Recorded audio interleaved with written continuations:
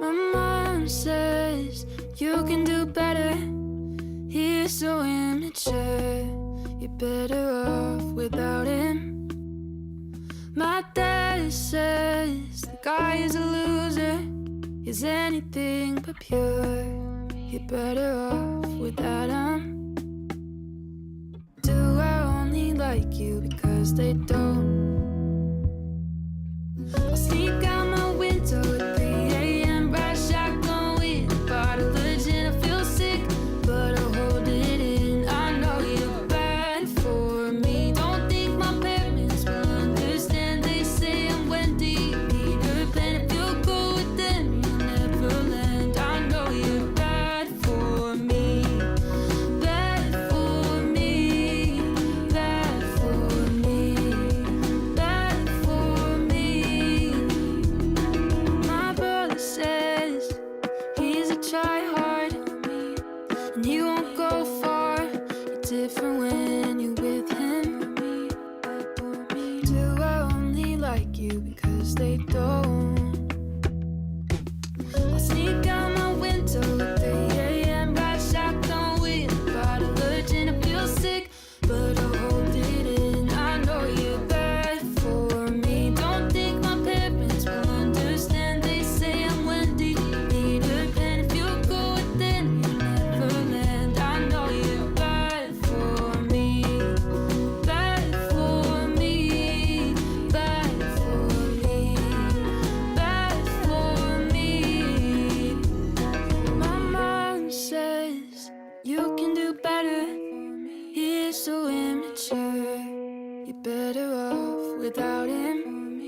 Bad for me.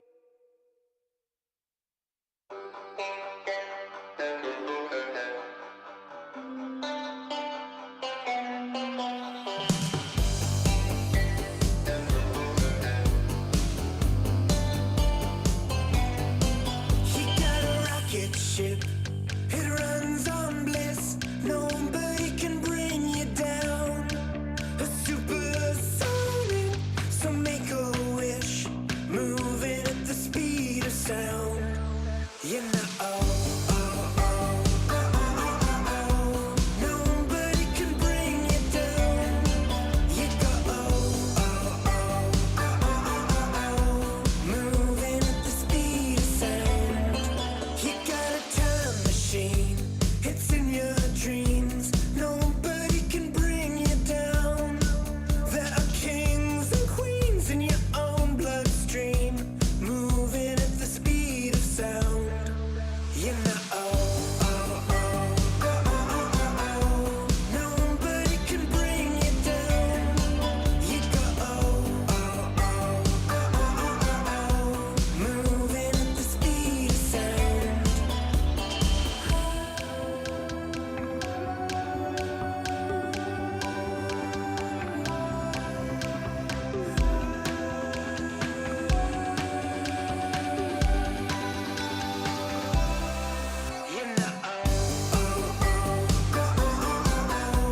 nobody can bring you down. You go, moving at the speed of sound.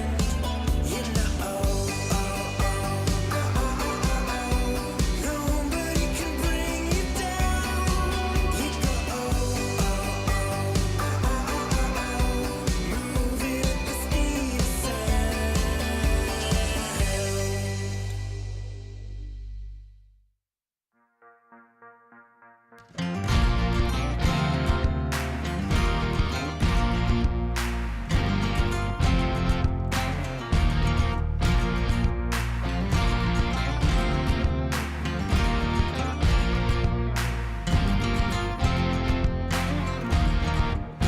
We are that summer sunset, that southern chicken fried.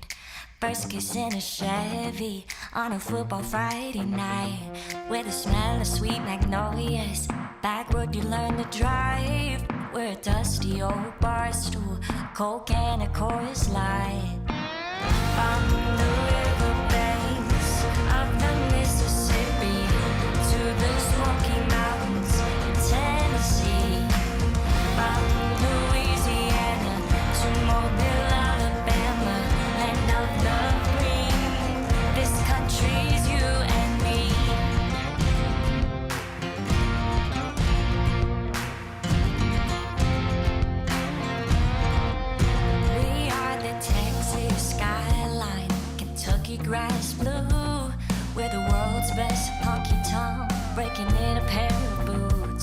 We're a sweet Carolina. If there's nowhere else to go, with a country music song playing on your radio. From the riverbanks of the Mississippi to the Smoky Mountains, Tennessee. From Louisiana to Mobile, Alabama, land of the free. This country's you and me. This country's you and me.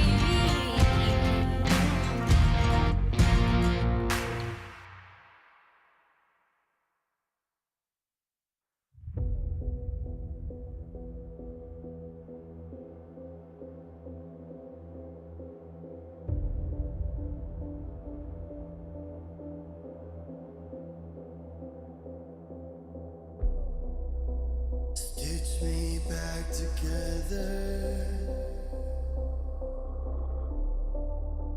and mend my soul to this.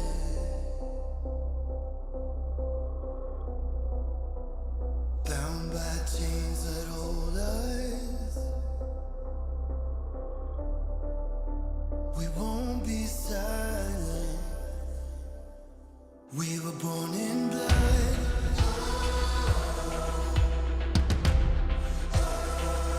We were born in blood.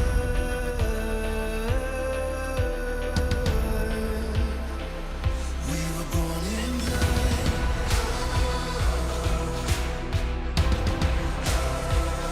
We were born in blood.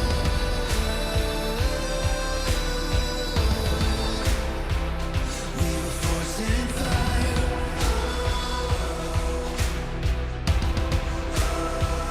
We were born in. We were born in. We were born in. Born in blood.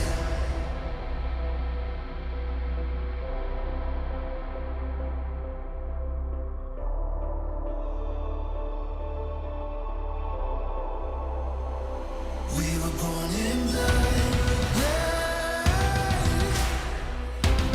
Blood. In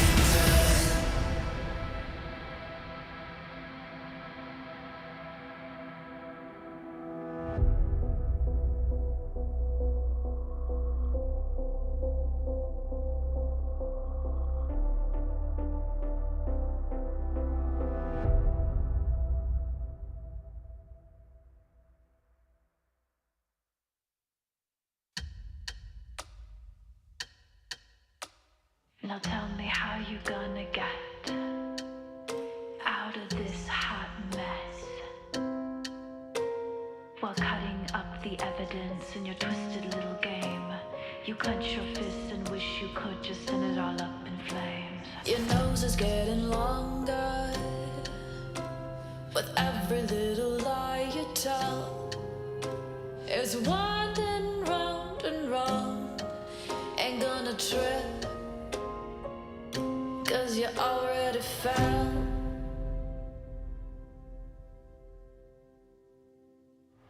You're slinking through the back door and hiding every tiny clue, and nobody can catch you. But I got news for you. No matter how low you go, you don't stop to check for regret. 'Cause you got cobwebs in your soul. Now tell me how you gonna get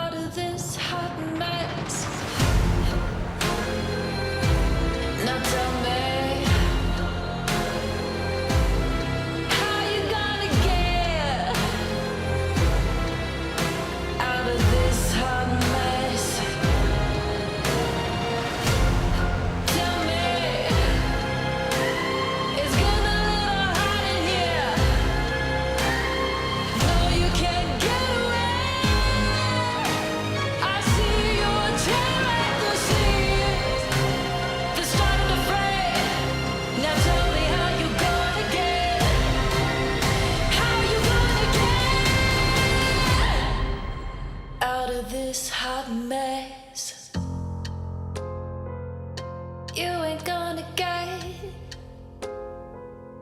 out of this hot mess.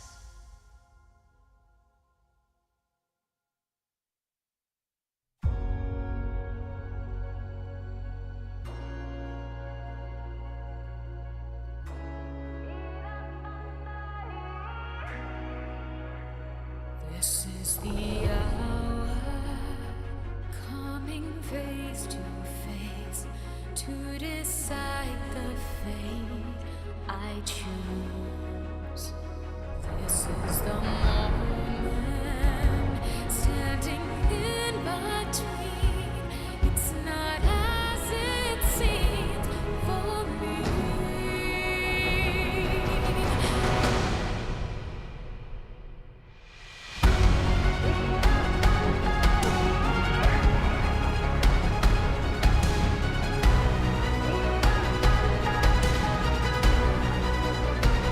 This is the moment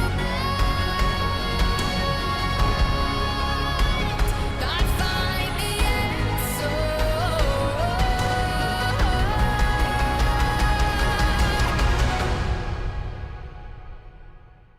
Be the third, hear it in my soul, redefine what I thought was whole. Be the thorn, hear it in my soul, be the thorn of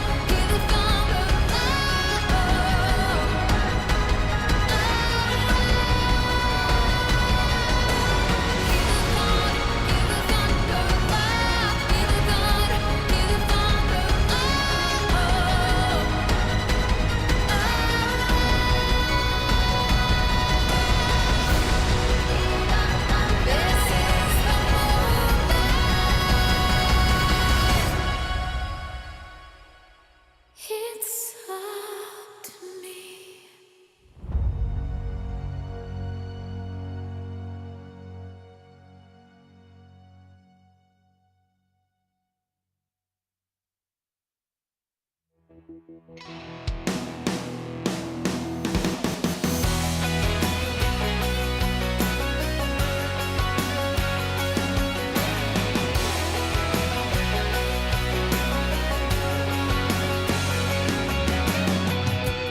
Cutting through the dirt by the old barn, dreaming of you with your dukes on. Been a long, hard week, got my head spinning round and round. 5:15 on a Friday night, it's time to set it off like dynamite.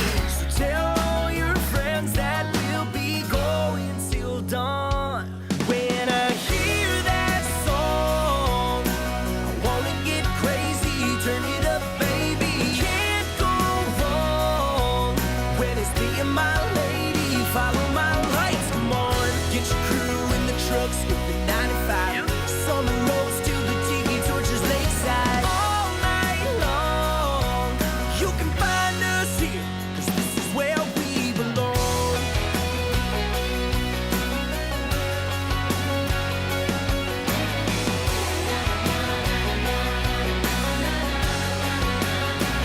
Come on, get your hands up, get 'em up high. I wanna see your red solo cup sky. Tell everybody that we're going till dawn.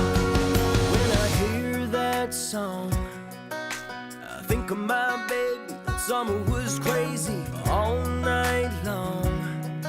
You can find us here, 'cause this is where we belong. When I hear that song, I wanna get crazy, turn it up, baby. Can't go wrong when it's me and my lady. Follow my lights, come on. Get your crew in the trucks with the 95. Summer roads to the tiki torches lakeside. All night long, you can find us here, 'cause this is where we belong.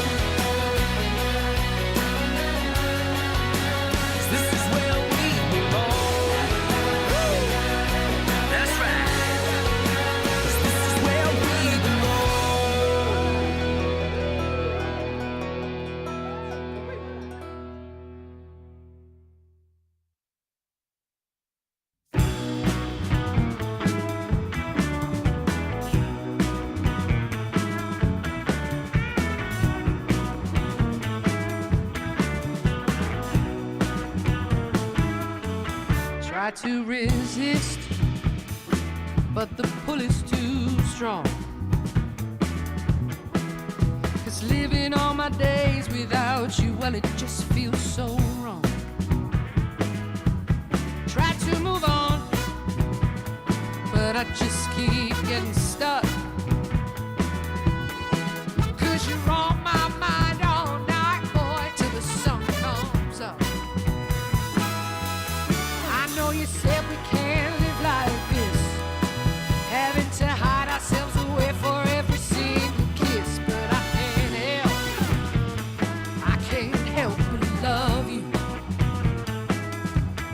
I can't help, baby, I can't help but love you. I can't help, I can't help but love you. Oh, I try to hide this feeling from myself, but I'm in love with you, baby. I don't want nobody else. I try to forget you, but you're always on my mind. From the minute I wake up in the morning till I lay my head at night. I know you said we can't live like this, having to hide ourselves away for every single kiss. But I can't help but love you. I can't help, baby, I can't help but love you. I can't help, I can't help but love you. Oh, I can't help but love you, baby.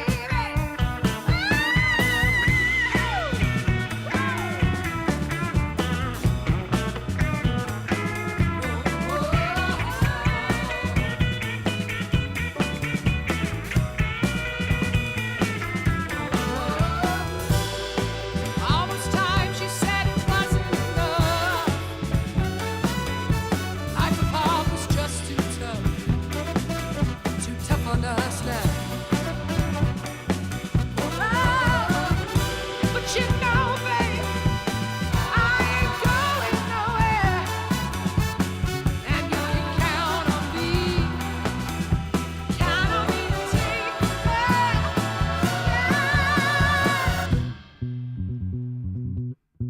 'Cause I can't help but love you. I can't help but love you. Oh, I can't help but love you, boy.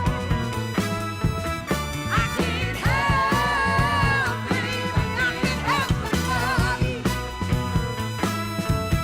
I can't help, love you.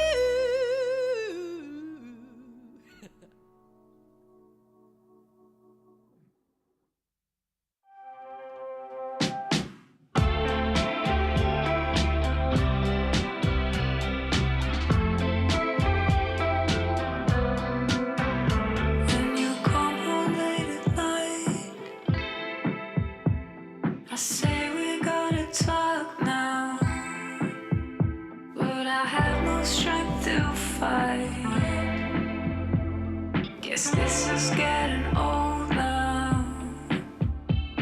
You said what you wanted, you got it every time. I'd always ask for more. You know the words that make me feel fine. And something feels so good when I'm with you.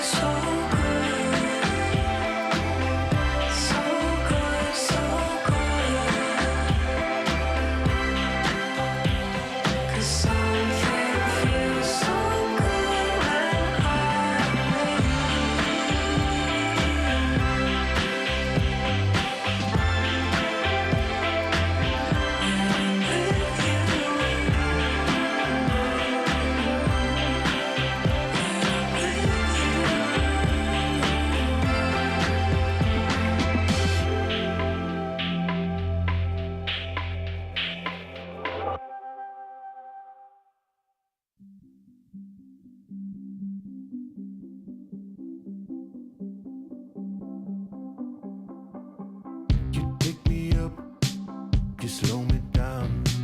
You show me things I didn't know about.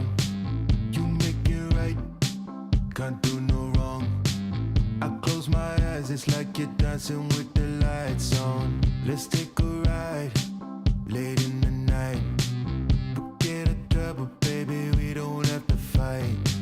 That's all I want then, that's all I need. And there's no question, nothing's coming in between. Our love doesn't come around too much, and that's the only reason that I keep believing. It's something we can really touch. Nothing gonna break us long as we are breathing. Your love is so exciting. Stay with me, you know I like it. Now we're here, why don't we try it?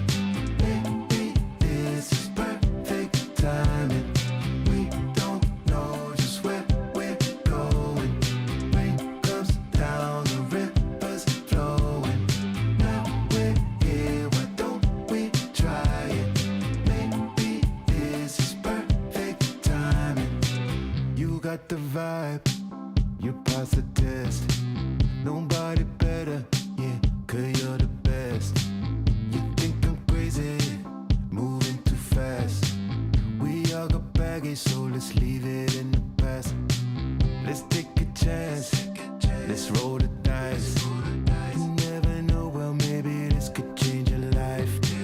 And even if it don't work out, at least we try, baby, ain't that what life's about, yeah. We could waste our whole life wondering if all of this is really worth it. Even if it goes right, but we know in the end nothing's ever perfect. Girl, your love is so exciting. Stay with me, you know I like it. Now we're here, why don't we try it? Maybe this is perfect timing.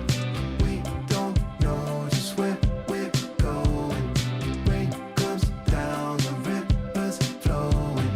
Now we're here, why don't we try it? Maybe this is perfect timing. Maybe it's perfect. Perfect timing. Maybe it's perfect.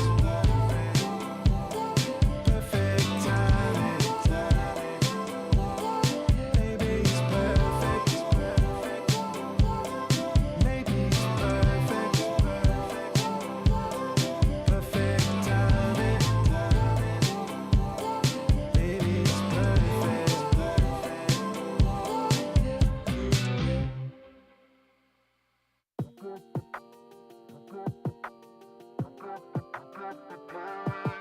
Whoever it is you love, you're beautiful. Just know that you are enough.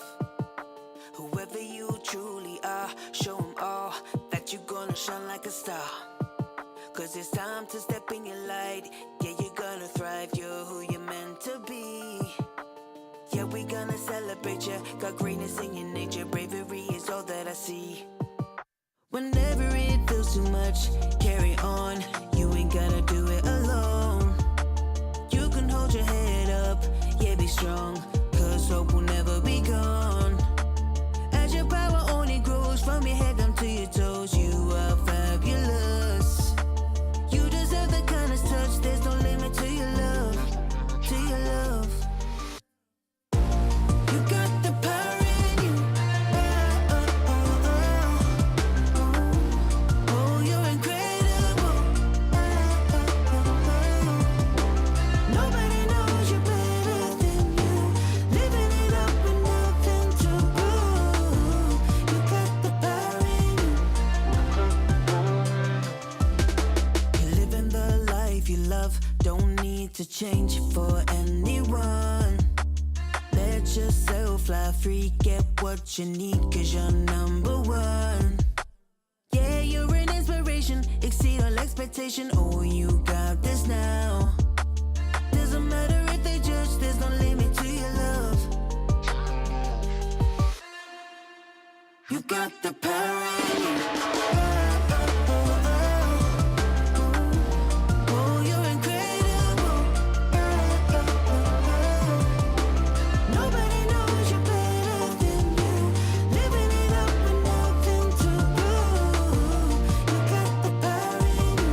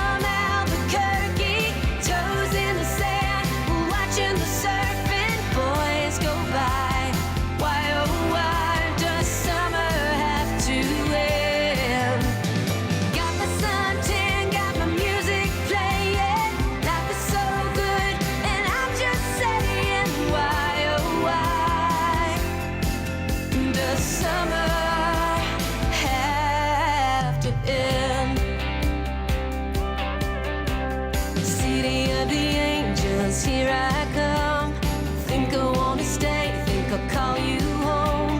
That Hollywood sign is calling out to me. Yeah. On the strip, walking at 1 a.m.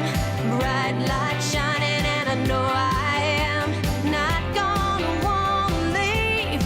No, no, not me. A beach blonde girl from Albuquerque, toes in the sand, watching the surfing boys go by. Why, oh, why does summer have to end? Got my suntan, got my music playing. Life is so good, and I'm just saying, why, oh, why does summer have to end?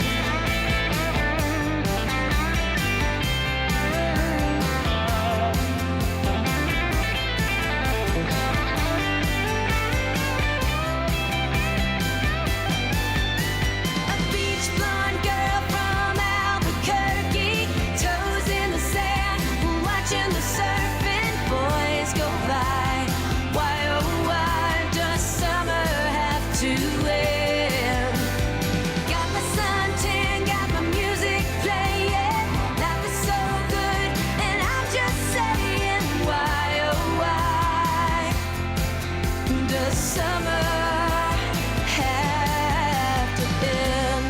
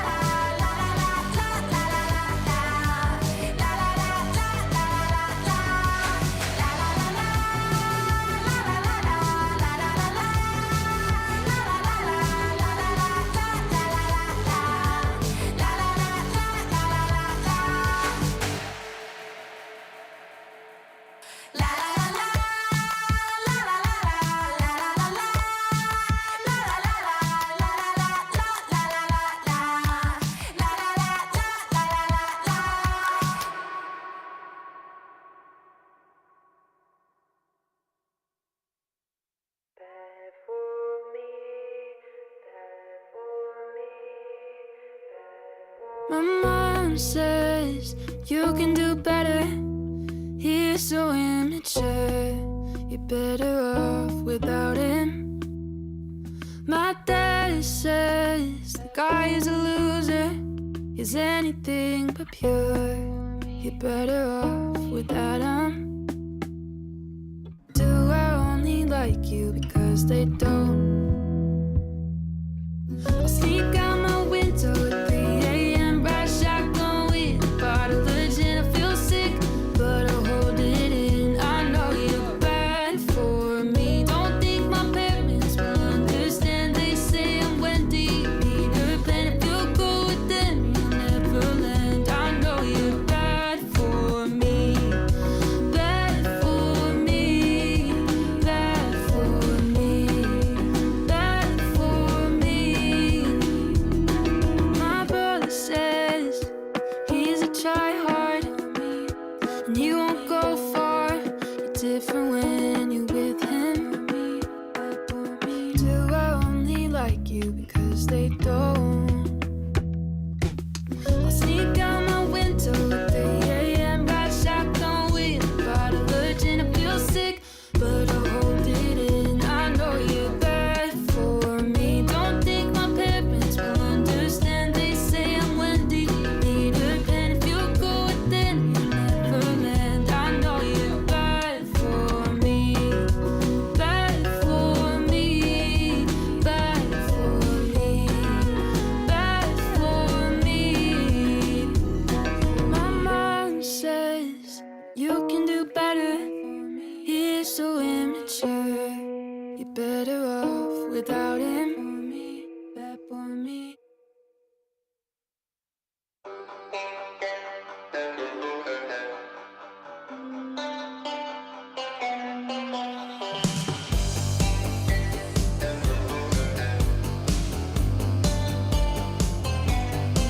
He got a rocket ship, it runs on bliss. Nobody can bring you down. A supersonic, so make a wish. Moving at the speed of sound. You know, nobody can bring you down. You go, moving at the speed of sound. You got a time machine, it's in your dreams. Nobody can bring you down. There are kings and queens in your own bloodstream, moving at the speed of sound. You know, nobody can bring you down. You go,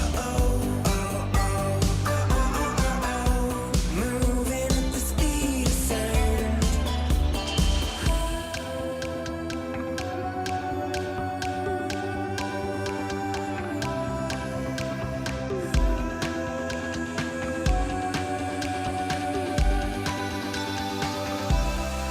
You know,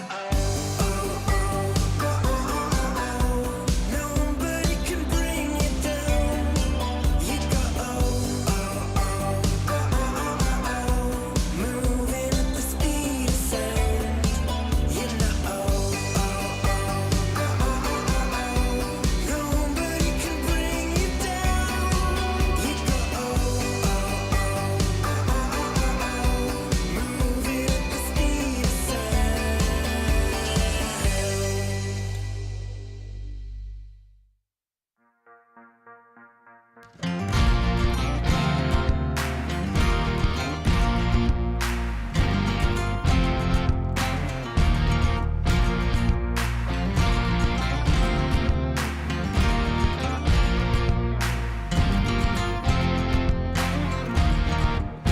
We are that summer sunset, that southern chicken fried.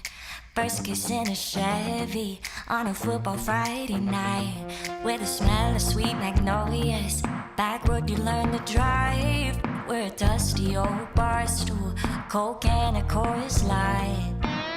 From the river banks of the Mississippi to the Smoky Mountains in Tennessee. From Louisiana to Mobile, Alabama, land of the free. This country's you and me.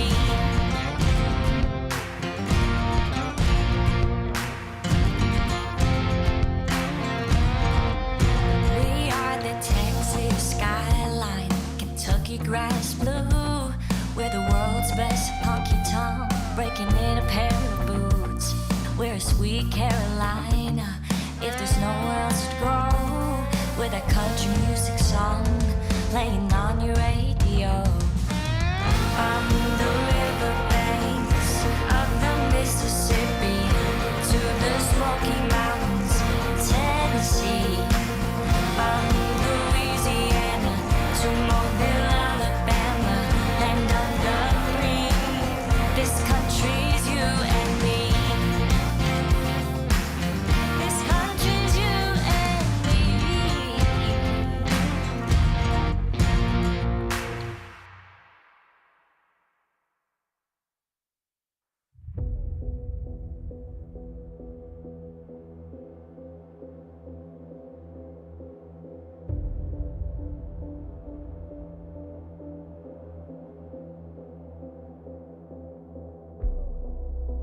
Stitch me back together and mend my soul to this.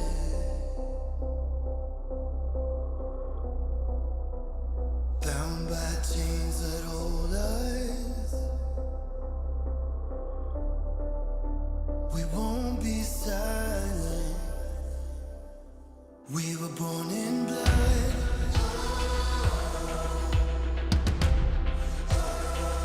We were born in blood.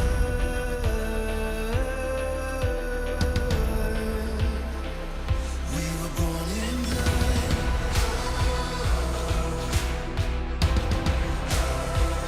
We were born in blood.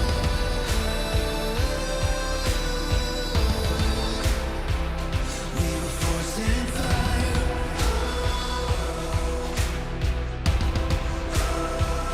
We were born in. We were born in. We were born in. Born in blood.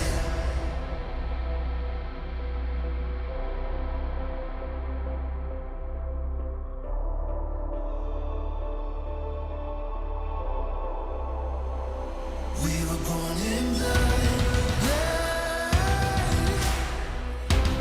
Blood. Born in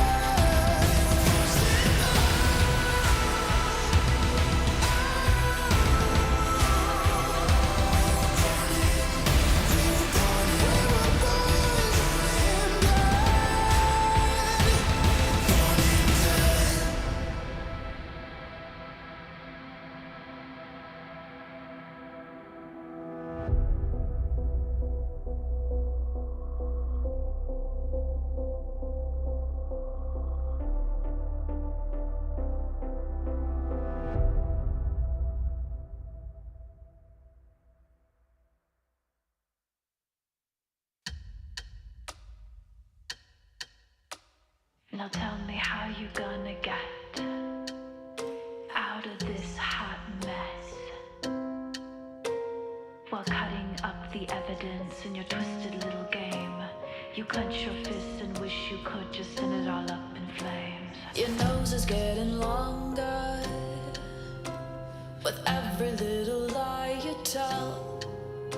It's winding round and round. Ain't gonna trip, 'cause you already fell.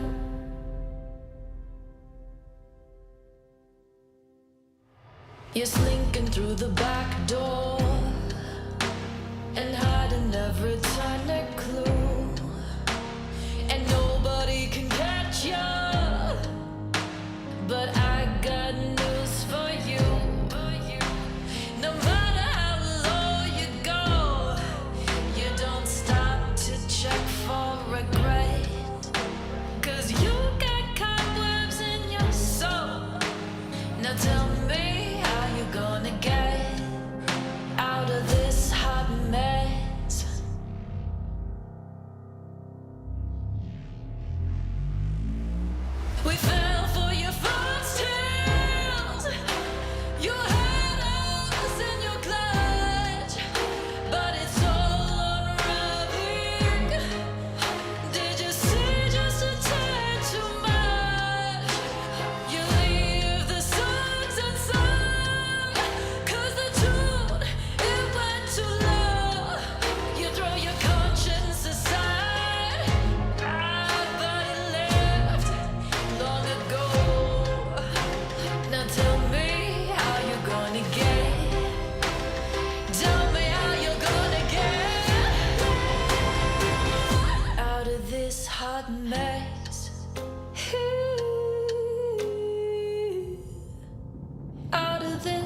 hot mess.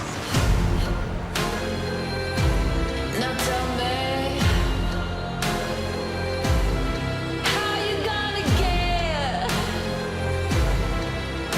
out of this hot mess?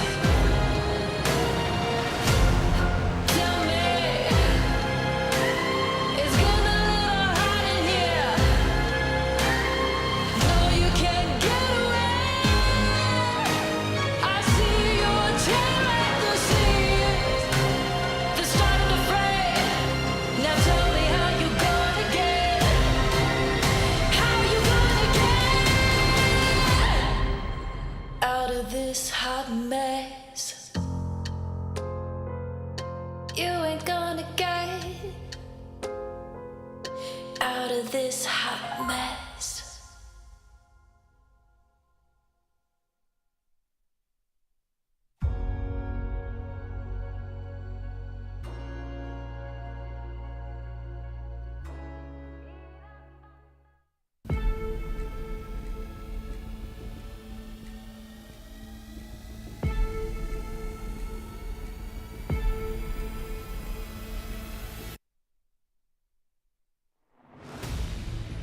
因为我也是第一次在 LPL 进季后赛嘛，所以我觉得走一轮是一轮嘛，然后每一把都会进步一点。就是季后赛输了的话，就相当于被别人送回家了嘛。然后就是千万不能让这种事情发生吧。然后很希望送你们回家。就虽然我们现在状态不是特别好嘛，但我觉得经过可能这几天的调整，然后季后赛我们会发挥得更好。个人的话，就希望自己状态越来越好吧，然后也希望团队可以打得越来越好，然后可以去赢下季后赛。我们现在已经跟之前不一样了，我们会从最下面的排名，然后争取杀到最后一轮。我们这一次会打败你们。就我们自己当时版本理解有点错误吧，然后前4我们一个都没赢，就有点可惜。然后我希望后面能把他们全赢下来。作为一个职业选手来说，我打职业之前和打职业打到现在的目标都是冠军。最后看到我们实力就是不只是30名，我们以前不是常规赛初期的我们了，希望他们谨慎一点。我觉得 BO3 的话运气比较偏多一点吧，然后在 BO5 里面纯看硬实力。季后赛我只有一个目标，就是冠军。就是我想对季后赛遇到我们的对手说，就是遇到我们，你们可能要提前回家了。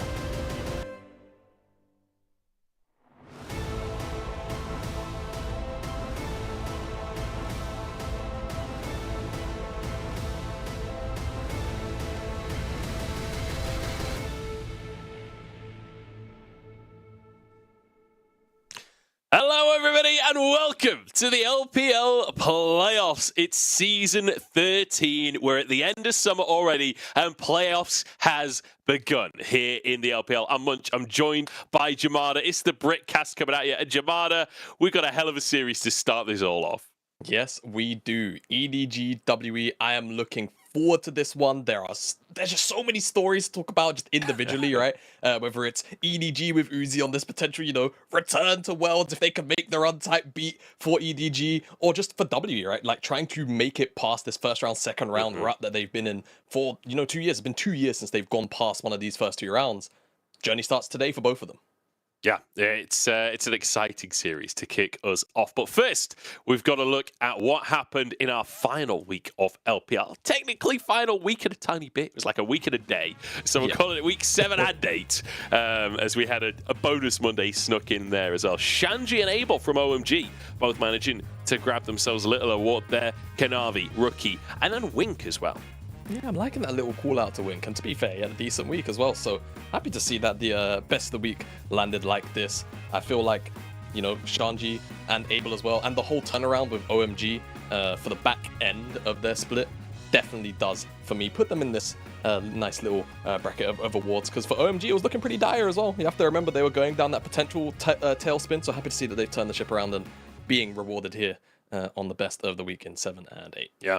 And then Kanavi as well was the best jungler of the week, and he gets best player of the week as well. Was second in terms of MVPs for the entire league across the course of this split.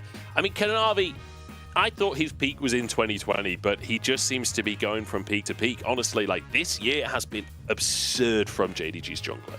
Yeah, it feels like every single time that, JDG just generally gets stronger and stronger, Kanavi is either at the forefront of that or he is supporting, he is being the foundation of that JDG side, which is having this massive come up. Yes, second place, not able to find the first place back-to-back in regular seasons, etc. But still, Kanavi is always that guy that is running the shop for JDG. He certainly is. He's the best veteran jungler. We've also got best rookie of our final week of LPL as well. It's going to be Tianjin, who manages to grab that one for himself. IG kind of having an upswing towards the end of the split, finding upsets against teams like JDG, for example. And Tianjin being a huge part of that. I think the growth of this player over the year has been phenomenal. Going from like coming in as a Rengar one trick, finishing the split as a much more well-rounded jungler. Yeah, no, honestly, the development of Tianjin was genuinely a very interesting story, right? He struggled the entire split, right? Up until the last couple of weeks for IG. And there was a lot of talks around just like, hey, is this guy really just here as a Rengar OTP? And then as soon as that gets banned, he's like not really that much of a strong player. But no, he actually ended up being a very strong facilitator for IG as a whole for the back ends of the couple of weeks of the summer regular season. So I'm kind of hoping we see him return because I feel like there's a little bit more for him to show if he does manage to retain his spot on the 2024 IG roster. All right, well, it's time to start talking playoffs. And when we talk playoffs, there's obviously an implication there when it comes to Worlds. And we've got our championship points on the board. JDG, 200 points available for that first place. JDG certainly going to be gunning for that. Currently in first, they've got the 90. BLG have got the 70. Unless some kind of crazy upset happens, BLG and JDG are very likely both going to Worlds just on championship points.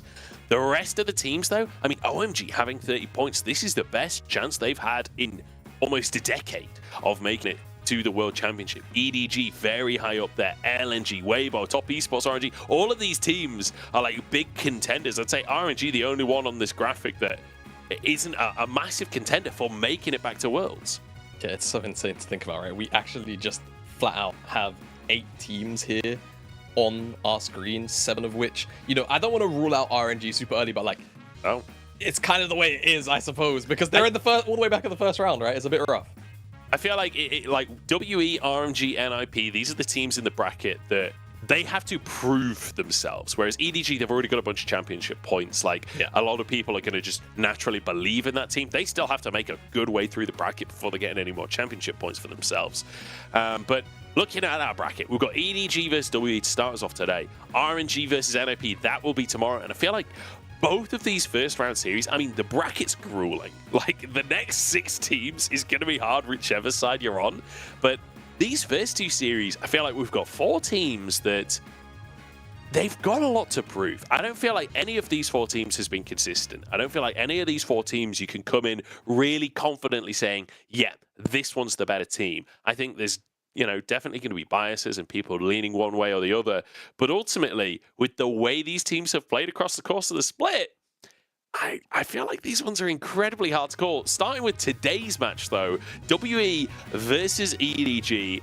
And I feel like so much of this is going to come down to mid-game decision-making, down to team fights, and down to individual prowess. Yeah, I love that you mentioned this. And we'll deep dive, obviously, more and more as we get closer to game and once we're in game. But I definitely agree on that point, especially when it comes to EDG, right? I feel like their core strengths really have been the mid-game to late-game stages, whereas the early game has left a lot to be desired. Whereas on the side of WE, I feel like they are a little bit more rounded, but they do generally lack on the level of execution, right? So there's room for improvement for WE. We'll see if this time off into playoffs starting today has been that relevant practice to actually clean their play up so that they can potentially take advantage of what can be a very lackluster early game from EDG at times. We'll see if it can. Fofo stepping back in. Obviously, we saw Fisher playing for EDG in their most recent series. Fofo back in for playoffs. Uzi going to be there as well. For WE, this has been the standard roster. And I want to highlight Hung here coming into the series. JJ versus Hung, I feel like is going to be a pivotal matchup when it comes to how this series is played out, especially in the early game, because Hung has been honestly a linchpin for WE for a huge chunk of this split, whereas JJ has had some really rough series, despite the veterancy and the prowess of this player. He's a World Finals. Oh no, I was going to say MVP. Well, Scout got the MVP, yeah. But he's a World Finalist.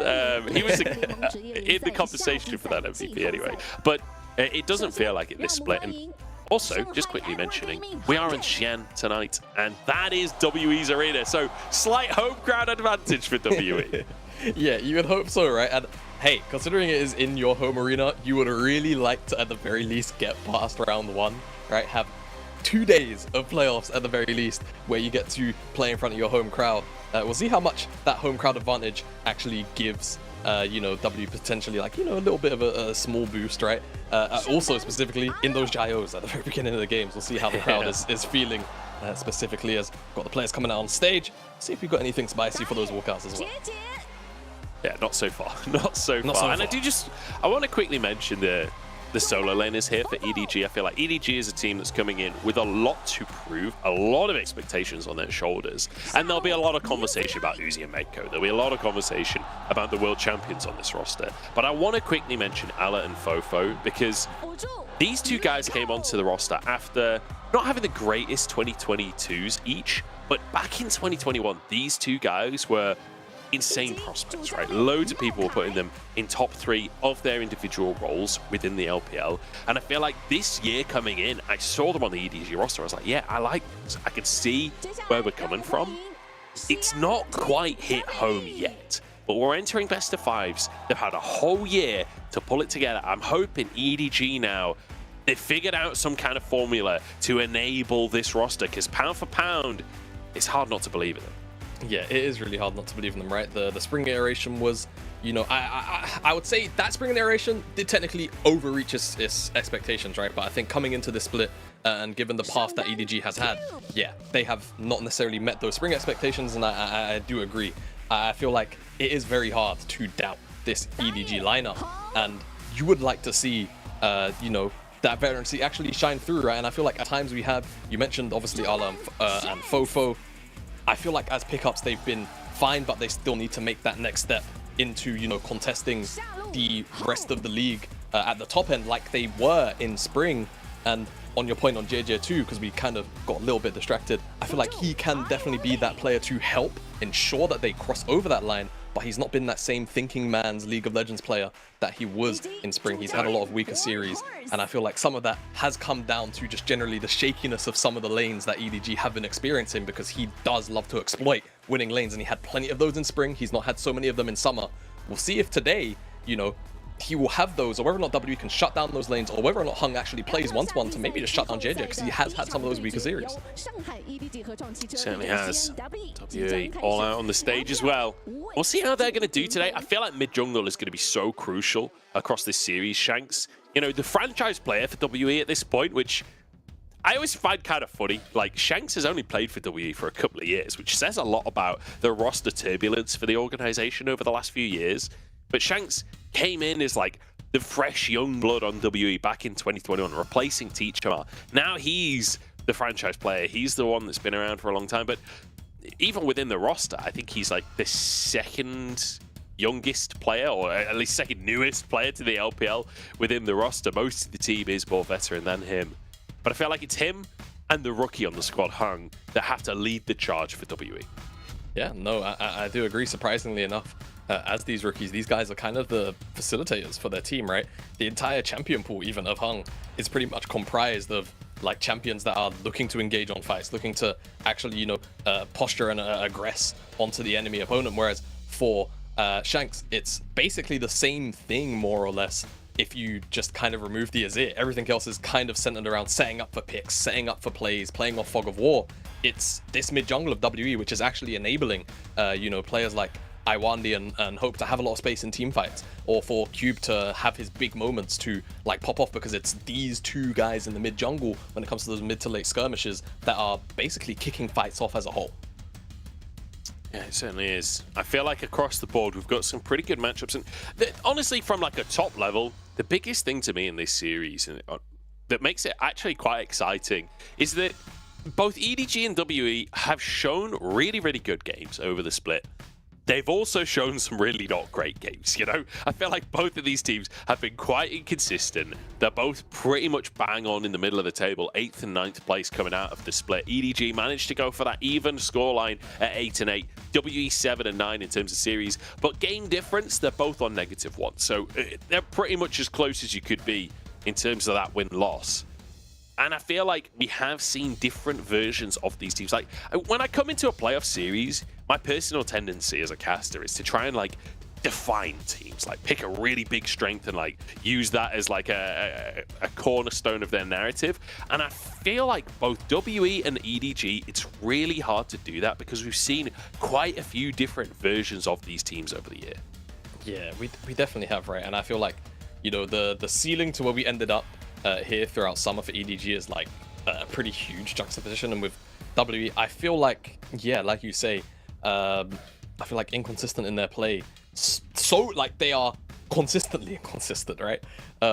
So it can be hard to gauge these guys because at times WE do look like, I mean, hell, they were holding one of the top spots in the LPL this summer for a little while, right? They were holding top 5 out, you know, even past that 4-0 win streak. Like they were maintaining a very high standing.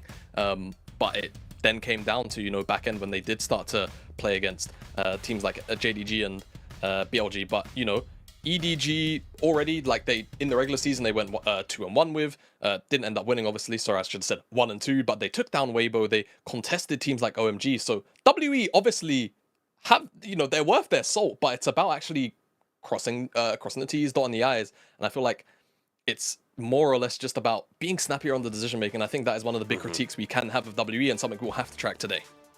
All right, well, we're jumping into draft. Playoffs has officially begun. And I just want to quickly note as well, this is patch 13.13. It's finally hit the LPL after our shenanigans around that previously. And we'll see how that's going to affect things. Vi still going to be banned away from Hung here. The Rumble taken off the board, which we've seen taking over. Like, you know, LEC has been on this patch. We've seen a lot of Rumble over there. But the Kai'Sa, the Maokai, still very standard, still the same as the previous patch. Yeah, we'll see how things change, right? I've been watching a bunch of LEC recently because they've been on 13-13. And things like the LeBlanc still very close to, you know, basically 100% presence, things like that. So I'm curious about where priorities will lie, right? Nico also did get hit on this patch, so a little less priority on that. We'll see exactly how Fofo wants to prioritize those two picks. There's the LeBlanc ban, as we was kind of expecting. Still very, very high priority with Kai'Sa off the table as well. You do start to kind of lean into AD picks like the Xayah for first pick, or for jungle picks like Ivern, which hasn't been touched here in this first draft.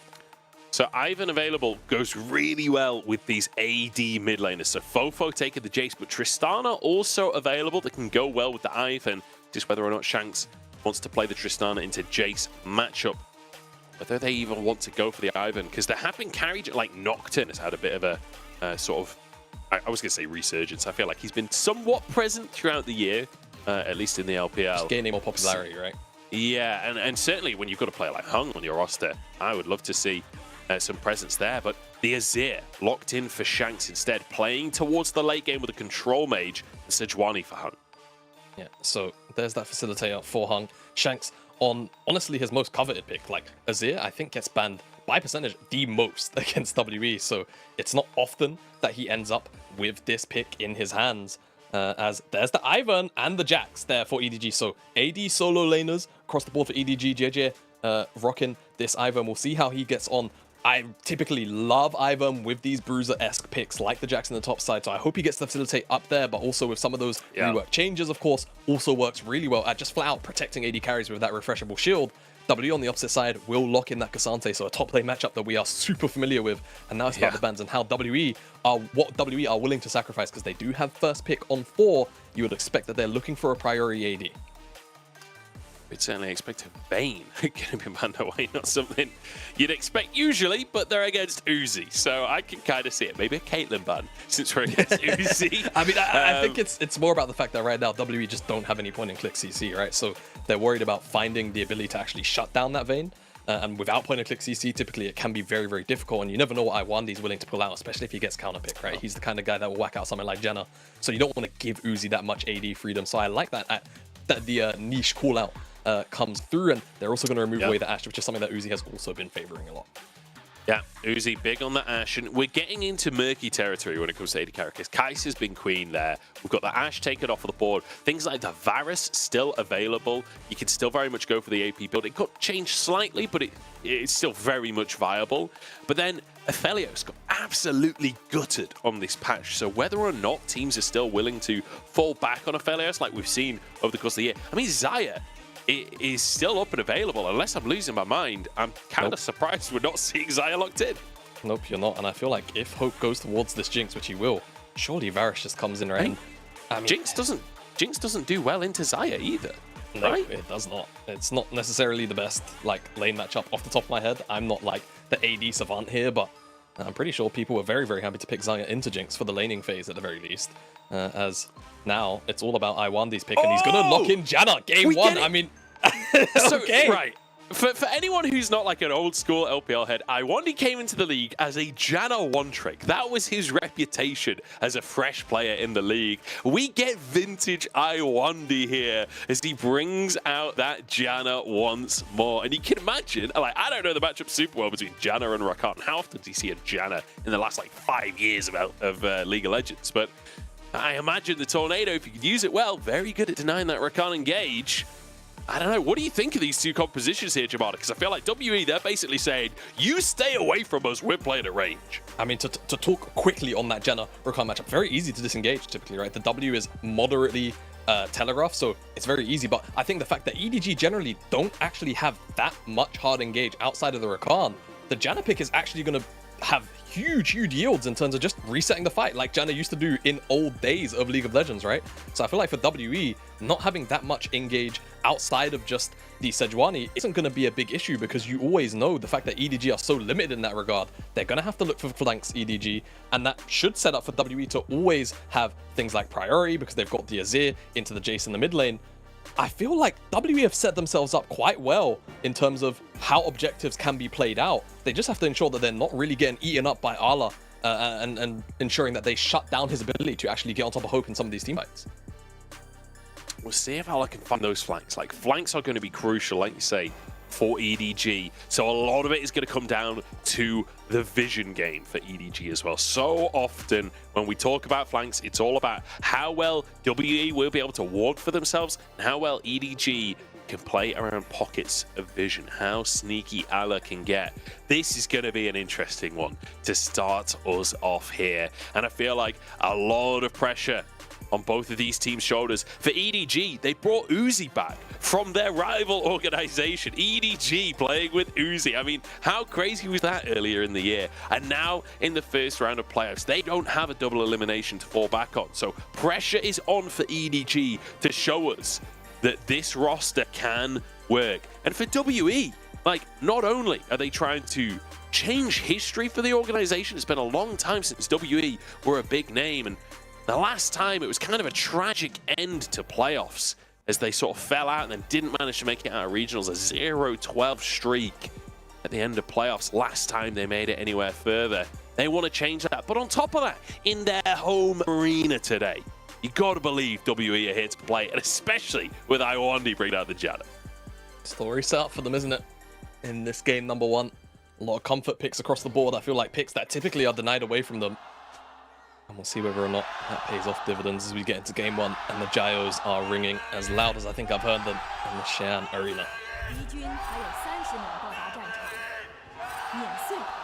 The fans are out in force today, that's for sure. Some little bonus Gyos at the end there. Iwandi, you can see the observers highlighting him on his signature Janna. I'm excited to see some of the mechanics there, but I have to say Cube as well got that Cassante. I think that's a more important pick than people will realize, because, you know, Cassante in the top lane, oh wow, very surprising. But actually, Cube has played 4 times more Cassante than any other pick in his champion pool. He's got 16 games on Cassante. This will be his 17th.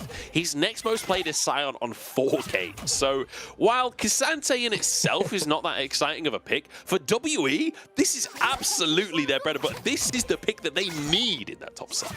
This is like their version of, like, I don't know, having like an Irelia or a Riven in the top lane for WE. But yeah, for Cube, he has had way too many games on this Cassante, and I'm surprised he's not been forced off it more often, but he's very, very powerful, and he's in a matchup which I'm sure he's very familiar with, because Jax is actually also a pick that, if you're familiar with Cube, you will kind of think about as, ooh. Oh, okay, so, we've got an Ivan, we've got an Ivan. Instantly invades. This is one of the weaknesses of Ivan, and also JJ might not know about this because he's not put a ward down in his blue, he's not figured any of that out, so he's done his regular clear. That's what JJ is going for right now. The smite's also still available for Hung. So the problem here for JJ is that he's going to mark his 2 camps here. He might also go down to Krugs, but it's pretty uncommon. And then he's going to walk back up, and his blue buff's just not going to be there. So that's going to be a camp down for Hung. It's actually about whether or not he can steal away the Gromp as well. He's still got smite, so he might be able to sneak away 2 camps. Jamala, it's worth mentioning as well that, yeah, he's going to go get his wolves, but look at JJ's health bar. He's not exactly healthy right now. 2 camps stolen away. Yeah. Doesn't look like Hung wants the 1v1 here, and JJ, I think, realizes what's just happened. Goes for an auto. Knows that his laners could come in, so Hung decides to back away. But what a great start for the Sejuani. Hung all over the matchup. Great pathing, and an excellent understanding of how Ivern works as a champion as well. We have not seen Ivern punished on his first clear. Any game that I've watched of Ivern in it in competitive play so far since it's been back, I've just not seen it punished. So good job, Hung. Good preparation from WE as a whole. And also EDG just not really looking to protect the camps at all in a capacity. No wards, no information gained.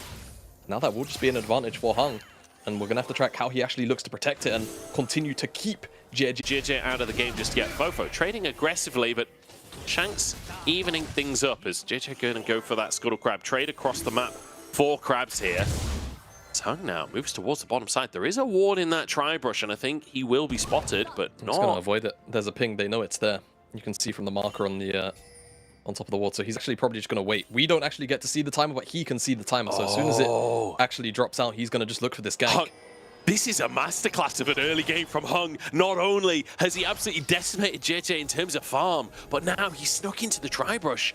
Uzi and Mako, if they play too aggressive, they could be in big trouble. Iwandi stepping on forwards. Uzi the target. Knockup is there. The chain CC is fantastic, but Hope is getting low himself. Stun should come through onto Uzi, but actually it's Iwandi in trouble. Flashed on and taken down. EDG in a 2v3 and they get 1, but it's turned around now.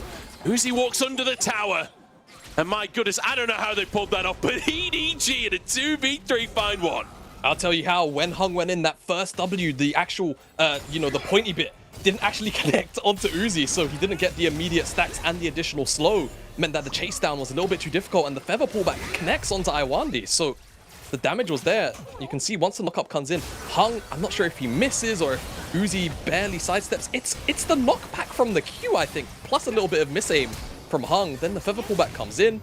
Iwandi eats too much damage, and the turnaround is there. They're able to take down Mako at least, but yeah, Hung, a little bit unfortunate, but also just kind of missing at the same time. Yeah. So they end up 1-for-1 instead of what should have been a very clean gang. And I feel like that is just like a perfect case study on my view of WE's split, where like the macro, the game plan there is immaculate from Hung, right? Like the early invade into the gank on the bottom side, like everything looks so good. And then when it comes to the actual execution, when it comes to, things going wrong during a play, it doesn't feel like there's that depth there to WE. And Hung will manage to get the 1 kill, but I mean, first blood for EDG's bottom lane. Luckily for WE, it went to Mako, not Uzi. That could have been worst case scenario if Uzi picked up the kill. Yeah, it would have been quite frustrating, right? Especially considering Uzi's the one that gets out in the play. His ultimate dropped by Arla, but Cube's likely to just look to disengage. My goodness me. There's a little burst there as JJ not going to get the cast off. So that's the thing with Ivern. When you mark camps as Ivern, if you get damaged in the middle of it, it gets interrupted. I guess Hung just didn't want to, you know, walk back in the bush and check and just make sure JJ wasn't marking the camp. I just love that it's like the way that Ivan could, like, we always see junglers fighting over Raptors, but the way Ivan fights over Raptors is very different than any other jungler. He's like, I'm over the hide camp so I can channel for a second. Yeah, and then just one-shots the entire camp. Like, contest this. Yeah, Here we go, though. An answer on the bottom side as EDG look to make the play. Iwandi, no flash available, and Jana is squishy. The wind can't help you now. As Hope could be trouble as well. Does have his flash, but needs to be good in the reactions. There we go. Dodges away from the roots. Will keep himself safe, but hey, we talked about worst case scenario if Uzi could get a kill. Well, there's a kill for Uzi.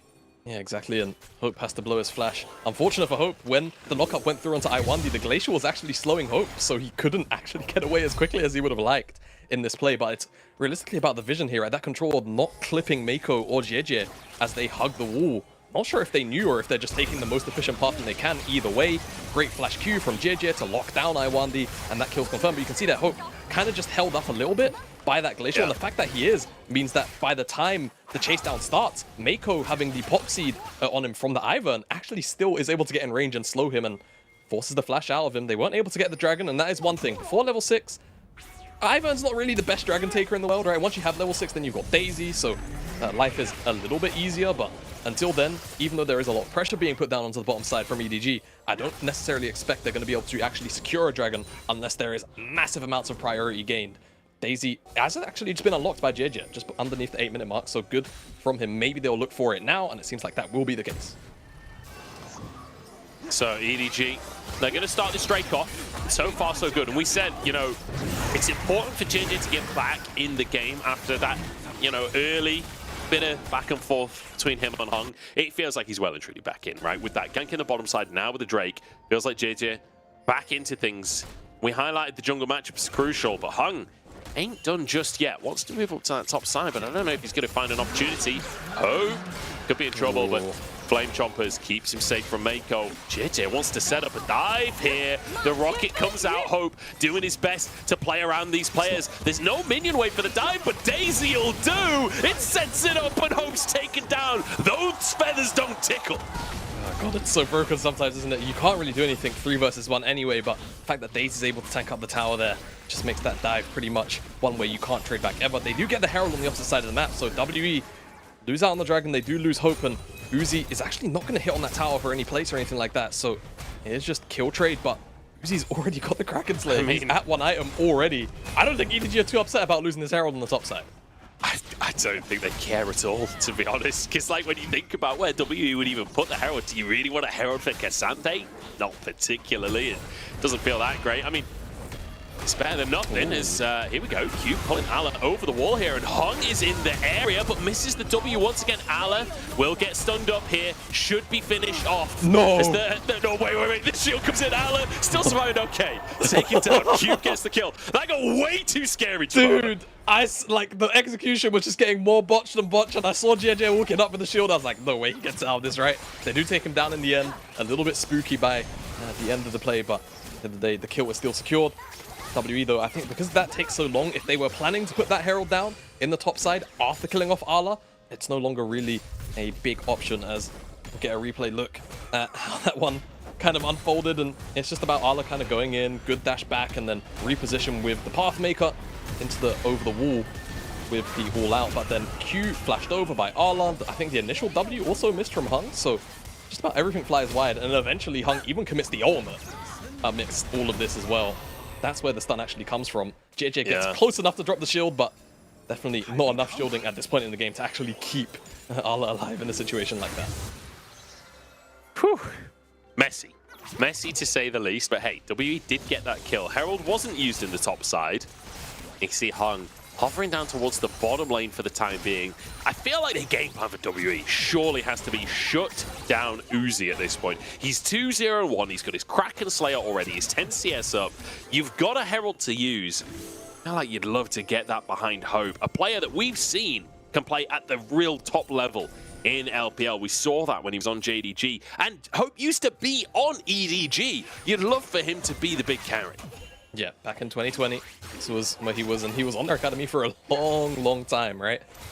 So for him, it would be nice to, you know, at the very least, if not win, have a very solid showing today. But you want that W, you want to move on through the playoffs, as we have unfortunately hit a pause, hopefully a brief one. Yeah, we'll have to see what the issue is with the pause, and we'll update you guys as soon as we can. But so far, actually quite an action-packed game here between the two teams. I kind of came in, you know, first game of playoffs, a lot of pressure on the teams. My expectation was a little bit of like, okay, very passive game number one. We often see in best of fives, game number one, a little tentative, a little unsure. It does feel like Hung came in with a clear game plan, trying to invade, then trying to make things happen in bot. Didn't really work out. Execution hasn't necessarily been there for WE so far. Whereas EDG, I feel like they've had the read on how WE are trying to play this early game and have done a great job of A, answering it, but then B, setting up Uzi for the win. Yeah, they've done a really good job so far. You would expect that they continue to try and funnel resources into him, right? I'm more curious about the comeback in terms of shutting down that win condition from the perspective of WE. You know, Uzi's not running cleanse. He's got flash and he's got heal. He's playing fully for lane with those summoner spells. As Hung is the only engage, the reality of the situation is Uzi is only really looking to prioritize using the ultimate, the Featherstorm, to dodge out on that Sejuani ultimate. So W need to find ways to try and blow that ultimate before they actually look for an engage, like a full-fledged engage. But I feel like it's going to be tough when you only really have Sejuani as the only real source, right? Other than that, you're maybe hoping Shanks can like find a shuffle in at like an opportune moment. But even in saying that, you'd probably prefer that the guy stays back and gets in the DPS, right? This new Azir, since the W max has become the norm and some of the numbers have been shifted around, absolutely pops out the damage. So you don't really want Shanks committing in and potentially dying. As speaking of commitments, EDG might be committing to this bot side play. Hope has already been dove once. JJ has Daisy, and they could certainly make a play work, but at the very least, if it's not a dive, they're just going to make him miss a bunch more CS. Scrum taken as Mako does need to dash out of there, and like you say, Hope missing a lot, and ult comes out here. Daisy to answer as Uzi, forced to use the Featherstorm. That's enough for them to get out though. And Hope now over the 10 CS down, but it's the kills that are really the big lead, and those tower plates as well. Uzi now with 3 plates in his pocket. I don't know if they're all solo plates, but certainly a boatload of gold there for Zai. I would love to look at the gold difference between AD carries right now, because I feel like it is a lot bigger than it looks. Yeah, it probably is, and I'm sure we'll get a look at some point, but I think the bigger factor is because Hope obviously went into those tier 2 boots as well, right? Uzi just paced for a PF sword, so not only is he a full item completion up, he's the extra full EAD on top of that Kraken Slayer. God. So it's Hope didn't even finish an ridiculous. item. Yeah, it's not the best look in the world if you're a WE supporter right now, so I'd say look away, but the rest of the map isn't doing too bad. Everyone's picking up their first items now. So for WE, yes, you know that gold difference between Hope and Uzi is huge, but it's being made up in other areas, right? This top side of the map, for example, Cube already has his Mythic. He's got a whole bunch of plates off of this tower, so he's doing well in this 1v1, but he's got to translate it to those team fight wins, right? He's got to actually ensure that he's putting down pressure on top of Uzi specifically in this case, once we actually get around to those bigger 5v5s. Yeah, it feels like Cube having a really good time. 3 plates up on the top side. Big CS advantage for him. Similar story in the mid lane. While the CS isn't super favorable for Shanks, he's managed to get a couple of plates off the back of the Herald that we saw Hung drop for that Azir. And we all know that Azir, later on in the game, can be an absolute monster. JJ also managed to get that Scuttle Crab. So Hung wants to start the Drake off anyway. EDG got the first of the game, but WE don't want to let the second one go without a fight. Mako trying to move in alongside JJ.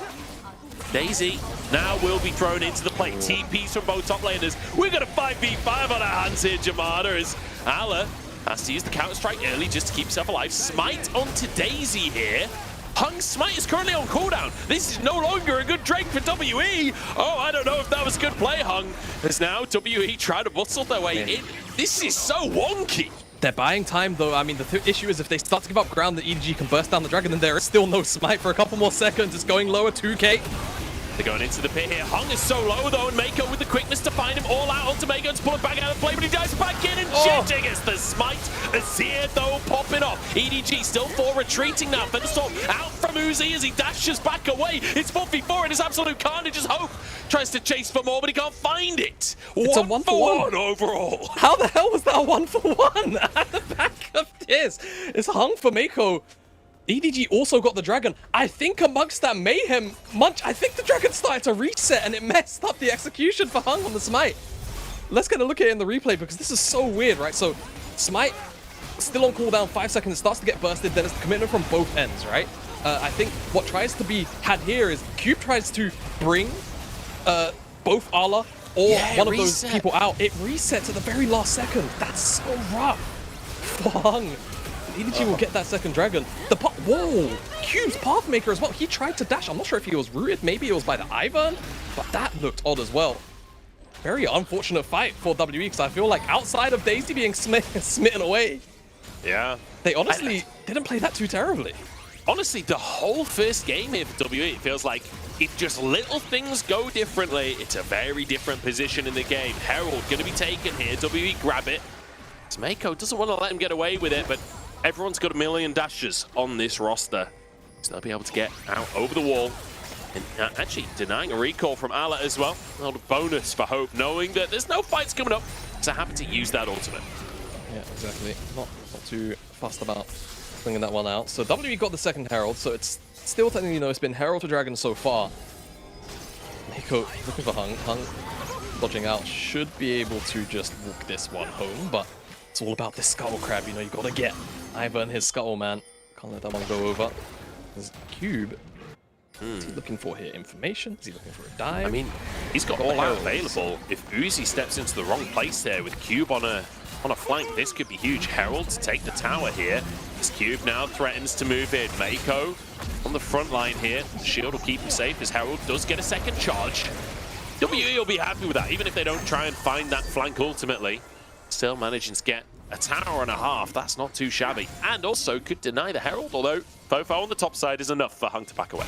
Yeah, and tier 1 is also really, really important. I talk about this a lot, but when you have that tier 1 down super early, it gives you the ability to catch those mid-waves ups a lot higher than the opponent can afford to, right?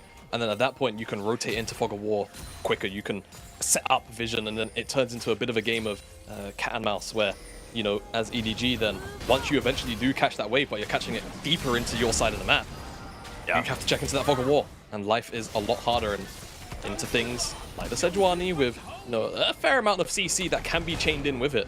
As EDG members, remember, there's no true, you know, dedicated tank on this EDG side, right? It is basically just kind of, you know, Jax as the bruiser with the Ivern to back him up and the Rakan.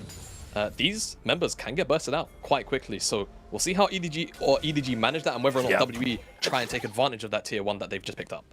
And I mean, on top of that, you mentioned no true tank on the side of EDG. They're against the Azir Jinx. It's not like this roster is going to be lacking damage later on from WE. So when it comes to those front-to-back fights, if the fight is extended, it certainly start to favor WE in that situation. It goes back to what you were saying before. Ala needs to find flanks. We're keeping our eyes on vision for this game. It's a minute and a half till Chemtep Drake comes up onto the map, and that previous Drake, you know, full 5v5 for that one. EDG with 2 on the board as well. WE don't want to let this one go without a fight.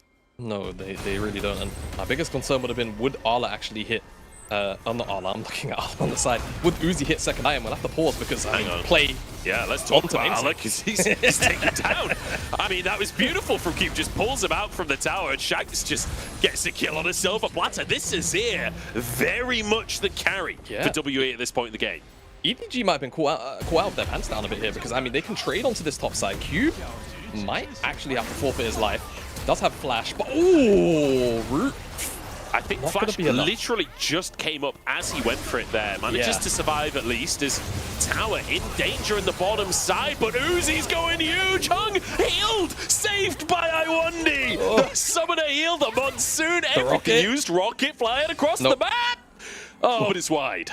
All right, wide, but crucially, Uzi, no ultimate, but so many ultimates blown across the map. With 20 seconds left on this dragon, I don't think it's being contested or taken straight away. Teams are going to be quite slow to this, but when you take a bit of a zoom out, right, the vision is set up for WE. They've got a ward here in this mid lane, so they know who's going to be catching the wave or who's going to be rotating in from maybe a weird angle, and they've got vision across the bot side jungle. They're already here with this teleport, so maybe they look to just outright burst it. We'll see whether or not EDG are actually able to fully get their numbers involved in this fight. Because, I mean, with the DPS carries here, I think it's just gone. Yeah, they won't be able to get here in time. That's going to be a Drake for WE. And they'll be thanking their lucky stars for that. Remember, Chemtech Soul as well. That's going to benefit WE. You've got a Sejuani, you've got a Cassante. Those tanky members that can really utilize that damage reduction. And now up towards the Baron side. And again, that conversation of vision comes into play. It is a Chemtech Rift, which always makes the vision game a little funky because those Scryer's Blooms will not only cover more ground, but also make the wards 1 HP. So very easy to clear vision. Yeah, if you start to take control of the map and you have more of those available as well, it's just easier, right? To deny vision and keep vision on your own side. Also, a point of note, I feel like when you've got those individual Chemtech dragons as well, even the Janna gets value right from the shield and heal power, and of course the Ivern does. So you want to try and keep those away to from EDG's end as well. Janna's kind of the best champion in the game for the individual ones. There's probably not she's got that many heals, more, she's yeah. got shields. Like what else? What name a champion that has more healing and shielding? I guess maybe Seraphine, but no, I'd still favor Janna. I don't know, Yumi, man. maybe? Nah, I think you haven't seen Seraphine in long enough. That's what I'm gonna say. We had some Seraphine. Now, I don't recall the Seraphine looking the best. I think it was Team Heretics with Flackhead. But like Seraphine, when it hits, man, I'm telling you, I'll let you know right now. Shield and heal, it's pretty good. It's very, very strong. I'm actually I'm a bit of a dirty Seraphine enjoyer as an AD carry. I feel like she's actually low-key cracked in solo queue if you're willing to farm up. But that's a conversation for a different day. Brushes created in the mid lane for EDG to fight for priority here. And I'm loving that we get some Ivern for day number 1 of playoffs. JJ, a player, has been criticized this split on EDG, showing that he's still flexible.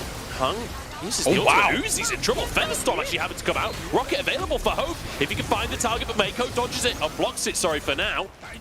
Hope certainly getting some damage online, slowly but surely closing the gap between him and Uzi. Still half an eye behind. Yeah, the question is he chunked out enough to, oh my god, I want this health bar, that WE feel like they're willing to go back towards a Baron, or do they just want this tier 2? It seems like it's the latter. They want to siege up on this, they've got the range advantage, and they will secure this tier 2 off that poke onto Uzi. This is kind of crazy. Like, Uzi and Fofo both hitting 2-item spikes. Like, on the scoreboard, you would say EDG are strong right now, but WE the ones pushing forwards and pressuring. They get a tier 2 in the mid lane, and then using that Sun Disc to protect themselves as they can move up and clear vision around Baron. I mean, when you zoom out, really, it's just a difference between Hope and Uzi, which is like the big issue, right? That's really where the problem actually is. But outside of that, you know, Cube is up an item. Arla wasn't even at that exchange. Shanks has 2 items, and he's very hard to actually take down when you've got the Janna there as well. So everything kind of lines up for WE to be able to contest 1-to-1. All right, for now, right? And it seems like Hope is recovering well. He's not that far away from Gale Force when you really start to do the numbers. So WE have recovered really well from what could have been a very disastrous early game, but EDG are responding in the mid lane. They want this tier 1, and Arla's on a bit of a flank angle. Yeah. Not willing to commit though, Joe. But again, struggling to get a deep flank. And EDG run out of minions, not willing to commit Daisy to the play to try and finish that tier 1 tower. And again, because WE got not only the tier 1, now a tier 2 as well, as take a look at what happened in the mid lane here. Flash towards the Sun Disc, yeah. So, flash on cooldown for Hope. Mako in the Baron pit. He's awfully lonely on the top side of the map right now. Mako, I know you're on Rakan, but he's still got to be a little cautious. Can't afford to overstep, especially if this is in the case of Cassante. If Cassante is around, then he's always going to be able to slow you down quite aggressively. Hung's not going to be able to stop the base there of Mako. And actually, does Hung have Q? Is he waiting on cooldown for that? Because Fofo could maybe burst him out. Yeah, has to take that step back, but it gives this window for Shanks to just sneak that tower away and glide out to safety. Good stuff from WE again, and now Dragon, 60 seconds time, Joe, when we again look towards items, right? Hope might look to reset relatively soon for that second item. And sure, Uzi's got the Last Whisper. It's a fairly powerful component as well, right? It's 18% armor shred, or armor penetration rather. You know, at that point, you're still as close to even as you could hope to be at this kind of timer, considering how that early game went for you down there. Hope just finishing off Wolves there, moving towards red buff. I think they're trying to get him just that last little bit of gold for the reset, but it's 20 seconds until Drake. He's not going to have time to go back before that comes up, unless you can stall somehow. Cube trying to defend the tower, shield on it from Iwandi as well. This Mako's just pulled into the play. Hung with an ultimate rocket across, but Mako survives. Featherstorm from Uzi as well. A lot used by both teams to try and make the play happen. Daisy taken down, but EDG walk away with their lives. leaning towards the Dragon, but complete vision dominance on the top side from WE. Baron could be on the cards if they can clear vision in the pit. Yeah, exactly. EDG don't have their crucial ultimates up and available, whereas WE still have the reset team fight abilities up, right? Things like the Monsoon from the Janna and the Wall from Azir, the Emperor's Divide, means that for WE, if they go to look towards this Baron, they could very easily reset and disengage on a team fight that EDG tried to engage on. Hope has that reset, so he's got the Gale Force now. That's huge. Yeah. And with both objectives still up, this means that WE can realistically fight on even grounds, right? I mean, we're still only 200 gold apart for both of these teams. I was about to say, we are dead even in gold in a game where we've got these late game carries available. In the AD carry role, we've got a lot of potential for big 5v5s here, and I'm loving every second. And even though there's only 8 kills on the scoreboard, like, it doesn't feel like that. These teams have been posturing for a fight all game long. Mako on the front line here. No summoners for him. Well, I guess he's got Ignite, but it's not exactly going to help him get out there. As Hung, very aggressive positioning, trying to cut off this wave so that his team can get priority. Might have overstepped, though. TP going to come on through. Flame Choppers to answer it. Knockup is there. Ala, you've stepped way too far forwards, my friend, but Hung wide on the ultimate. Good flash from Ala. And he keeps himself safe as the Sun Disc comes up once more. Yeah, a lot of healing as well. Redemption comes down again from JJ. Do W really feel like doing this? Is this one ward on the Pixel Brush? Yeah, there's no W sweep a fair amount of available. information. There we go, control ward comes out. Denies vision. Mako onto Hung here. Bit of damage onto Mako to return it.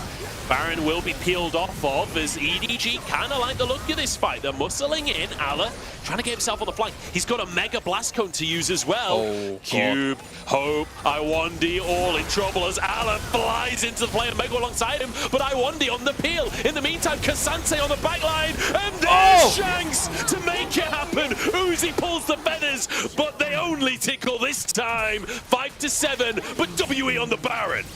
I said that Monsoon was still available from Iwandi, and the reset on the team fight is excellent. And Shanks' Emperor's Divide isn't used defensively, it's used to wipe EDG off the map. With JJ dead, this Baron should all be but confirmed. Fofo not able to land the poke. Joe, WE have secured themselves the Baron. Shanks, the franchise player for WE, he had a fantastic early game, and now, in the most important fight of the game so far, swoops in to make the play. Iwandi with fantastic peel, Cube setting it all up, and then Shanks gets the slow ball and smashes out a home run. Absolutely clean. There is a reason why Azir is the most banned mid laner against WE.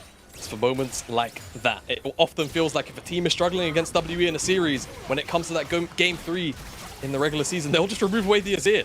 And this is a moment as to why WE now with the Baron secure this second Chemtech Dragon. They'll look to try and siege up on some of those tier 2s still up and available. And I mean, the idea from Arla is nice, right? But it's just the Monsoon timing plus the Q. It's actually more the Q. So that's more prep from Iwandi. They just can't move. And then Shanks comes in. It's a 3-4-man ultimate, I think, 3-man. And it's just a complete mosh pit as Ivan, as soon as you get knocked in there as well, you're no longer able to keep your carries alive. They're absolutely loving it. Warhorse in the coaching room there as WE now start to siege to the bottom side.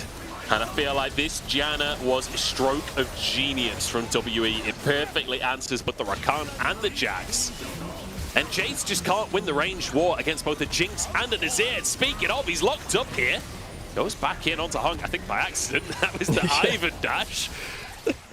And it doesn't quite feel like this Ivan pick has worked out in the way that EDG wanted it to.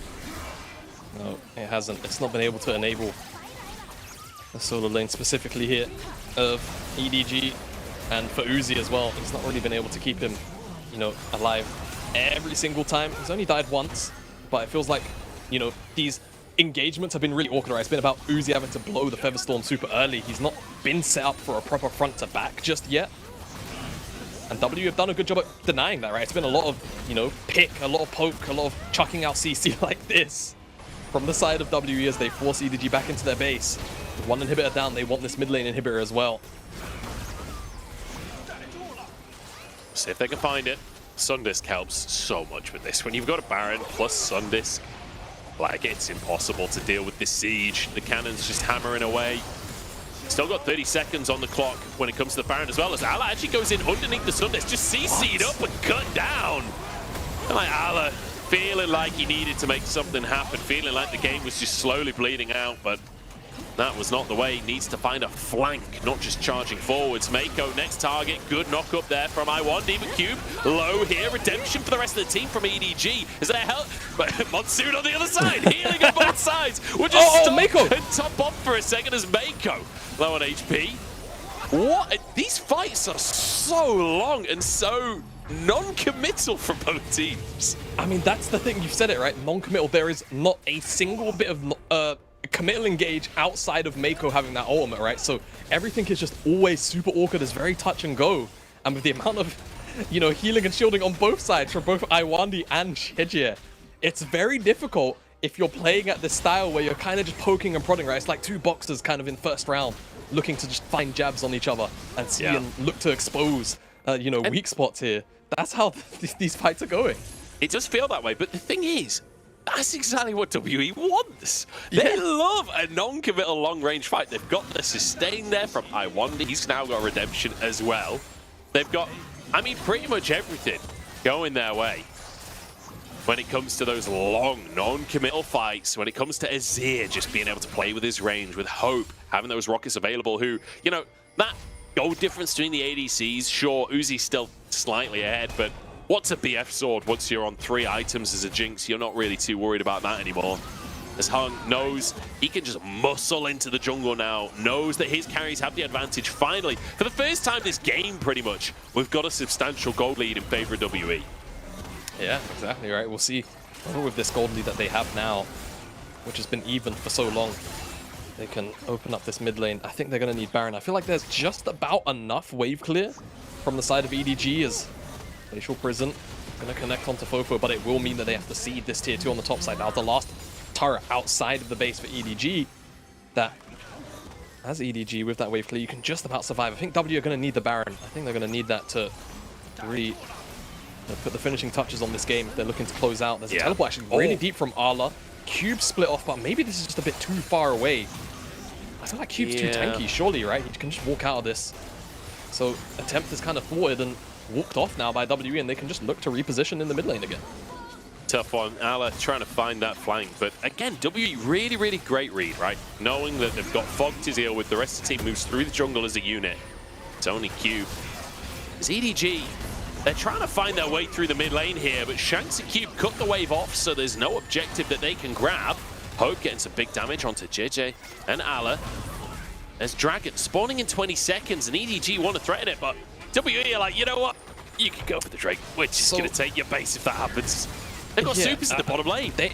They'll tank this tower. It's almost low enough. They've got a wave on the top side, actually, so either way, EDG are outmaneuvered because they can just kill the tower. It doesn't matter. EDG, you've forgotten that there's buildings to defend. They've gone for a Drake that's not even soul, and they've lost a mid-inhib for it, while Hope pushes the wave of the top side as well. Hung found, though, as is Cube. Big shield comes out from him from the stone plate, but he dashes over to the rest of his team. He's still surviving as redemption comes through, and now he's found Mako over the wall as well. Counter redemption for EDG sustain, but 2 inhibs now down, and Baron back on the map for WE.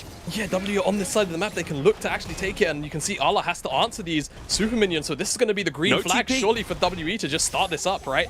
Or if they want to look for a reset, I wouldn't blame them either. Don't overreach your bounds, right? Yes, it's a very awkward sequence of play, but you don't want to overreach, you don't want to allow EDG in, and now do EDG just try and counterpunch? It seems like they do, but Hung didn't actually commit the full base, and teleport's coming back in from Cube. Everyone is here from WE minus Shanks, and he's going to make it quite quickly as well. This is bold from EDG, but I love it. Trying to force the issue. Cube here to answer. He's happy to be that frontline. Mako pulled back in and will just get shredded by Hope. The damage on this Jinx is insane at this point. Fofo, the next target, is Hope. Gale forces forwards. Another pushback from Shanks. Turns going to keep himself safe as well as Alan jumps back in and somehow survives. Dashes away to safety. Cube to follow, though, trying to finish this one off. But the feathers come back in, and EDG somehow winning the fight. Uzi with the damage, and there's one for JJ as well. EDG of a Spark Baron play find a way back in. We said WE didn't want to overreach at the Baron, but they overreach in this side of the jungle and allow EDG back into this game because they walk into a choke against the Xayah. It's 101 against this champion. the feathers come through and they root up too many members. And now EDG, unless Hung decides to pull off a miracle, are going to secure this Baron. So now it's EDG with the Baron off the back of this base defense with a couple of structures left outside of the base of WE as well, which they can look to pick up. But it's all about this, right? It's Mako getting shoved back in. He gets chunked out and killed off by Hope and the rest of WE. Ala a little bit out of position, but able to reposition. Then it's about Fofo, right? He flashes out. Shanks actually almost found the 3-man ultimate, but double flash from Uzi and JJ is good. But then it's about this chase down, right? They absolutely burst out Shanks as he's obviously mispositioned off of finding that play. Cube doesn't have the all out, so he can't stop Uzi from doing that. And basically removing his health bar. The root also found onto an extra member. I mean, we were saying that Ivan's not really found its value. That fight right there, Ala surviving right there, there's the Ivan value for you. Yeah. Phenomenal stuff. Oh, Hung on a flank. There was a ward though, he's spotted. He has to back away. EDG with the Baron now. And my God, Jamada, let's just take a second. What a way to start LPL playoffs here. An absolute banger between EDG and WE. We're going all the way in game number 1 here. 35 minutes on the clock. Gold dead even. EDG trying to siege with this Baron. WE do have a good amount of wave clear, and Hung has found his way behind enemy lines. Goes for the ultimate to Uzi, but no follow-up from the rest of the team. Yeah, there's no pressure from anyone else. That's the issue. EDG, actually, when they look for any plays aggressively like that, WE just were. They really have to attack it with pinpoint precision, because the amount of, again, disengage available to WE does mean that the reality of the situation is if you don't 100-0 the target that you're looking at, they're just going to be healed up, they're going to be shielded. And you could even end up with Shanks in the middle of your team shoving you back in for overreaching for that play in the first place. So really have to be careful as EDG as...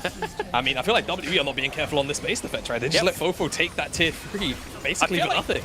Fofo just returned the favor for what WE did to EDG's mid tower earlier. Just walks in and 2 shots the tower. Now sieging the bottom lane as well. As the bottom inhib tower will fall. Potentially a fight off the back of it as well. Mako on the front line here. Low on HP but surviving. Ivan buying space for the rest of the team with that Daisy. Daisy sacrificed for the play. The poor little golem. No one ever thinks about Daisy's feelings, do they? Never. Daisy apparently doesn't matter. To the side of EDG for now. Everyone always asks, where is Daisy? No one ever asks, how is Daisy? Siege to the bottom side, so this goes down. Bottom inhib in trouble, and EDG knocking on the door here as they find an engage. It's on to Hung, he flashes out, Redemption is there, but the Ignite finishes the job. Cubane tanking up, and the feathers go out as well. There's only 1 kill so far onto Hung, and I think WE can hold on. Yeah, they might be able to. 5 members. Where's the wave? They might just get 2 inhibitors, I think, because the supers are pushing in the mid wave. And that bottom lane wave, it's here now, but do they really want to commit? Ala has teleport. I feel like maybe with just Baron fading off, they're going to have to just back away because that wave will get cleared out very quickly. Should just be the case. The dragon's still on the map, by the way. That dragon has been there for at least like 3 or 4 minutes now. So maybe that's the prize EDG will also claim on the back end. I feel like something's in the water today because LCK started the day with a really long game. And this one is looking similar. EDG get themselves 2 inhibs here. That Drake finally this Drake has been alive for like 10-15 minutes at this point. Finally taken by EDG. Remember, that's the Drake that EDG were threatening when WE took the mid inhib. That mid inhib respawned a long time ago. Goodness me, I said 4 or 5 minutes. Maybe it has been longer. EDG will put themselves on Soul Point. Remember that. 1 individual dragon is going to go the distance. We've seen now that Ivan is starting to have massive shields, right? And obviously the redemption healing is massive. That guy's at 4 items, I think. He's got a component for the 5th as well. I kind of want to revisit something we said earlier, and that's that EDG don't have like a true tank. But the thing is, when you look at like Mako with Righteous Glory, on top of JJ having all of this sustain, and when you look at the Jax having a Zhonya's, on top of all the sustain from JJ, with Daisy in the mix as well. Oh my God. They're a lot tankier than you really give credit to when you first look at the composition. Yeah, exactly. And the one thing that you would really want to have against like a team with this much shielding as a Serpent's Fang, but no one can really buy that on WE, so no, this shielding is going to stay true. Fofo goes from having 3k HP to basically 4 with 1 shield. Oh my goodness me. And that applies to basically everyone. They're getting like a 700, 800 almost shield every time JJ presses his E key on them. Sure, you outrange them, but what if all of your damage hits shields? Hung is just gonna get shreked. He just gets absolutely rinsed by Uzi and Fofo's damage there. And EDG, are they actually just gonna walk this in? After 40 minutes of back and forth slog, they just walk forwards at Hung, finish him off, and now try and end the game. Cube has to try and tank up as the wave is cleared. No Baron for EDG. That does make things harder against the Jinx and the Azir. Definitely does. WE, what are your answers? Without Hung, without that core bit of engage, EDG know right now that WE are shaky. They're on their back legs. They can be taken out. Ala flashes forward. That's Counter-Strike on cooldown as well. Rocket, Gale Force, but Ala survives. Mako out as well, and the redemption for sustain. Minions being cleared as Cube forced to flash under the tower. Uzi goes forward, Featherstorm out, but survives for now. Shanks. Hope still going too as the Counter-Strike on cooldown. Shanks using the ult to protect the base. Double supers in every lane, but WE hold strong. They hold strong. EDG, what do they want to do? They're chunked out. They're quite low. Redemption's not there for healing, but they're peeling back towards the Baron because they know if they look for a reset, WE will surely start this one up. Looking to defend it, maybe. WE, remember, the supers are going to start to stack up. Shanks is on the bottom side of teleport. Arla's looking to try and end the game through the top side. He's got the hull breaker as well. So if he's alone, he's going to buff those supers up to basically be unkillable for Shanks. This is a Baron problem. is crucial. Hung, the only rookie in the lobby, with a miracle on his plate right here. Ala trying to threaten as Shanks goes for the 1v1 onto the enemy Jax. And this is a late game as here. Ala with a counter-strike, but it ain't gonna save you. Shanks with a solo kill as the rest of the team's fighting around the Baron. EDG feels like they have the upper hand here as they push forwards. Hope in trouble. They'll walk away for now. Mako trying to get onto that AD carry. Shanks is just playing tower defense. He's holding on for dear life for WE inside the base. I like the idea from EDG and from Ala, right? They know if they look for the reset, WE realistically try and just start up the Baron, maybe even take it down with Azir and Jinx. They know that the burn will be absolutely massive. Hung forced the flash, so EDG still getting summoner spells out here. They're still considering this Baron, right? Daisy, at this stage in the game at level 16, very short cooldown. So yes, it died, but you can see on the left side, it's basically up already. This Baron is being melted. 6k, 5k. Hung, can he find it? It's gone. Uzi takes it and Hung in the pit now. Cube low on HP as Shanks TP's in.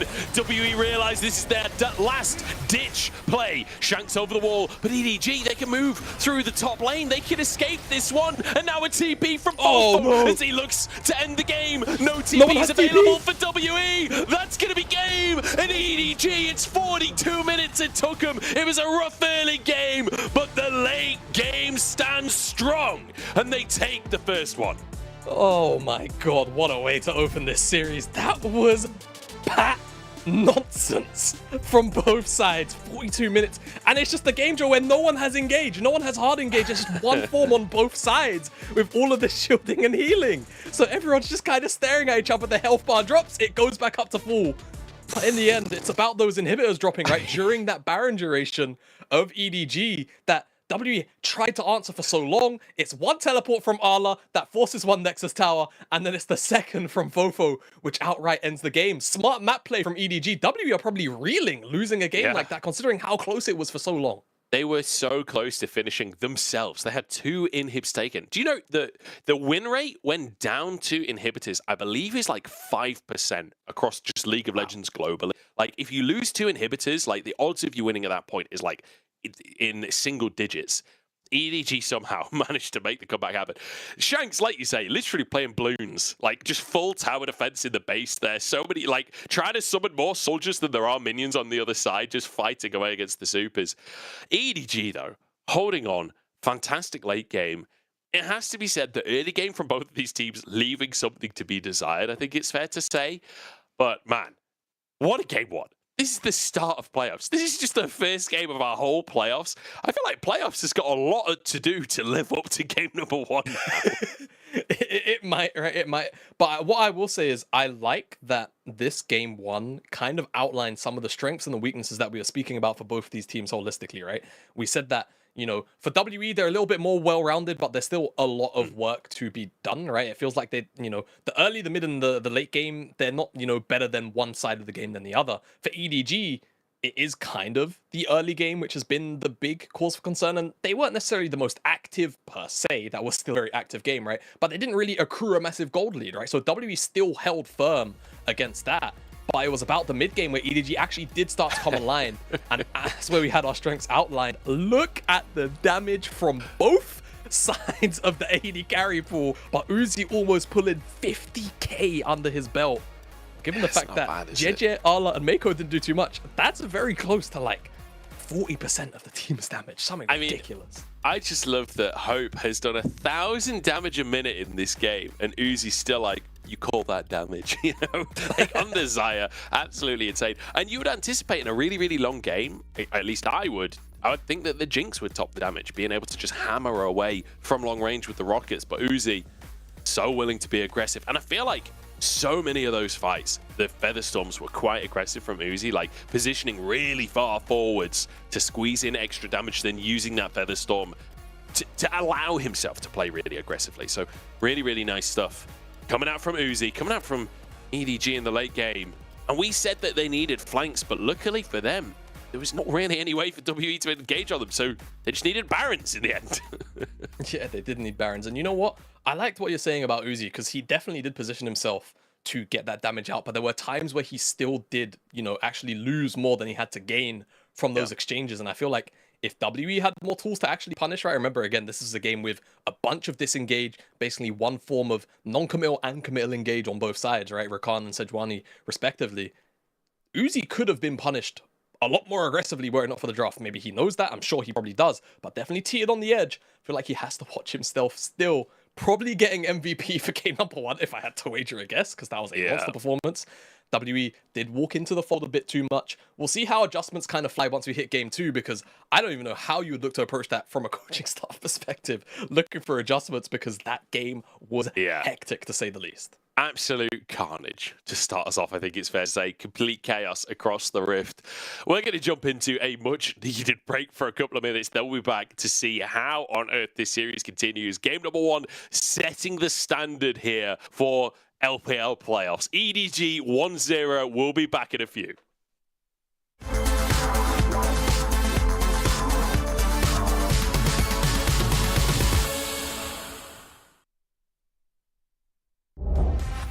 I mean, again, just a strange play coming through from the top laner. Is now for the dive on the bot side. We'll see Hope. Sidestep flash as well. That was the cutest, fanciest feat I've ever seen. That's good. Oh, gonna have to. He might. Done. Oh wait, Mystic's gonna get him out! Mystic's gonna get him out! Oh my god, he goes to the last code. You guys trying to chase with the chase, but he's out of there! Mystic saves the day! Oh no! Wait, it's not Mission Impossible. It's not even over. It's a bot lane roam! It was all to self the dive! No! 1% is absolutely bodied! What is that? Maybe he can make another turnaround play. EDG on the turret, but there's a teleport. There he is. I'm going to watch Arla this time, though. Last time I was not at the ult in the backline. The Pop Blossom comes up again, but as Uzi goes golden, it's not done just yet. Uzi trying to walk his way out, but I'm watching Arla. I'm watching the Jax pop off. He's taking no damage as he jumps back in. This guy is the embodiment of Arnold Schwarzenegger as he goes golden. As he comes back out, we still need to watch the Counter-Strike back on in OMG. A kill on the rest, but Arla is still alive. JJ separates from Fofo, bites spells, but he's about to die. Kaboom! As it comes in, you can see those Void Seekers constantly moving in. Flash 3-man knockup. Sanji was done with this game. The Wombo combo cannot be denied. And everyone will be scattered away. You will see eventually ZDZ will go down. He doesn't have the damage to kill off anybody. Eventually Abel will get enough movement speed and a Q to take him out. Pinsy was looking to cut off the wave as Shanji just wants to solo bolo himself. Xiao Hao very much caught between a rock and a hard place, and he will be bramble smashed to oblivion. Mako and Uzi, the same situation coming up. Daisy following up with JJ. Also here, but the TP on the back end, this could be great for EDG. Sonic Wave's going to connect. Watch JJ here as Christmas tag. The kick not used just yet. It's Temper safeguard Fisher. Flashes, gets the shy, stops him from getting out. But the shuffle with the magnet storm. Let the time for a reign over EDG. Weibo Gaming clean house, and this team is pure fire today.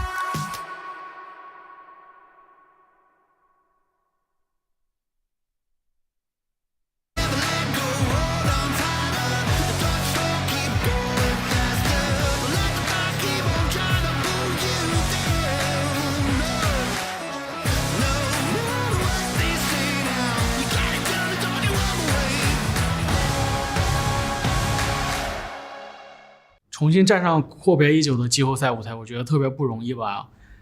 在之前上一次进入季后赛好像还是很多年前的，所以说这次能够再次踏入季后赛还是不是一件特别容易的事情。我觉得这个赛季的表现就是非常一般吧，然后有很多不足的地方，然后也没有调整的特别好吧，就是有很多可以继续加油、继续进步的地方。这次对我来说，我觉得是还算是满意的吧，因为在起初刚踏入到 EDG 来打比赛，其实有很多的未知数嘛，但是在现在看来，我跟田野下路目前来说，我觉得是没有问题的。季后赛的展望其实就是希望能够多打几场比赛吧，然后能够顺利进入到冒泡赛，然后这样子也可以多打几场 BO5。因为我自己内心非常渴望去打比赛，站到这个赛场上吧，然后正好这次有这个机会，我觉得也有可能是我最后的机会吧，就决定回来试一试。我觉得这个机会对于我来说比较宝贵，非常感谢 EDG 的每个队友，还有一些幕后的工作人员吧，很感谢他们能够相信我，然后也给到我这个机会。我觉得能够回来打比赛对我来说也已经很开心了嘛，就是尝试另外一种不一样的感觉。我觉得对于我来说就是算是回到了一个熟悉又陌生的地方吧。我觉得这段过程对我来说很珍贵，也很难忘。Hello, everybody, and welcome back to the LPL as we have started as we mean to go on here in playoffs. EDG versus WE, 40-minute game, back and forth the entire time. I'm joined by Jamada as we crown Uzi with an MVP, as I think we all knew was going to happen. His damage was absolutely insane. His Xayah is always clean as hell. I mean, what more could you want from the man? He pumped the numbers this time around, didn't he? At the end of the day, and I feel like as the AD carry, that is kind of your job, isn't it? So excellent job coming out from Uzi, and yeah, I feel like the way that these fights ended up playing out, it was set up for him to have an MVP in game number 1. And yeah, my only concern is he was playing on the edge, right? So I don't necessarily want him to reel it in, but I don't want him to be punished at the same time. So he has to continue to walk this tightrope. But excellent game number 1. Okay. Special some edits T-Tors and in the T-Tors. chat. All My right. goodness. Get those T-Tors rolling in the chat. As yeah, everything kind of kicked off from all the way like down here from this play, right? Not getting locked up and finding the feathers. Basically, the early game, right, was where Uzi was really thriving. I think he ended up 201. He was ahead of Hope for a majority of this game, 1-1, even though they fell quite far behind at points, EDG. So looking to Uzi again to pull out another massive performance like this. And this was the big fight, which really did kind of start to make me worry for WE, just overstepping their bounds and not respecting that Uzi will pull the feathers back and absolutely mince the health bars. He certainly did. I mean, yeah, this was the turning point of the whole game, honestly, with everybody, well, not everybody, but all of the important members of the team going down. And Hung just getting caught out in that bottom side. That opened up the game so much for EDG. And now we have to look towards game number 2. It's 13-13. EDG this time will be on the blue side again. And for side selection, it's worth mentioning the higher seed gets selection for 3 games in the series of their choice. They have to preordain 3 games. Yep. Let's be honest, every single team is picking the first 3 games of the series. So EDG going to stay on the blue side despite winning this one. So if they're happy with how that draft went, they can just rinse and repeat, or at least within reason, assuming WE doesn't change bans and whatnot. WE going to have to change things up. And I have to say, coming out of the draft, I was kind of leaning towards WE. Like, I thought the lack of tank, etc., could have been a struggle for EDG, but it worked out at the end. You know what? You're not even wrong. Remember, this game went to almost a 7,000 gold deficit by all intents and purposes and by all rights. WE should have closed out the game. Let's not even really mince words. This is about taken. They had 2 inhibs down. They had the opportunity to pick up another Baron, right? This was a fumble from WE.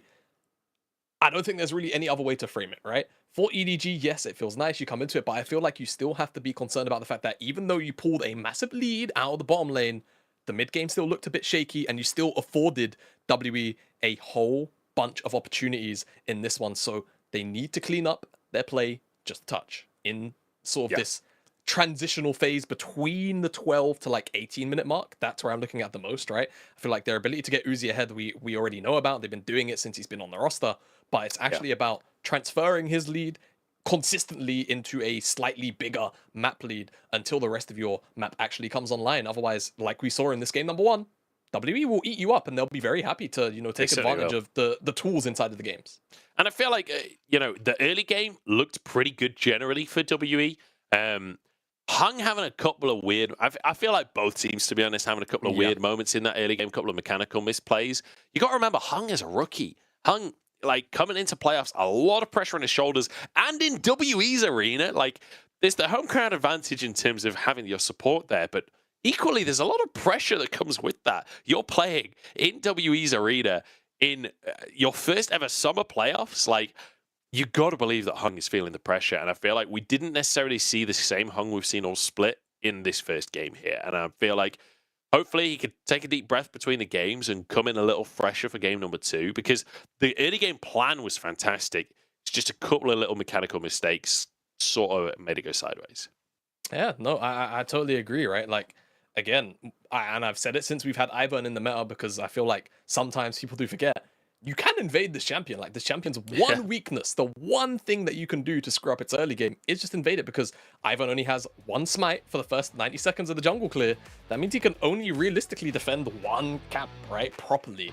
So, you know, it is something that I liked that WE came in, prepped and ready to abuse, because I feel like teams haven't been punishing Ivans, right? So JJ went about his clear, no defensive ward, all of that stuff. But like you mentioned, the fact that he had that botch gank on the bottom side, which then set the snowball slowly rolling and left the door open then for JJ to return and properly kick that ball into motion for Uzi and for Mako down there. If you make that gank work, that bottom lane goes an entirely different way, and all of that payoff from the early game invades is actually present and there. Yeah, if you get Hope ahead in the bottom side, this is a very different game, number one. The fact that Uzi and Mako were able to outplay the 2v3 in the bottom side, get Uzi a lead anyway, certainly changed things. Here we go. Second draft, same bans so far coming through. They're still trying to shut down the early presence from Hung, the Rel, which can be that flex. You know, we've seen it mostly in the support role, but definitely presence in the jungle as well. We'll see if Ivan's going to be taken off the board here by WE. And there it is, yeah. Okay, decided so they don't want to deal with that. Yeah, so if they remove the Ivan, do EDG just still first pick the LeBlanc? Or is it something else that they are feeling a little more favor towards? Bring over the Sejuani. I mean, still a fairly fine first pick anyway, right? You can set yourself up then 1, 2, 3 for both your solo laners, 2 very strong laners that you synchronize with. And it seems like that'll be the case for EDG. So let's see how now WE adapt, right? We've Hung off the Sejuani, off the Vi, right? These are 2 picks which he has lent on a fair amount. The Maokai's banned away. Is it just a Poppy early rotation for him then? Or how is he feeling, and what is he going to lean on to actually try and set up his lanes for success or protect them from JJ from being attacked early on? I will say, yeah, with the Azir actually being up, however, that will certainly be something that Shanks almost always looks prioritized. There's the Poppy, and I anticipate the Azir will just come right alongside it. I really like the Poppy lock-in, though, early on in this draft. A, because Poppy's just really strong right now. But B, this is actually the most banned champion against WE across the course of the split. Almost 40% of their games Poppy is banned against them. Usually, you know, second rotation, but getting that locked in early. And we already mentioned Cube Cassante. He's essentially a one-trick this split when it comes to Cassante. So locking in kind of signature picks almost of WE 2023. Yeah, I mean, it doesn't get more signature than an 18th game played for Cube, right? So I wonder if the reason why they dropped the Azir priority for now, like on the first 3, or the first 2 rather, is just because EDG have the Sejuani, and like Fofo could land on something like really exotic, like a Yone, or of course the Jace also still technically has like a positive enough matchup into it, right? But I wonder if they're kind of considering that. I'm going to have to derail your train of thought for a second here, Jabana, because Fiora has just been locked in the top side. Cube, yes, he's got his comfort, but he's up against Allah's Fiora with a Sejuani on his team as well. That is a terrifying top lane. And not to mention, LeBlanc made it through the bans. How the hell LeBlanc is 3rd pick on the blue side? I don't know, but here we go. I mean, what a draft so far from EDG. And there we go, Tristana to answer that LeBlanc from Shanks. EDG kind of have Thanos draft, don't they? They've got Fiora on the side lane who's going to outscale Cube eventually on this Fiora. They've got LeBlanc as well, so they've got like arguably 2 of the strongest side lane picks right now in the entire game. They've got the Tristana in the mid lane, hopefully to answer it out, but W, I feel like it's going to be a much different game, and considering how willing EDG were to like make those map plays with the teleports towards the end of game 1 to actually close out, right? We know that EDG strengths lie in the sort of post 20-minute world, which is where side laners tend to thrive the most. So I'm looking forward to this. Now it's about how they really look to close out this draft, EDG, and how W can look to recover, because they don't have the greatest engage, and if you can't answer in the side lanes, then the one thing you want to be able to do is punish that 3, right? Punish the core which is holding whichever side isn't being pushed in. And right now they don't really have the picks for that specifically, right? They need, you know, a Nautilus, they need a Leona, something like that, which can really just have agency and make a fight start instantly. I'm curious what happens with Zaya Rakan this time, whether WE are willing to just give that over in the way that they did in the first draft. Zaya's not really been a pick that Hope's been happy on. He's played it 4 times his split, 0% win rate for Hope and Iwandi on the Zaya Rakan. But the Rakan, at least. I mean, you could pick Rakan with a different AD carry. That could be an option. Yeah, I suppose you can. My big concern is though, if you give Uzi the Xayah, then this is exactly what you want in a like defensive 3, right? You'll have a tank from JJ if he's not shadowing one of the side laners, and then you'll have Uzi with a Featherstorm, which is just a layer of protection, right? And again, if you want to engage on that core 3, if you can't match the side lanes and you need to make a play happen, then that is my big worry.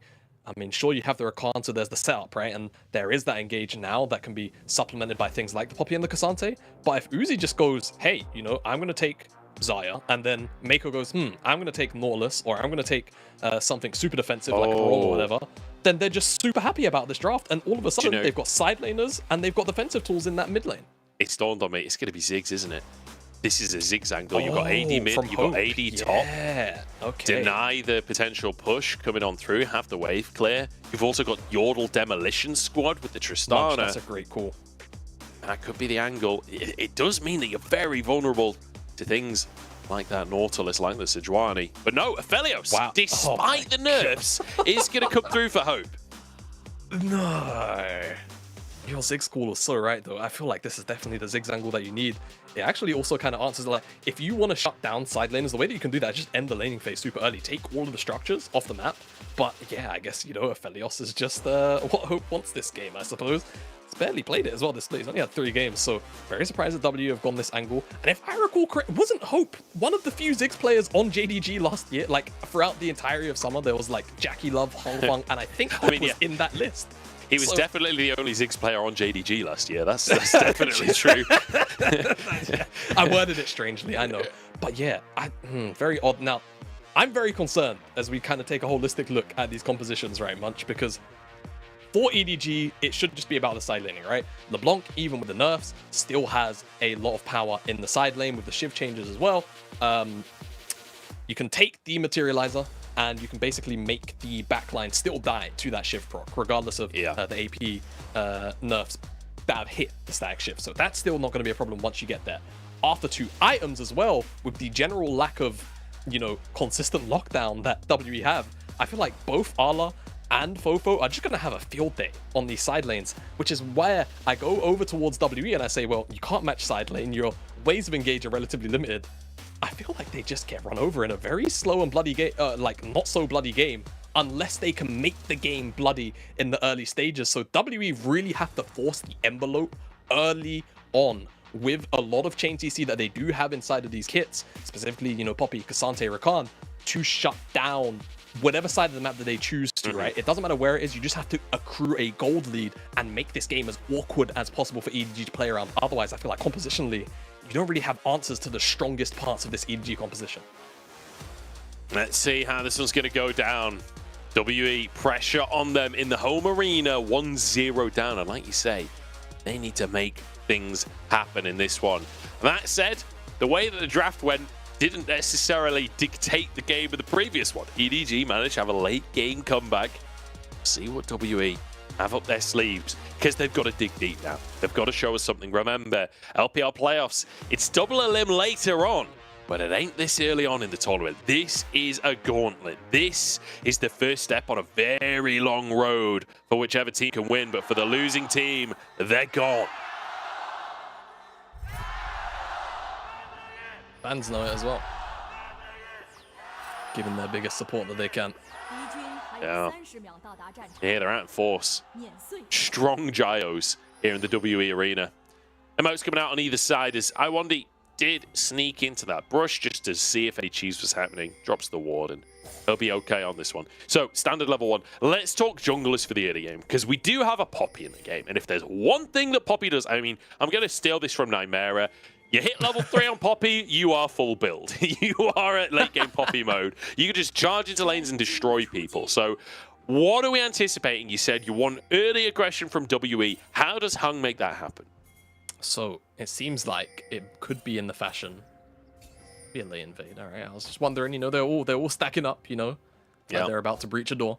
But bot side dive, right? And I think these early, like, sort of level 1, level 2 from Hope and Iwandi and Mako and Uzi is going to be critical. We're going to have to see who can kind of jostle wave priority off of one another.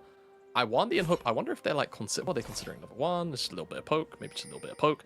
because they need to have a wave stacked if they want that dive to work, or it has to be like basically slow pushed into them. So they have to basically make the conscious choice to give up lane priority so that Hung can come down here super early on and the Gankanko is very viable, or it has to be a stacked wave so they can outright dive. No cleanse on Uzi means that if he does get hit up by that wallbang, he is going to be stuck there and he is likely going to die in the duration of the CC.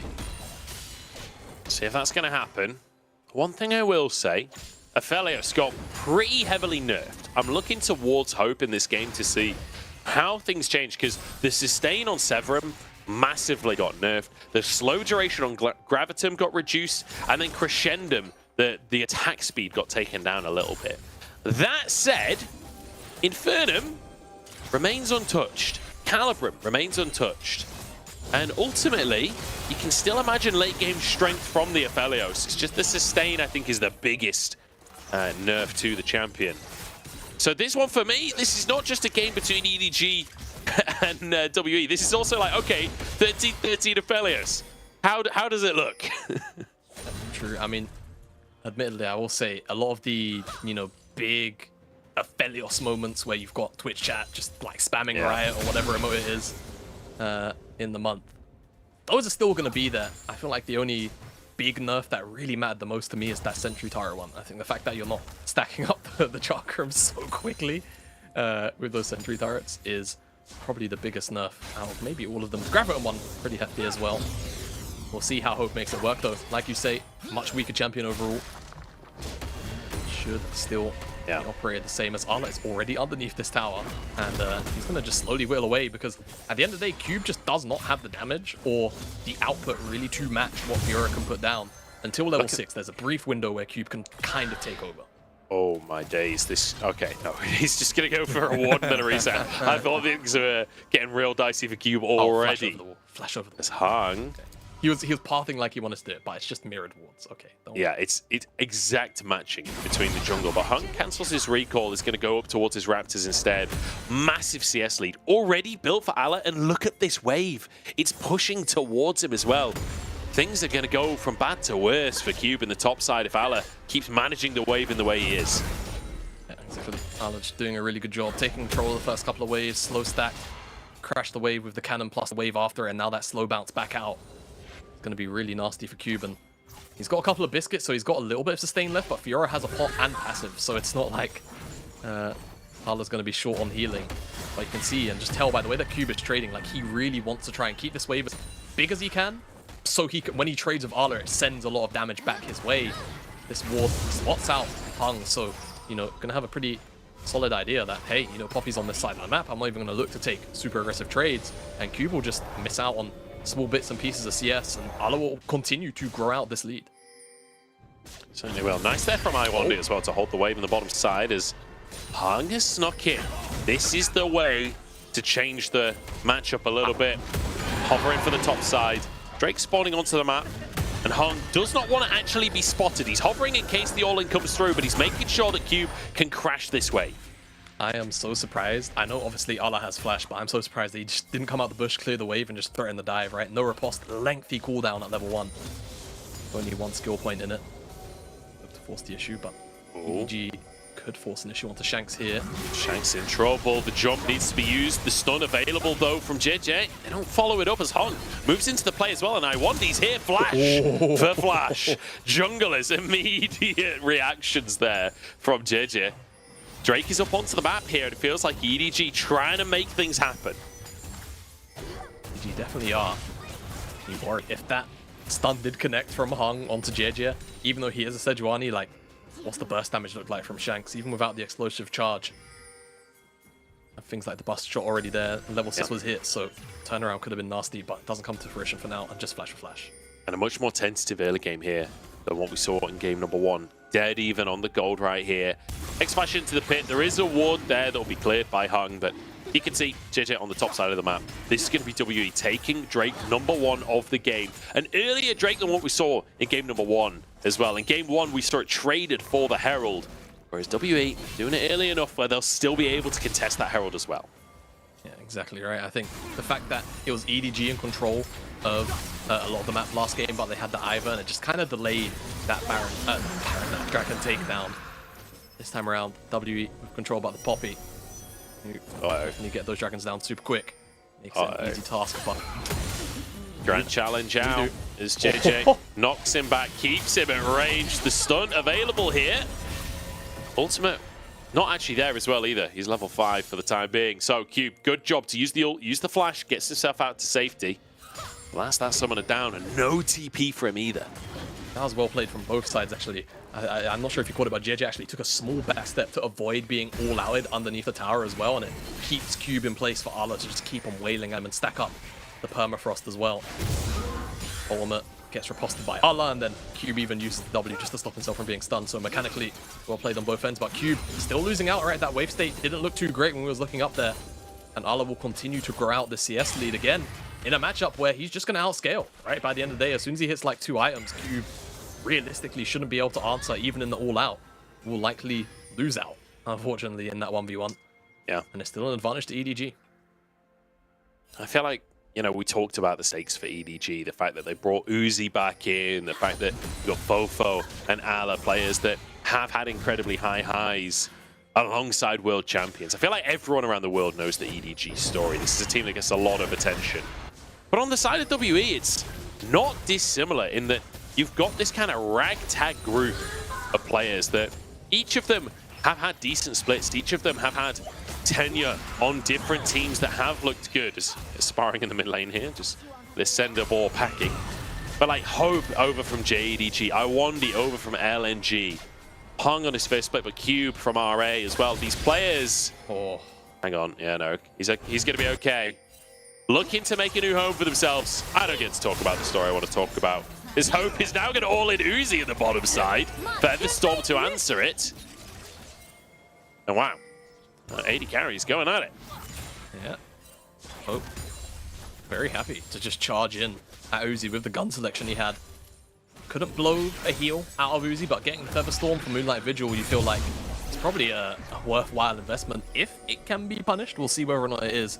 EDG on the top side of the map right now, though, looking away from the bottom lane. With this Herald, I mean, again, you know, if the plan is to get Ala ahead, WE are reading into it, and Hung is here to prevent, at the very least, maybe a dive, but this Herald is probably gonna... Okay, they're not gonna drop it. I was wondering if they'll still drop it just for the gold. Seems like JJ and Ala will just call the play off with Hung hanging around. They don't really want to, you know, maybe have the Herald burst down, smite away, anything like that. Oh, what a hook from Mako! That was clean as hell! And Uzi will grab himself first blood. The EDG bottom lane in trouble. He's 1 HP, and he actually walks out of it. Hope is going to be gutted on that one. You've got to be kidding. 13, 14 HP available now. Because the bottom side play, halfway did just stepped away, now he's back. Can they dive Cube? They're looking for it. Demolish available as the grand challenge is there. The stun in place as well. The healing is JJ. He's tanked the tower too long. He goes down in trade for Cube, but honestly, I think Ala's okay with that. Yeah, they're not too fast. I mean, Ala's still going to get a solo play. Waves will be missed here by Cube. There's no teleport available, so it's a 1-for-1. Ala still pulls further and further ahead, right? Look at the CS difference. It's gonna grow out to very close to 40 CS. Down here though, dredge line from Mako. What a hook. Yeah, I'm not sure how intentional it was because they kind of both hit their buttons at the same time, but at the end of the day, Iwandi is the one that gets his CC interrupted. Uzi walks away on 14 HP. And up here on the top side, again, another dive. W starts up the tanking from JJ, chucks out the ult to add a little bit of damage in, but that Pathmaker, I think, kind of used on that bit of CC means that he is able to continue to maneuver Cube, and JJ just takes too many tower shots. Yeah, JJ goes down, so at least Cube gets something, but look at the score difference in the top side. He's 35 CS down and 2 plates versus Ala, who's already got Divine Sunderer. That lane ain't getting any easier for Cube, and now it's actually going to be flanked by Ala, has to dip underneath the tower and flash. It's instantly followed by Ala. There's no way out of this, surely, for Cube. Even if he gets over the wall, where can he go? That's going to be another kill for Ala. It's gone from bad to worse up top. Munch, I think the side lane's Jova. I'm not sure if Cube can stand up in the 1v1 anymore. Divine Sunderer already there. Mythic, it doesn't look like it's even going to be available from Cube, who will likely have to teleport if he wants to catch the wave. maybe he just yields it entirely. I mean, it's too much gold to give over to Fiora. It's just so rough, no matter how you slice it. WE might be able to answer with a Dragon on the bottom side. That'll be their second of the game, but look what EDG are doing right now. They're putting this Herald down. They're going to get 2 plates, no, just shy. Maybe a swing, but Shanks will stop that animation from coming out. And the Dragon hasn't even actually been slid up until just now from WE. So EDG can respond. They can fight. Even if they don't get the Dragon, they'll probably pick up more kills. Okay, well, they can't respond. See you later, JJ. So Drake taken by WE. At least they, good job. They do Good get job, that. WE. Yeah, I mean, just put him away. Why not? Why not? But you're absolutely right. Look, the biggest thing that has been criticized. Oh, hang on. Mako just gets to walk this one in. Okay, he's not going to start the fight. He's just going to Riptide and deny the recalls on this one. Maybe random hook in the... No, okay. No, just going to push the wave. But yeah, the early game has been the biggest point of criticism for EDG across the course of the split. If they can have early games like this where Ala is set up massively in the top side, and then they're winning 2v2 in the bottom side, they're winning in terms of Herald plays, like, this is perfect scenario. This is the EDG that was heralded. You're not true. They did have Herald, so you're not far off, Joe. Hey, we're at that point of the cast already. But like, yeah, you know what? For me, I'm just really happy to see. Oh boy, well, I'm happy to see this. he's been baited a little bit there, hasn't he? Yeah. Leave the control wards. You know, I was about to speak positively about Ala. And then he gets caught out. It's not even, it's like cast, what do you call a caster curse when you don't even get to cast, like, curse the player? What I think that's just called watching League of Legends. I don't know if this one's about you, to be honest, Jamada. This one's more about Ala. He's going to go down. I mean, like, nice play not to hit the ward so that he then feels confident to walk up, tries to take the control ward, take him down. And then a plate for Hope as well. Something positive for WE. And I want to go back to what we were talking about before, Jamada. When we came out of the draft, you said, look, they've got this Poppy. They need a lead early. Well, WE finally finding somewhere where they can have some kind of advantage with Hope getting that kill. Exactly. It still feels nice. Right, and there was a shutdown too, right? So that kill, I think it was a 200 gold shutdown on Ala. It's almost worth 2 kills, effectively. So whatever lead that Uzi did have has been closed up and even likely opened up in favor of Hope. As the red buff transfer goes a little bit right there on the side of our screens. But it's both teams right now with their bottom laners on the top side of the map.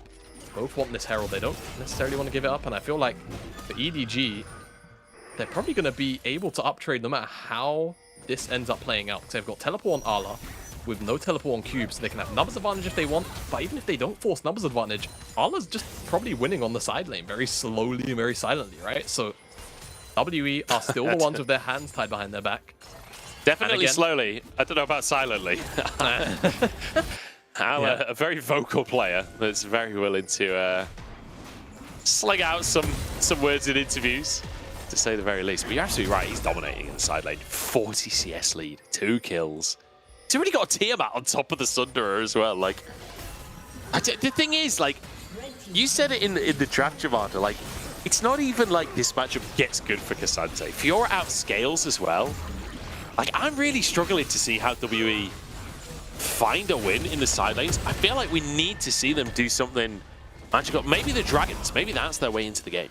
It could be. I mean, you know, my big thing is that we speak about WE having Hung and Shanks as kind of like these facilitator players, right? These are the guys that really make things happen, but Poppy is probably going to be mildly difficult to navigate in a game like this, right? And sure, you've got Iwandi to kind of back you up in maybe if you're looking for dives, etc. But I feel like the way that some of these teamfights are going to play out, he's going to be more looking defensively as opposed to actually setting up plays, right? He's looking more for kind of turnarounds. And Shanks is on a true just straight up dash dealer, right? Inside of this Tristana. So just looking and waiting for items. So he's not going to have agency for a little while in terms of making plays happen in his own right. So for now, I feel like EDG, with the lead that they have, should be able to slowly take control of this bottom side of the map. Again, though, right now it's WE's and they're looking for a pick onto Mako. Okay, these are the plays we're looking for. Another kill for WE. Hung grabs the credit for that one, but pick onto Mako. 50 seconds before Drake comes up. Mako will very much be back in the play by the time the Drake is there, but at least some deep vision bought for WE. Yeah, deep vision. It's about whether or not EDG are actually capable of sweeping this out as they start to re-enter the bottom side of the map. I'm kind of curious about how they're going to look to approach it, because right now W had to take resets, right? Item completions coming through, things like that. So they likely yielded this bomb side, but I think that vision was set up relatively recently, so it seems like it will probably remain there for now. But EDG have control of the side of the map regardless of the vision. Ala's going to try and let this kind of minion die, but I think it's going to take the wave regardless. Yeah, good effort from Ala to try and deny even more from Cube, who he's straight up not having a good time, dog. This matchup is just not fun. He just has to try and soak it up. Luckily for him, he's on K'Sante, so like at the end of the day, when it comes to the fights, he's still going to exist, even if he's massively down in CS. It's less about whether or not he exists, it's more about how much Ala exists, and especially when JJ is going to move over and slam a Herald. Ala definitely exists. I think that's a fair statement. I think it's actually more about whether or not these side lane towers are going to stay up and exist for much longer, right?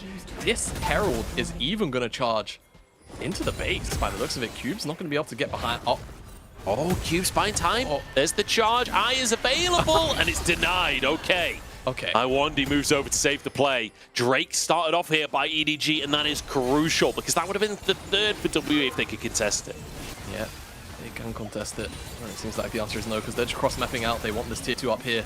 They lost the tier 2 on the bottom side. Going to lose the Dragon, but they've got no wave. Ovo doing a great job. And gets the Buster Shot out of Shanks. So Ocean Dragon secured, and that stops Soul Point from going over to WE. And now the next, 4 or 5 minutes of this game can be spent, again, just pressuring the side lanes from EDG. Much more confident game number 2 from EDG as well. I feel like they've come into this one, like, game number 1 brought out the Ivan, and it felt like Hung kind of had the run of the early game. Considering Hung is the one on Poppy, you would have expected a little bit more control in this early game from WE. But I feel like this Fiora has completely warped everything. It's completely changed the way that the early game could go. So that Hung, like, if he wants Cube to survive this game, he has to play towards that lane. We have seen him make a couple of plays elsewhere as Mako has found another pick in the jungle here. Iwandi in trouble, but Hung's there to save the day. Iwandi gets on out of there. I don't know if Hung needed to flash Keeper's verdict, but I respect his willingness to keep Iwandi alive, and to be fair, it does just that. I don't think he'll be punished, but I mean, with all of the commitment from the bottom side, again, we're just seeing towers go down super early, and this is not really a good thing for the... Hang on. Does Hope know that JJ is literally behind him here? This is not the fight that you wanted to start, my friend. Hope is going to go down. Uzi takes himself a free kill there in the meantime. Fofo forced a flash, but he's fine.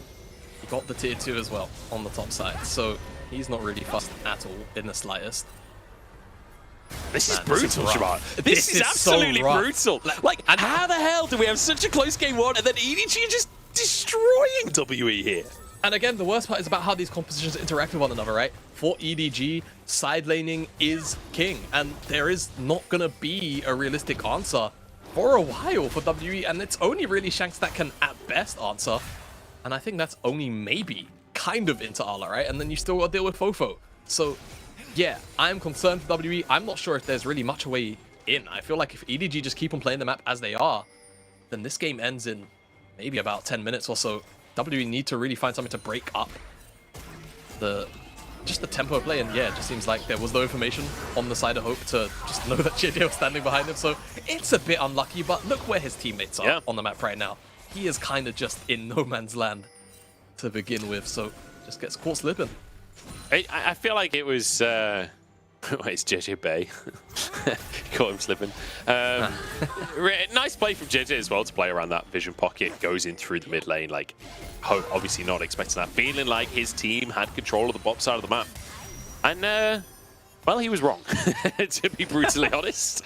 6,000 gold lead for EDG. And look at that bounty for Fofo, with no kill participation whatsoever, just chilling in those side lanes.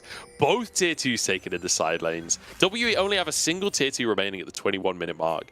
As EDG continue to put their best foot forward. And honestly, this game, it feels like both feet are their best foot. The ambidextrous. Oh, I can't say that word, but you know, the one where you can ambidextrous. Use both. Yeah. That's not to do with feet, is it? That's hands. It's hands, I know, but I don't know what it is for legs or feet as Yeah, I don't know. As neither does Hope.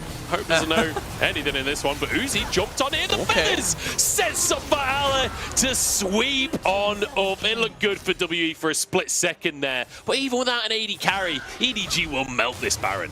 Yes, they will. They'll happily go over towards it, and Fofo can just play bodyguard for anyone else who can maybe look to disrupt it, but it doesn't seem like Shanks or Cube are willing to give over their life in kind, and EDG will secure this Baron. There's a teleport coming in. I don't know, like, turn can happen.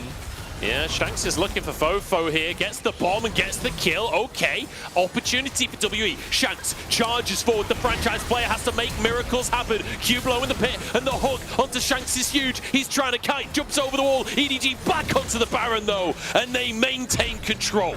It was close to a flip, very close, but EDG are able to shut down Cube and shut down Shanks. Stop him from going a little bit too crazy as this fight kicks off. Just over vision, right? WE don't really have much information at all about what's going on. The immediate turnaround onto Hope is great, but then Uzi gets kind of one-shot here by Shanks. A lot of damage immediately coming out, but at the end of the day, the fact that the feather pullback sets up for Arla to just clean house makes that one-sided affair, which now EDG can return to the map with this advantage. Items and all, secure this dragon very quickly. It's not going to eat into that too much of their Baron time.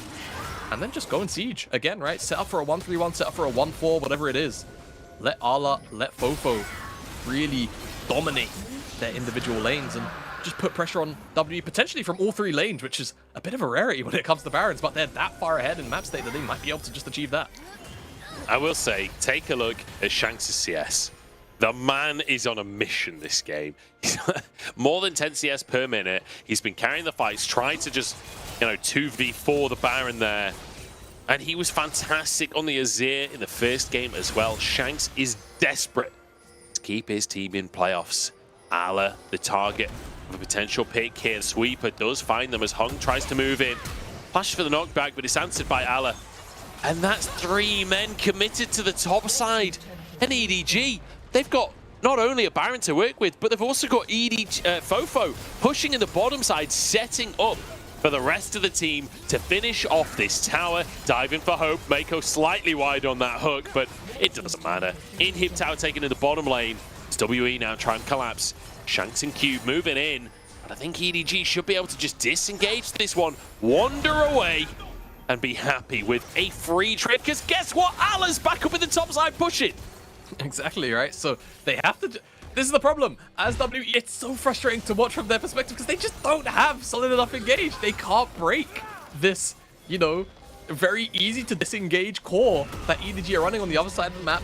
Arla is taking that inhibitor tower and he can start to pressure the inhib. Meanwhile, now EDG can look to retake some of that territory. They can't step too far forward, but Hope loses a lot of HP. Is this the angle now? Hung denied his engage, though. Beautiful stuff from JJ. I wonder with the quickness, but they're 10,000 gold down. What can they do? Big damage on Fofo, but Hope can't quite finish the job there. And Ala, in the meantime, has taken an inhib. EDG can keep this siege going all day long. Still 15 seconds on the Baron, but Uzi don't need it anymore. He's onto the inhib. That's 2 taken. Mid lane, the only lane remaining, as Ala will TP to that wave, as does Fofo as well. EDG not stopping anytime soon here as they charge towards the mid lane inhib as well. Iwandi and Hung here to try and defend. Shanks has been the hero for WE, but can he do it with a 10k gold deficit? Rookie with the world on his back for Shanks. All right, now, I don't know if he really has the strength to do it just because EDG are so far ahead.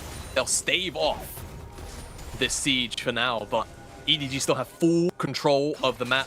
Both objectives spawning in 2 minutes time, so we could just see a brief moment of reprieve for WE, but as soon as the Baron is up, as soon as the Dragon is up, the pressure is going to be right back on.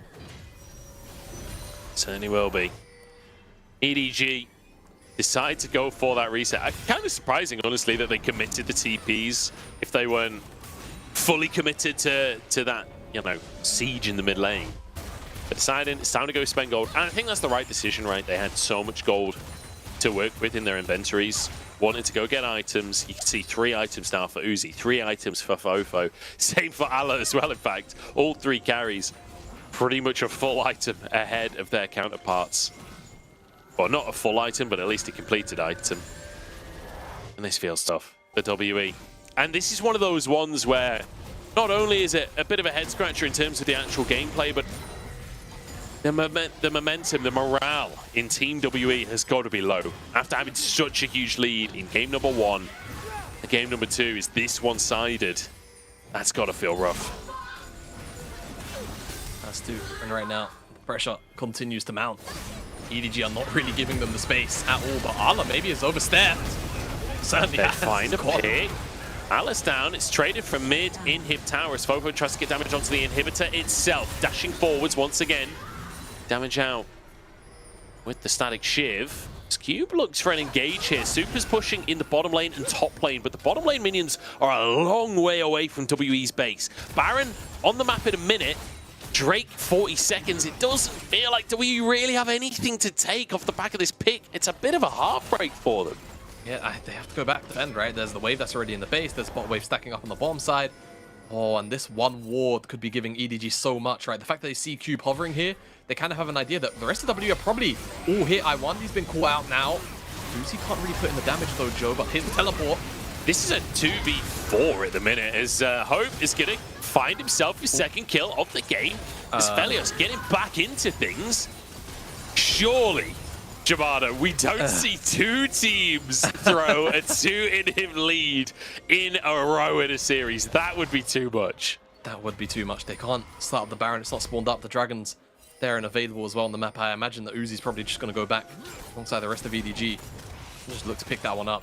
WE, I don't think there's any way they can contest it because they've still got a clear wave. So that's what's going to end up happening. There's pings on towards the Baron from EDG because they think, I believe, that they know that this is potentially going on. Pretty sure Hope, if Hope's got Calibrum afterwards as well, they can actually silently burn this. So yeah, they can shred this.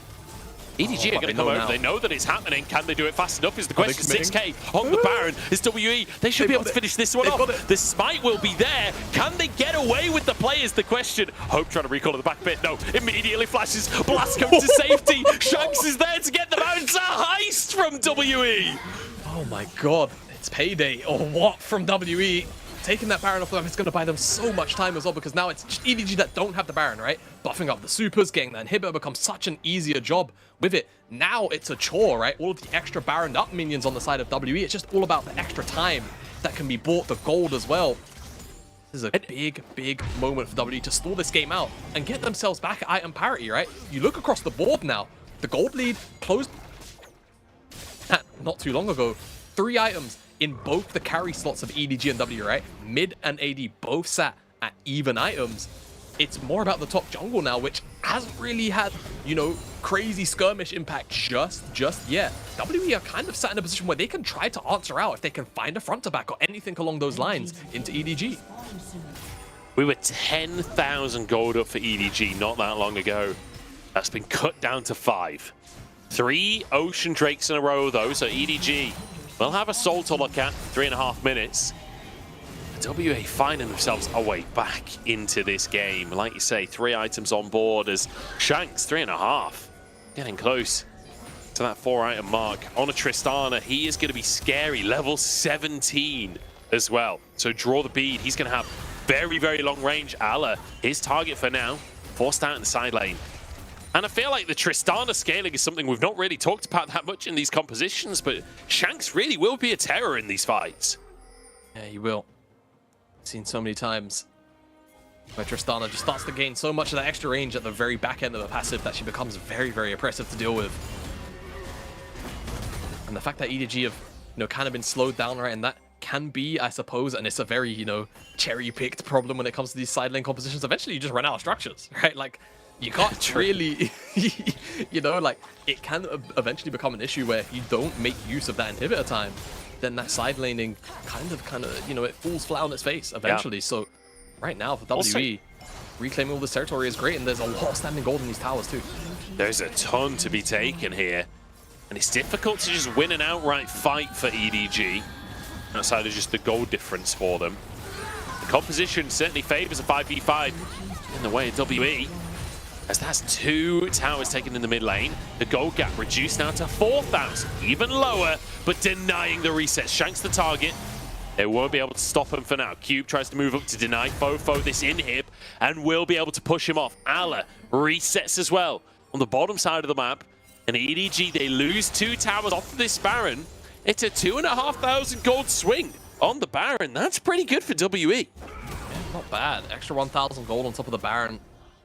Again, it's just about getting those small increments back, right? Ensuring that you're no longer trailing a full item into EDG. The crucial thing is Shanks as well. He's been sat on that last Whisper component for a while, so I have to imagine he's very, very close to that Lord Doms. And that's going to help him. You know, it's going to help him cut through JJ, cut through Mako. Those are members that he's realistically going to be hitting a lot of the time. And we've seen what kind of damage he can put out onto Uzi, so we know he is spiked and ready. Just about being able to flex his muscles in those moments. And this extra tower is probably going to get him across that finish line of that Lord Doms that we were just talking about. Yeah, we were talking about standing gold. Shanks just picks that one up for free. Okay, EDG, right. Let's get both of the solo laners, and instead of solo laners, we'll make them duo laners. Send both of them to the top side, but WE are here to defend. Managed to keep that inhibitor alive for now. Hope has to move to the mid lane with Shanks to clear these minions. Holding on for now, 50 seconds until Drake comes up onto the map. Jamada, I feel like this is where EDG can finish things out if they can get Soul. This game is gonna... This next fight at that Dragon is probably gonna make or break the game. I feel like if EDG gets Soul, that should just about be critical mass, but if WE can deny it, I think it kind of enables them to take control of the top side of the map, right? That's the big problem then for EDG. If members like Iwandi are still alive to put down the vision. But right now, EDG, I like this creativity. Keeping both these solo laners on the same side of the map. They both got teleport, right? And what you're trying to basically enable is pressure on the top side so that people have to answer out. The thing is, W are just going to do the exact same thing. They're going to match Shanks up. Now Ala's in trouble. Ala's the target here. Fofo dips back out of the play into the GA already. Fofo doesn't do any damage as Ala might just go down here. The bomb onto his head. Riposte comes out, but it's not going to be enough. And Shanks has so much damage to burn through the health bars. In the meantime, WE trying to contest for the Drake. It's 3v3 here. Both AD carries in a strong spot as the quickness comes on out, but Iwandi doesn't have the health bar. Shanks on the flank. They got Uzi. Uzi that's been found. 2 games in a row. It's a 2 inhib advantage. And 2 games in a row, we have a comeback. But can WE actually finish this off? Fofo split pushing on the top side as Cube moves up to defend the inhib. The rest of WE has to try and end. Cube has to stop the base. He can't let Fofo get back. They've got a wave. WE can turn this one around. The teleport's coming out. Can Cube get there in time? I think he's too far away. Fofo will be able to defend, but is it enough? It's a 3 versus 2 in the base, and the teleport's coming back now. 2 AD carries. There's 2 AD carries. They shred the towers in seconds. WE have actually given EDG a taste of their own medicine. The comebacks are real today. 2 inhib comebacks, 2 games in a row, and we have a series on our hands. WE slip and haymaker EDG in what a game that should have just been plainly a 2-0. EDG had everything that they needed to close this one out, but it's one moment that Uzi oversteps whilst that team fight is going on. They're trying to make a good situation out of a bad one, losing out in the 2v2 in the top side, and he just gets hit by that stun, and as soon as he's dead, you can see it. WE know they've got a wave coming, and they managed to end the game. EDG could have just slowly played that one out, looked for the Dragon, looked for the Baron in a minute's time, but WE catch them asleep at the wheel and turn this into a series. Yeah, absolutely. I like Shanks leaving the 2v2 after they get the 1 kill. Instead of trying to chase Fofo, just moves down to give the numbers advantage in the team fight. Really, really smart stuff. And we said Shanks against the world there. He was farming up a storm, had a couple of kills, an absolute magnificent play towards the end, taking EDG on in the 2v2. You can't win solo lanes if you run out of towers to kill. Genius from WE. Just give them the whole base, and that way they can't split push. Yeah, I think it was just about, like, the problem is, I think that they claimed so many of the towers so quickly that for EDG, that game slowed down in pace so much on the back end that they needed the Baron to close out, right? They got those inhibitors on the first Baron, great, but they weren't able to, like, pressure Nexus. They stacked Dragons. That was kind of, you know, the big deal. But, yeah, I think after that, the fact that they couldn't just wait out for the next Baron, the fact that WE snuck away that Baron in a heist, right? That second Baron on the map, I think, like, really, really stalled and slowed down this attack from EDG. So honestly, I can only credit WE for this comeback at the end of the day. I feel like they did everything that they had to basically come back from what was not only like almost a 10,000 gold deficit, but full items on, you know, carry members of EDG towards your own. So, yeah, wow. EDG, it's a big slap in the face. They weren't even They're actually still down in gold. They were down in gold. That's actually amazing. Shanks as well. Like, insane amount of damage from him in this game. Still down in gold as they finish things off. And EDG, again, leaving question marks. Like, game number 1, we said the late game good, early game bad. Game number 2, early game good, late game, leaving something to be desired. Still a lot of questions. And I feel like we came into this series saying WE, EDG, neither has like a very clear identity, clear strengths, clear weaknesses. I feel like they're both a bit all over the place. So far this series, that is still very much true. Yeah, what a strange series we've been handed today, Joe. And I feel like now this is where, you know, adaptations really have to come through and be pinpoint, because I think no matter what, okay, all fun and games aside, right? WE won this game. Did they have much business winning this game? I think the realistic answer is no, right? I'm not going to take away from the fact that that comeback was absolutely amazing and the defense around it was honestly superb. But from the draft, from the get-go, they were put in a hole, right? That was a game where Arla and Fofo had the complete freedom to take over the game. So I'm not sure what side selection is going to be. Remember, because we're in the best of 5 series, the higher seed has selection over, I think typically it's game... I can't remember what the game selection is, but typically higher seed, which was EDG in this case, will have 3 games of selection. 3. Yeah. So WE now, I think after this game will have side select. We'll see whether they end up on blue or red, but you can't end up giving over so much power whilst not taking any basically in return. You have to put yourself in a position where you actually have agency in the game. Otherwise, you could be in for another difficult game. Doesn't mean you won't win it, because look what happened here. But yeah, goodness me, awkward draft. WE's win con is that EDG can't end a game. It's not a great place to be in the draft, is it? But hey, it worked out for them. 1-1. We're going to jump into a break, and then we'll find out what on earth Game 3 has in store for us. 这边再变成一个布拉姆，鳄鱼开启了一个大招，这边鳄鱼收购是被布拉姆的盾给挡掉了，左外直接大5个，而且这边俊佳也冲进去，先瞄准的是一个 Prage 的臭雨暴风，虽然是造了起来，但是这边他们的前排反而是都被融化了，努力还有2段的飞仙，还想要继续往前操作吗？清到的是一个乌迪。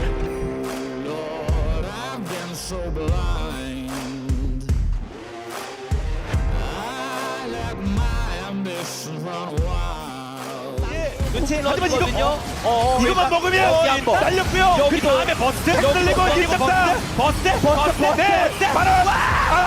장난 한타를 봐야 돼요. 그렇죠. 한타를 봐야 돼요. 프레스가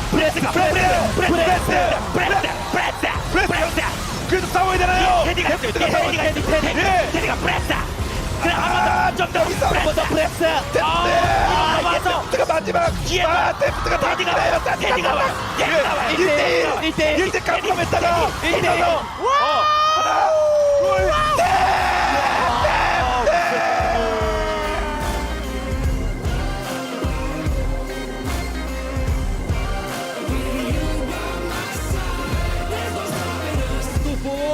O time da Cabo vem fechado! Ultimate do Redbert! Vem de longe os Scary! Eles garantem o abate pra cima do Julieira! E a Cabo vai lutando muito bem! Já tem Double na mão do Raven! Olha o que ele faz! Cabo vai perseguindo! Scary também tá aqui! Pentakill! Raven!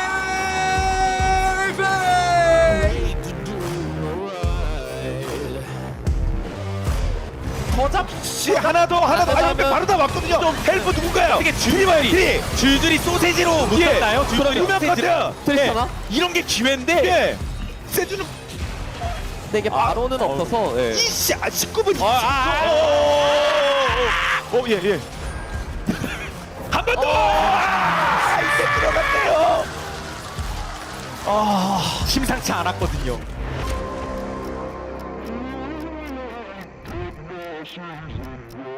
Oh, he can't make it here in time. There's a lot of extra. Oh my LPC. That's half his health. top his health. Ginger out over the wall here. Gala, Gale forces, and then dodges the charm as well. It's clean as hell from Gala, as you would expect. And now to the rest of the team is into the meat grinder. Scout has so much damage. He grabs himself a triple kill. Wait, Decades in the back of the pit. Is this gonna be what I think it's gonna be? Scout with 4. He's had a magnificent chase performance. We've seen how much the shot blasts do. He's shown on the wave. Surely sacrificed himself for the pentakill.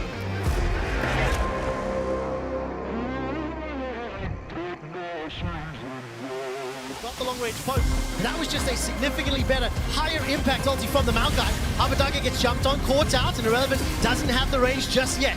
Certus has used the Unleashed power. The members of Exile still keeping that Baron aggro. Irrelevant needs to find the stun, needs to find the CC. But Patrick, as well as Abadaga, are still relatively healthy.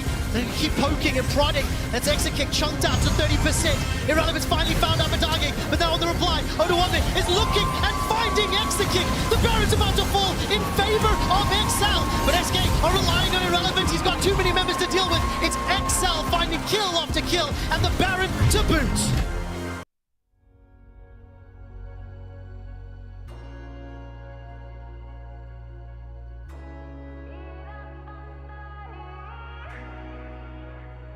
This is the hour, coming face to face, to decide the fate I choose. This is the moment, standing in between. It's not as it seems for me.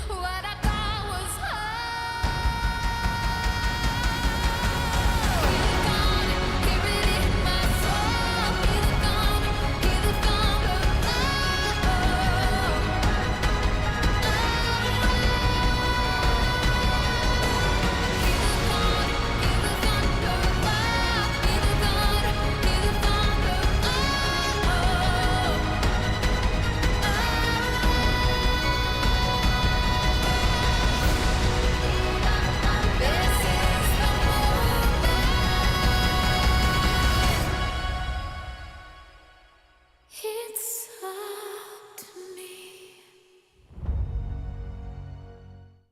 今年春季赛打完，就是感受其实是非常难过的，因为我们有机会赢下对手，然后我当时的自己的表现不好，然后导致输掉了比赛，就更加难过了。这个夏季赛结束了，我想对自己的评价就不评价了吧，就希望自己的发挥能稳定一些吧，然后不要有太大的波动。我们马上要进季后赛了嘛，然后大家都辛苦了，大家一起加油，在季后赛里面赢下来。BO5 跟 BO3 的区别就是 BO5 能赢下来会比 BO3 的意义大很多，然后我们整个团队也会去花很多的精力、很多的时间去面对这个 BO5，就是如果能赢下来，绝对会比赢 BO3 开心很多的。打季后赛的话，就用平常心去对待吧，然后尽量先赢下来第一场、第二场，那样优势就会很大吧。我已经打了蛮久的职业了，然后现在的心态就是更成熟了一些吧。然后目标的话，因为我们已经进了季后赛嘛，目标也肯定跟一开始打职业是不一样的，就会追求的更远嘛。这次夏季赛跟那些强队交手下来的感觉就是游戏理解落后他们了，然后就是选的英雄跟 BP 感觉自己的理解也没有对方的理解好吧，就是如果再次能交手，应该会可以赢下来。季后赛输了的话，就相当于被别人送回家了嘛，然后就是千万不能让这种事情发生吧。想对对手说 BO5 谁输了谁就回家嘛，然后我是万万不想回家的，希望能把你们送回家。Them's fighting words. I don't want to go home from Shanks there. I will say, I just want to mention on, like he said earlier in the interview, like, you know, they've had an incredibly tough schedule and they're going to work as hard as they can for these best of fives. But I want to just bring light to that. Like, WE had to play in Road to Asia games at the start of this split, so they didn't play for ages. And then had like multiple weeks with 4 series in a week. Yep. They have had a slog of a split, have WE. So it wouldn't surprise me if the players are absolutely knackered. But Shanks, despite all of that, seems to be absolutely on fire. Phenomenal Tristana game. 47% of the team's damage. That's almost half of the team's damage came from Shanks. A fantastic flank onto Uzi at the end of the game. Like, just magnificent play from the mid laner at WE. Yeah, I mean, not too bad from our boy Shanks in the mid lane. And, you know, he, like we've kind of said many times, he's kind of the new franchise player for WE, right? And pulling out a massive performance in a game which, again, WE did not have much weight in, right? This was a lot about ED and how they could control the side lanes, but unfortunately, they just weren't in control of Shanks, right? Very silently scaled up, stayed relative, I think, even throughout a lot of the gold deficits to their counterparts, right? That was the big deal. And once Shanks caught back up and then subsequently pulled ahead, there was just nothing that EDG could do to deal with Shanks, you know, just getting all of these free resets, and they never were able to shut him down. And this was really the big play. Very funny interaction here as well. Buster shot, all out, then brings him back just to ensure that he stays in place. And this was on the back of at the front of, you know, the play that then ended the game. He assassinated Uzi alongside Hung as well. Yeah, he then, like, instead of chasing Fofo here, just sprints down to the mid lane, and there you go. Man. Belly bops on top. Does his best Gragas impression as he takes Uzi out of the picture, and then they just sprint. I mean, like, when you've got an Aphelios and a Tristana, the speed at which you can annihilate towers is actually insane. So just ended the game. WE, phenomenal late game plays here. And I will say, EDG's early game in that second one was really good. It was clean. They had a clear game plan, like great draft, and it felt like they were executing very well. It's just then WE managed to sneak Baron. And that's the moment where the game changed. WE having that spark to make that play, like Hung and Hope, both of them two-manning the Baron, sneak it away, and both got away with that as well. Both survived. That was where it all fell apart for EDG. So for EDG, you're on blue side again. I actually like the draft. I like the way they played this. It's just that Baron play. Without that Baron play, this is an EDG win. We'd be 2-0 right now. So for EDG, I don't think there's massive negatives to take from this one outside of just have a little bit better vision control. Yeah, it really does come down to that. And even when you really, like, not to focus on this moment too much, but at the end of the day, it was the defining moment of the game, right? So, you know, I think the fact that they were also kind of torn between, like, hey, the Dragon's up, the Baron's up, but yeah, WE probably don't really have the window to sneak this. They're too far behind. They do it anyway. You're right. It really did come down to just that one lapse of judgment. So I feel like if you're EDG, do you keep the draft the same, or do you want to try and lower the execution threshold, right? I think those are the questions probably flying through their mind, but I still have major concerns for how WE drafted that game, because again, we saw the deficit that they fell into. A lot of that was kind of down to the draft and the fact that they didn't really have any strong answers to what EDG had put down on the table. So adjustments have to come. I don't mind the Poppy being there, but again, if you've got the Poppy, you need lanes that it can play around, right? The Azir was there and open to pick up, right? But you go towards the Cassante blind just because it's Cube's favored champion, right? Far more games on that than anything else. But then it opened up for the 2-3 of the century for side laning. I feel like just lean on the Azir again. There's no big deal in that. Shanks is having the series of, you know, his career right now. It seems like even in game number 1, he was having a massive, massive game too. So give him the Azir if you really have to, or even an early pick of the Tristana if you want to match against the LeBlanc. You don't really have to show the cards to then allow Arla to just get such a free counter pick like that.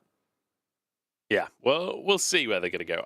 I've got to be honest, I still feel like they're going to just favor Cassante, though. It does feel like that is the crux of WE drafting, which is it's not a great angle for Cube if that is the way that they have to draft. It does bring up the question, doesn't it, of like, is this that Cube wants to play Cassante every game, or is this that WE is inflexible in how they want to play the game? They feel like Cassante is important in every draft. That's the big question that, you know, we don't know what's going on inside the team. We don't know whether this is, like, for all we know, Cube actually wants to be playing Jax every game. It's just the coach won't allow it, you know? So it's not really an indictment on Cube per se, but certainly on WE in the way that they're approaching the game.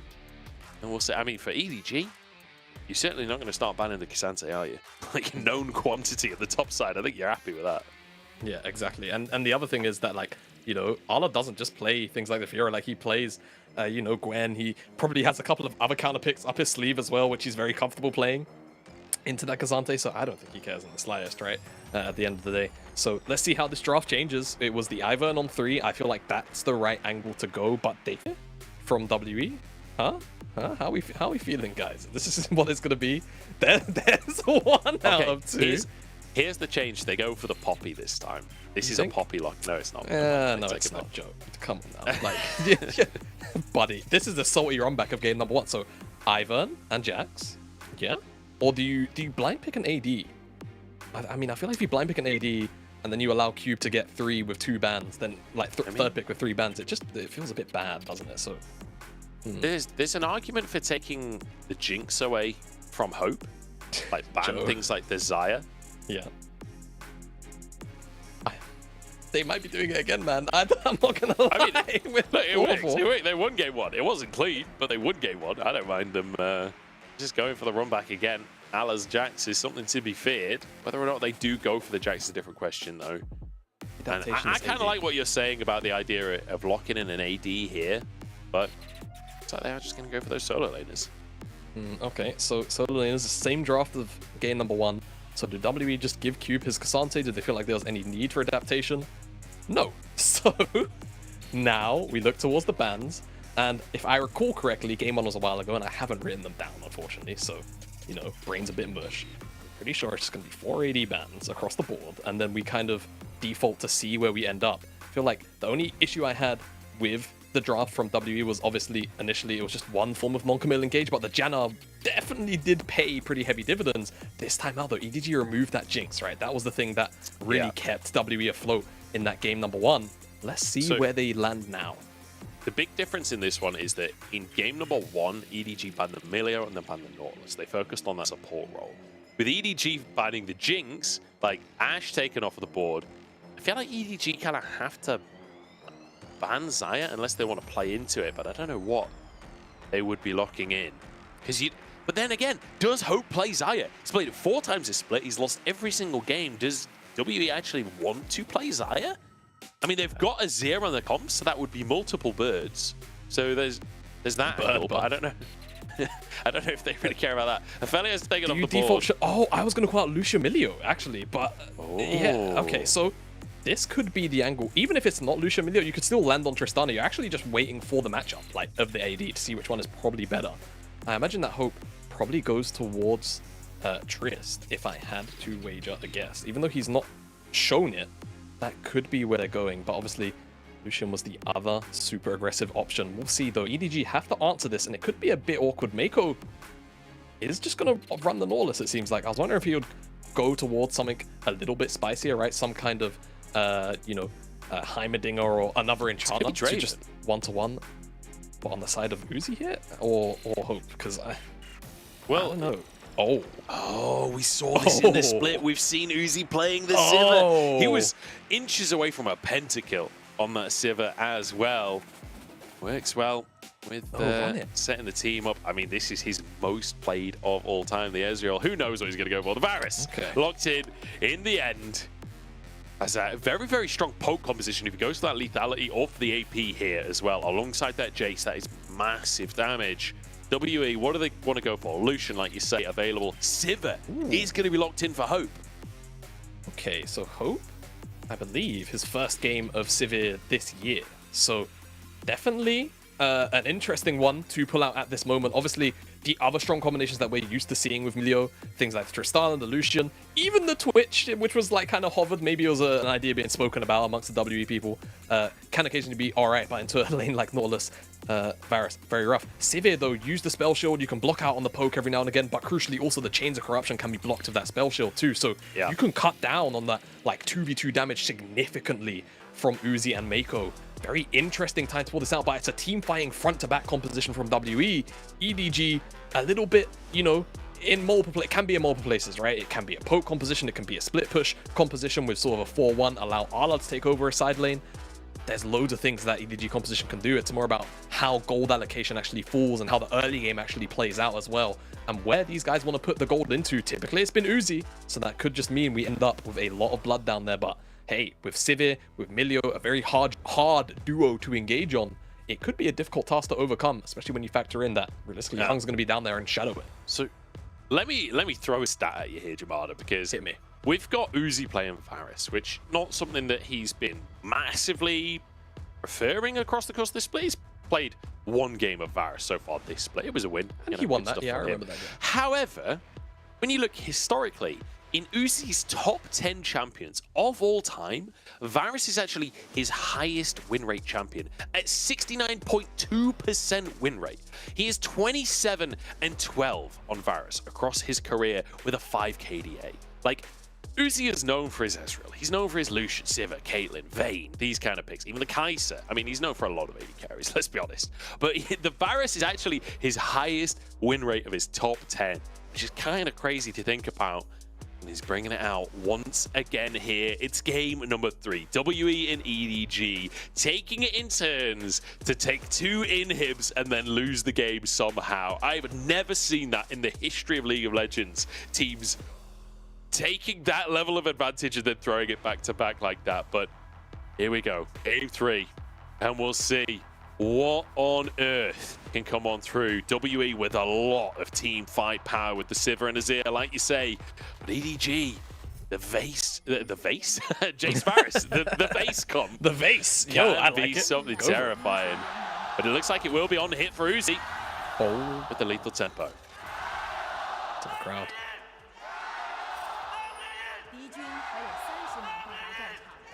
That guy's t-shirt says do a kickflip. What a legend, what a legend. The amount of Uzi signs in the crowd as well. Like, even though we're in WE's arena, I feel like EDG, they pretty much have the home crowd advantage everywhere. You know, EDG were already pretty popular, and they got Uzi. Like, it's about as popular yet, isn't it? Uzi going for the lethal tempo though. With the longsword start, you got to believe that's going to be the static shift build coming on through from him. Not going for the lethality. I could be wrong, but let's be honest, nobody plays lethality, lethal tempo. No, not these days. It's typically like that Shiv into AP build, which to be fair, right? You know, EDG are dealing with 2 pretty beefy front lines, so it would actually even out that damage profile just a touch more, right? You think about Jace, obviously a lot of physical damage. Jax, you know, he's got a lot of magic damage baked into his kit now, but he's still predominantly dealing AD, so Varus could be used as a way to also just kind of keep that damage profile mixed and make it very awkward for those frontliners to itemize against the damage dealers that EDG have on their side. Curious to also see Hung's not going for that invade like he did in game number 1 against JJ. So JJ won't have as rough as an early game as he did in that first one as Dredgeline. Oh, hook from Mako. Uzi and Mako again in the 2v2. This time it's Hook that's... Whoa! What? Just throws it sideways. Uzi not going to flash to try and get the kill. Knows Iwandi has that heal. Both AD carries so low on HP here as Iwandi pulled in. Uzi is so low. Trying to walk away with his life. Still has the heal available, but Mako's low as well. Oh, this is about as tight as it can get in the bottom lane. Mate, someone go check on Hysterics. I think that first boomerang probably hit him in the head all the way in Australia, but the second one connected. Comes back. What and that laugh was then. Just the noise is coming out of me at this point. The amount of stress my heart is going through in this series is off for the charts here as Hung wants to find the entrance into the bottom side. Mako and Uzi realize what's going on, and Hung not willing to commit the flash. This gives a window, actually, for JJ to go and invade the top side of the map, right? He's got Smite. He can instantly mark a camp and take it away. If he's uninter... Oh, Cube. Oh, hang on. Cube. In trouble? No, he's okay. He's okay. He's out of there. But Alan, look at the wave. This is so hard for Cube as... 1-1 a W. Yeah, he could get flashed on. Cube knows it. He's going to recall. Yeah, okay. All right. Deep breath, everyone. Cube didn't It's flash. 0-0, by the way. It's 0-0, yeah. Not a big deal, you know, just very classic early game from the LPL. But JJ was able to slip into the red buff and actually smite that red buff away. Ivern, technically the quickest counter jungler in the game, because if he's got smite, he just has to mark the camp and that's it. The camp's gone. So, takes that one away from Hung. and he's got more camps on his side to also retreat to. So feels good in that early jungle battle for CS, and you know, just trying to get to that level 6 mark ASAP. Super important for Ivan, right? Scales off levels, but also just generally hitting Daisy super early on to just have a massive advantage in skirmishing. It's always huge. So Hung tried to, you know, make a little bit more of a mess of what was going on in that bottom side skirmish. Couldn't actually add to it. Does get punished.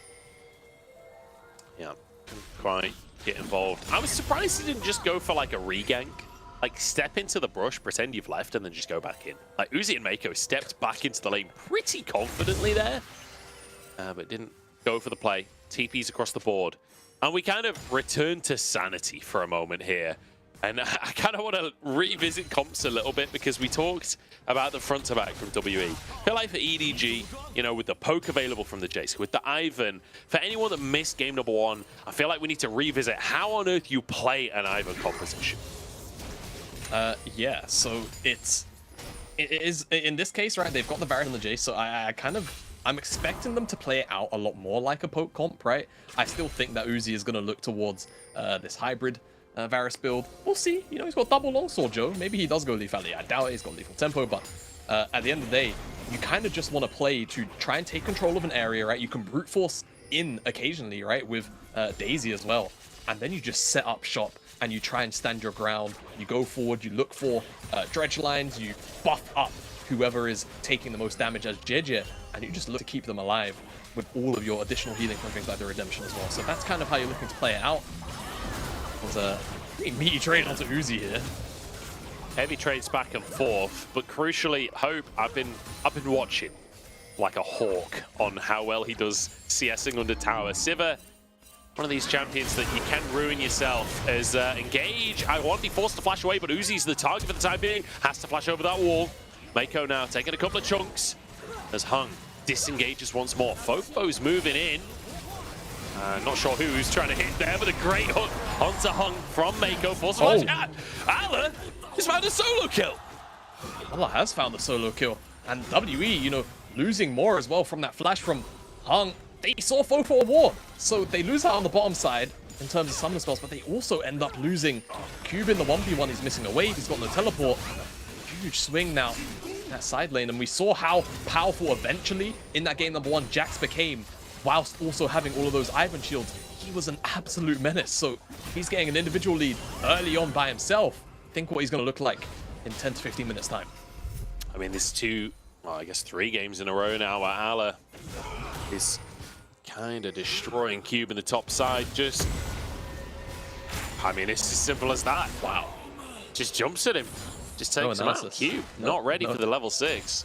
Yeah. That's a lot of damage. But I mean, since Jax had his rework, right, is about that extra burst from that ultimate pop. And sometimes it can catch you off guard, even if you're used to playing against it. Or in Cube's case, Cube, I think his second or third most played is Jax. Like, it's not Cassante. He is on, you know, one of these more carry-orientated picks, typically. And still, kind of just caught out by how much damage Ala had on offer there. And now he's going to fall further behind Sheen Caulfield's Warhammer. And all he has to do is wait for his ultimate to be up, and the trades will always look fine. Now this is going to be so tough for Cube now. I mean, Ala, big CS lead, has a kill. There was first blood as well, so bonus 100 gold there. Has a Sheen in pocket, and the wave is pushing towards him. If all of those other factors weren't bad enough for Cube, it's feeling a little bit like game number 2, where Ala got a massive individual advantage. Cube really struggling in this series.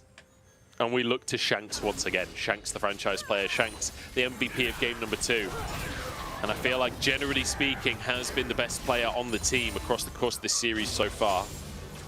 See if he can maintain that kind of performance. Hook in onto Iwandi as the ult comes out. Onto Uzi. No cleanse from the player. And it means that Hope can finish this kill off. Mako still has flash available.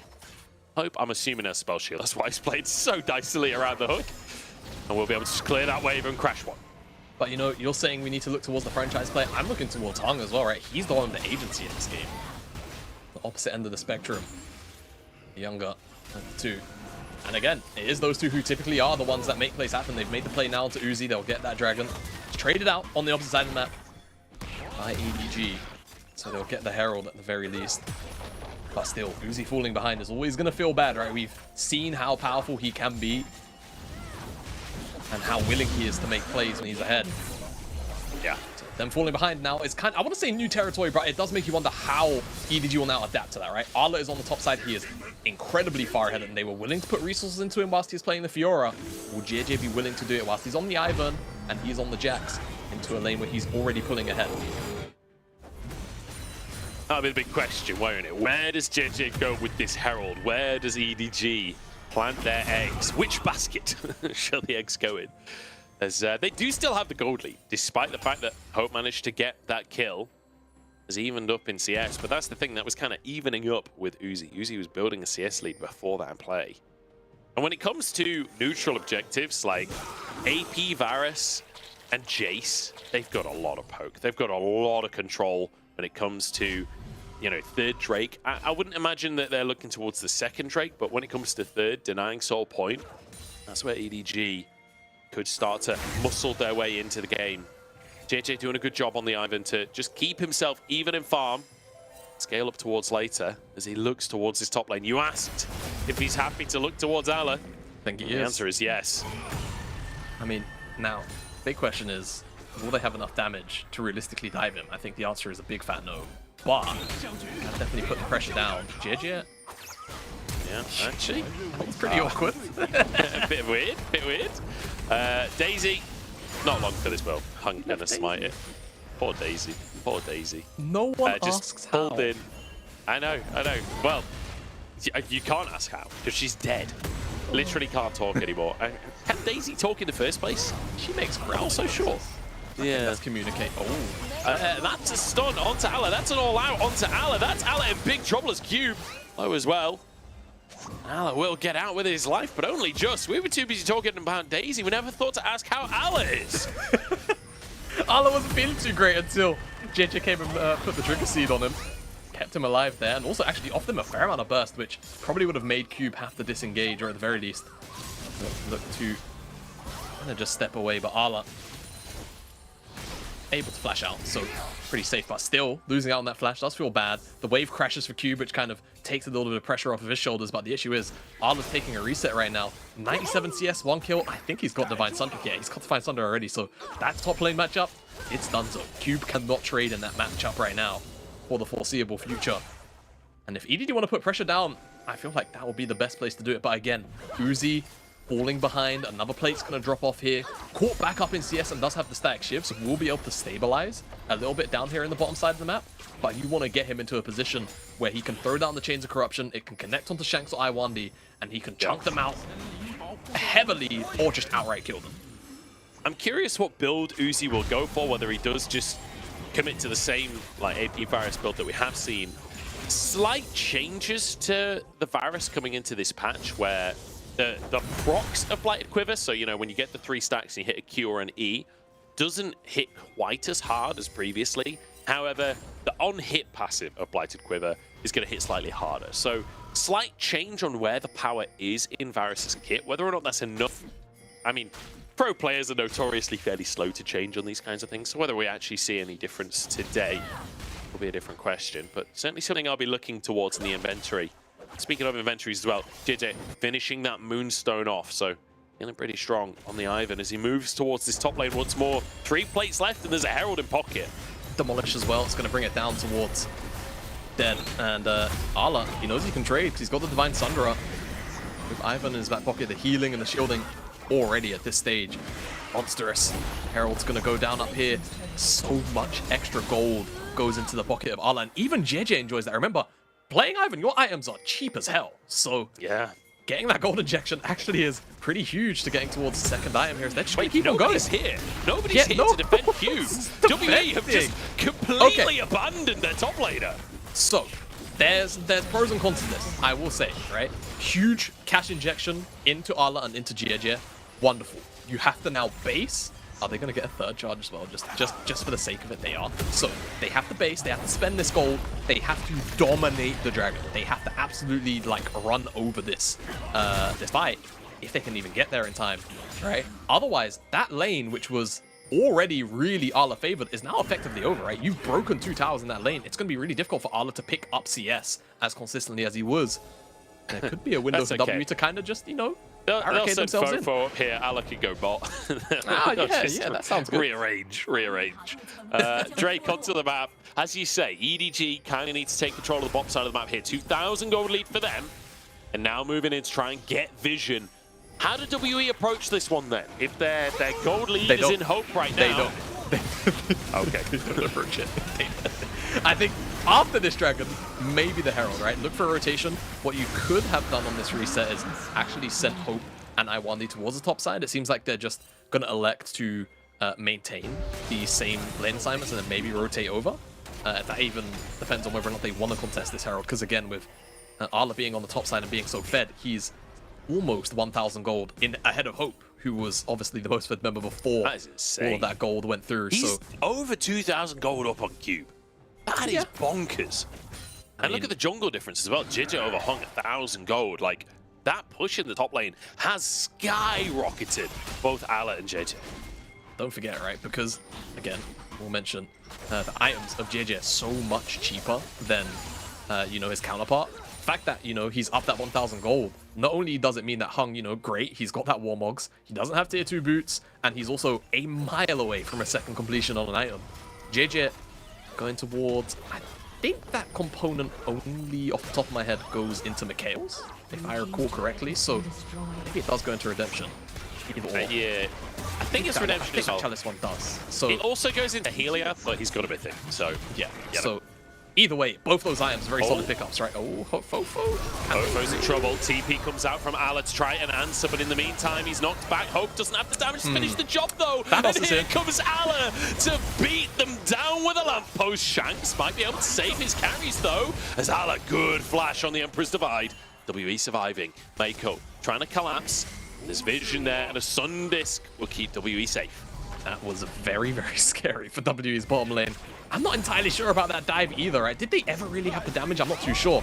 Off screen, Herald was secured by EDG, and they will now also pick up this tower in the tier, in the mid lane. They might even just about be able to get in. No, that Herald should be taken down. But either way, again, you know, WE look for a play onto Fofo, pretty unprovoked as well.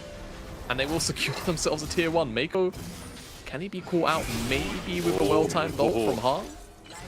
Shanks, forces the flash. Shanks trying to slide in front to block the anchor. That would have been so clutch if he managed to get that. But Uzi in the mid lane can just one-shot the minion wave, so no siege to be had here. Zala gonna use the space in this bottom side, try and look towards towers there, look towards the 1v1 advantage that he has. Feel like we need to take a second to take stock of where we're at in this game, because even though the kills are low, it's been fairly fast-paced macro. It's a 3,000 gold advantage for EDG here. And with this Ivan composition, they did win game number 1. It was not a clean win. They got massively behind WE in game number 1. This time, though, they're the ones ahead. And they won with a very similar composition to this one when they fell behind. It's looking good for EDG right now. It's looking very good for EDG right now. Looking towards those second items to come in, specifically for Uzi and Fofo, as they will slowly come online. That'll be when they really have full control. I mean, they have next to full control right now, but WE still have ways of forcing fights, right? They've still got the Severe Armor, they've still got, of course, the Sejuani, so they will always be able to find an angle for now. It's really about this top side where there's this massive deficit between the two top laners. And JJ's just going to come and shadow where it. it used to be, yeah. Yeah. It's just like, okay, let's go again, Alan. Let's look for 2 towers at once again. Daisy going to be used to buy space. Daisy actually died to the tower. Cube doesn't get the 50 gold. EDG will say that. It's the small wins. Small wins in life, huh? That's what WE are looking for right now. They need small wins to claw back into the small increments, right? Wherever they can find it. I feel like the issue is, you know, you try and attack Arla, well, JJ's just kind of back pocketing. It's very difficult to really ever attack Uzi because he can clear the wave from so far away, where he can just wait for the wave to come in or attack once and then just basically Q and E the entire wave and it dies. How do you ever, like, I mean, you might just get damage hit, like, he's just gone. So, like, how do you ever really break this tempo without realistically catching EDG in rotation? I think maybe you look to overload numbers in a side lane, but then you're always probably going to be giving up something somewhere else for that play, right? So you have to make it worth your while. I'm like, I'm trying to listen to you and I'm trying to be serious, and then I've got Ivan in my ears going as he's doing his camps. Like, what are these sound effects on the sugarcane Ivans? Is it sugarcane, sugar rush? I don't know. Whatever. Candy King Ivan. All right, bud, you best get your names right. Sorry, I do apologize. The big tree's in the house. You best put some respect. He's the little tree. Surely Maokai's the big tree. Well, Maokai's like wide. Ivan's about 18 feet tall. So okay, big tree, chunky tree. Big, yeah, Flash there you over. go. Big tree, chunky tree. Anko, chunky anchor as we call him. That one didn't work. Never mind. Angry anchor. There we go. Angry anchor cleanses with the McHales. JJ fast on the fingers with that one. Death charge onto Hope here. The Shanks forced out of the play, but the shield keeps him alive for now. Bofo on the front, Hung running out of allies. He'll be burnt down as Ala looks to head them off. Look, he's herding them. He's denying their escape. They know he's there, but what can they do about it? Ala is absolutely monstrous in this game, and the tower is on like 1 HP at this point. As EDG, they're corralling WE. They don't want to let them escape, and a minion wave is on the way. WE are running out of minutes on this earth. Hope gonna try and push forwards to buy space for his team. The spell shield used as the stun comes on through. There goes Shanks, and Hope is next. Uzi trying to finish the kill as Ala jumps on forward. Cube left alone versus Fofo and Jeje, and WE are wiped off of the face of the rift. It's lambs to the slaughter. WE were just corralled into that bottom side tier 1, and EDG just wolves waiting for their meal. EDG will pick up this dragon as well. They should just about get everything else they want. A couple of jungle camps take that away from WE. After this reset, Baron's on the map and there's nothing else for them to focus on, and you know they are going to go and put the pressure down there. This game might just be over. I don't know if WE can really overcome a deficit like this. I'm just gonna say how it is. Look, I know game 1 was how it was, and you know what? Maybe the series has been a bit too rapid for me to ever call a game. I was gonna say, like, if they dare take 2 inhibs, that's when we know EDG will lose. Take another look. His ultimate's just blasted on both sides. Looks like EDG just a bit of a gold gap in this fight, honestly. Yeah, more a gold gap. No one can really get through health bars. The damage dealers, I think, crucially, like Hope, very short range, very risky to step up, and Shanks was the one focused, so he's not able to actually return any damage that's being chucked out by EDG. And at this point, as we get to the tier 1 down here, there's just nowhere for anyone on WE to go, right? And it's a very easy collapse. Ala's able to get the chase down, finds herself 2 kills.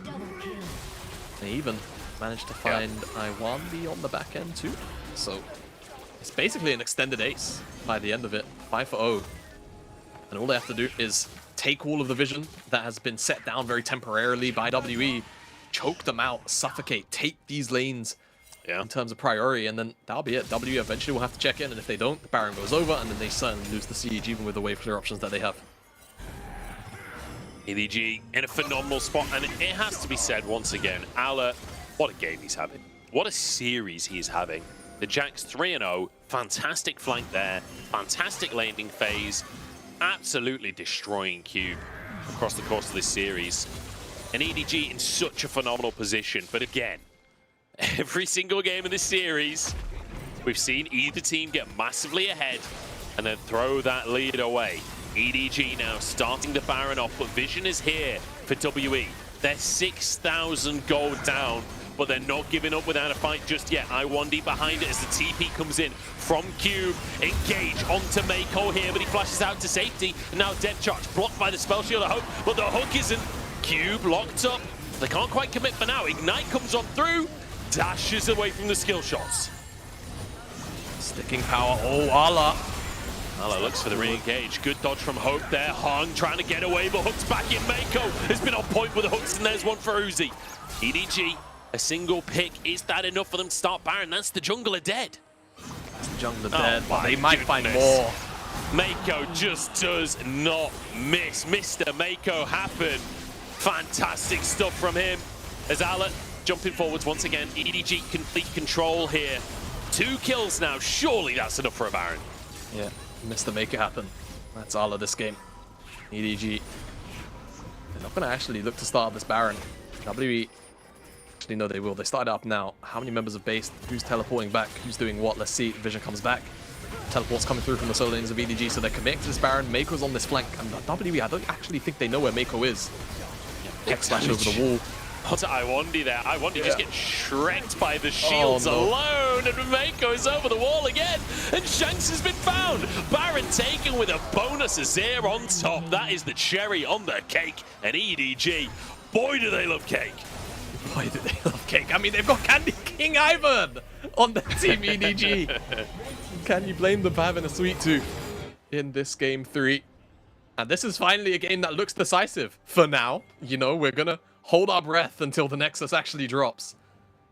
Given the trajectory of game 1 and 2, you know? Yeah, exactly. You know, I'll wait until I actually see that Nexus blow up. Thank you very much. And Uzi, observers hovering over him. We'll talk about him. Had a bit of a rough-ish early game, but come through and is still capable of dishing out the damage. And this is what we said earlier. Like, even if you put him behind, as EDG, you can, you know, go and put the gold into Arla, go and put the gold into Fofo. He will still find the way back in, and you can see even throughout a lot of this replay, always able to find a window to step up, and Arla buying so much space. And all of these frontliners, and again, you know what? I said Arla was Mr. Make It Happen. Maybe Mako is. So many strong dredge lines this game. Just set up for EDG to find success. And then hide in the brush. Hide in the brush, Mako. What is the range on that hook, man? What is that?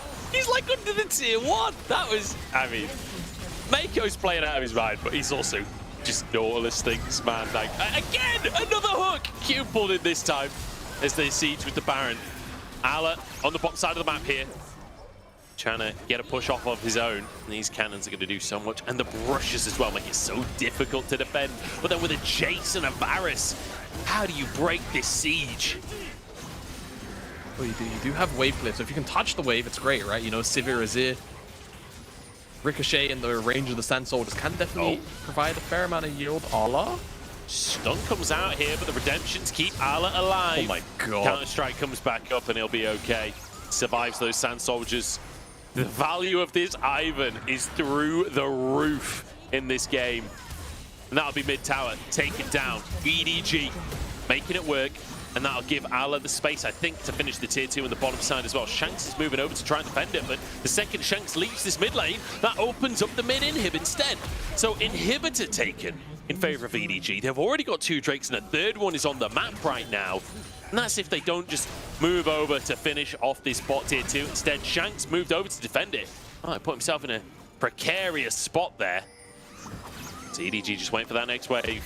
They'll finish the tower, they'll go to the Drake, and they'll continue the absolute dominance of the map that we're witnessing here in Game 3. Yeah, they will. They want to close this one out as cleanly as possible. They don't want the shenanigans of Game 1 and 2 to repeat themselves. Ala? Ala. Maybe Ala does. We'll never know. But he's just so undisturbed, unbothered. Moisturized in his lane, flourishing as Ala. He's a frog in a pond right now. Destroyed a second in him. I thought they would back off after the tier 2. EDG having none of it. That last 10 seconds of Baron used beautifully. And now they can take the Drake on the way out. But dare I say, Jamada, EDG have just taken 2 in him. Don't do it. Don't do it. This series, don't, stop it. All right, this is the moment now, right? How do EDG cleanly close this game out? Do they wait for Baron? Do they go to the top lane and siege his 5? Do they find a pick? Do they get free pick onto Hug in the jungle, who's face checking as Dragon goes down? It's looking like that might be the answer. Hung falls. Iwandi was trying to face check with him. Ala, flash for flash. He'll just keep chasing this one all day long. Iwandi, you're going nowhere on this one, pal. Ala had just TP'd as well, so this is just gonna keep going. Oh no, Iwandi needs to hit the plant. Iwandi needs. Oh, okay, it's fine. So I was worried because Arla could have jumped to the plant. Either way, he's gonna just chase Iwandi to his base. I was gonna say Narnia, but eventually we'll get there. This is 3v4. Yeah. They could just end the game. Iwandi can't get back to the base here. The pull comes in onto Cube, and Cube is gone. Home, can you clear the minions? That's the question. Him and Shanks against the world here, defending underneath the tower. We've seen Shanks playing tower defense under these towers once this game. How many balloons can he pop? Hung has returned. Iwandi finally made it back to the base. Sivir is here. It's a damn good comp for clearing waves. Ala denied entry here as Fofo the target. And Hope wants to find a kill, wants to find a series, wants to find redemption. No! But Fofo finds a shock blast instead. Ala pushed onto the fountain, Shanks gets one, but EDG still 3 strong. Uzi still firing on all cylinders. One Nexus tower to fall. Hung and Shanks against the world. The linchpins of WE in 2023, and they've managed to hold on. Jidget, fast fingers. Captain Jack in the jungle there, but WE hold on, and now a TP Jamada. We ain't stopping anytime soon. Cube has his all out available. He's looking for Uzi, pulling him over the wall. Doesn't even need to use the ultimate. Shanks grabs the kill. Big shutdown as well for Shanks. No, surely not. This isn't the beginning, right? I mean, no, it wouldn't. 3 games in a row. It couldn't. I don't know if I could bear to see it, Joe. I think it's happening. I don't know if I could see another turnaround. Speaking of turnarounds, how close was Fofo to dying? Because Hope had an angle to open up, right? Had the Milio, had the lethal tempo probably stacking up too. No attack resets just come through. Man, so much damage. If that's a crit, he wins. Yeah, if that's a crit, he wins. I don't know how many he did or didn't. Oh my god. Well, WE don't want this well, to be a comeback. All right. Here we go. We're just going to run at Baron. 8k on that one as the fight kicks off, but they're all in the pit and they're against a ton of AoE. I don't know if WE can survive this one. Ala jumps in. Everyone's stunned. Everyone's going down. Shanks pushes them away as Baron is taken by EDG, and it's an absolute blender in the pit. He's spinning around and he's taking names. Ala, the MVP of this one. I'm calling it before the game even ends. Phenomenal game from EDG. They massacred WE in the pit, and they'll take game number 3. This game hasn't even been close, has it? This has been a night and day performance from EDG. And they will close out, and they will take us to a game 4 where they are the ones in the lead, and they are 1 game away from making it to round 2. WE need to find adjustments, and they need to find it quickly. Wow. EDG. I mean, what a game.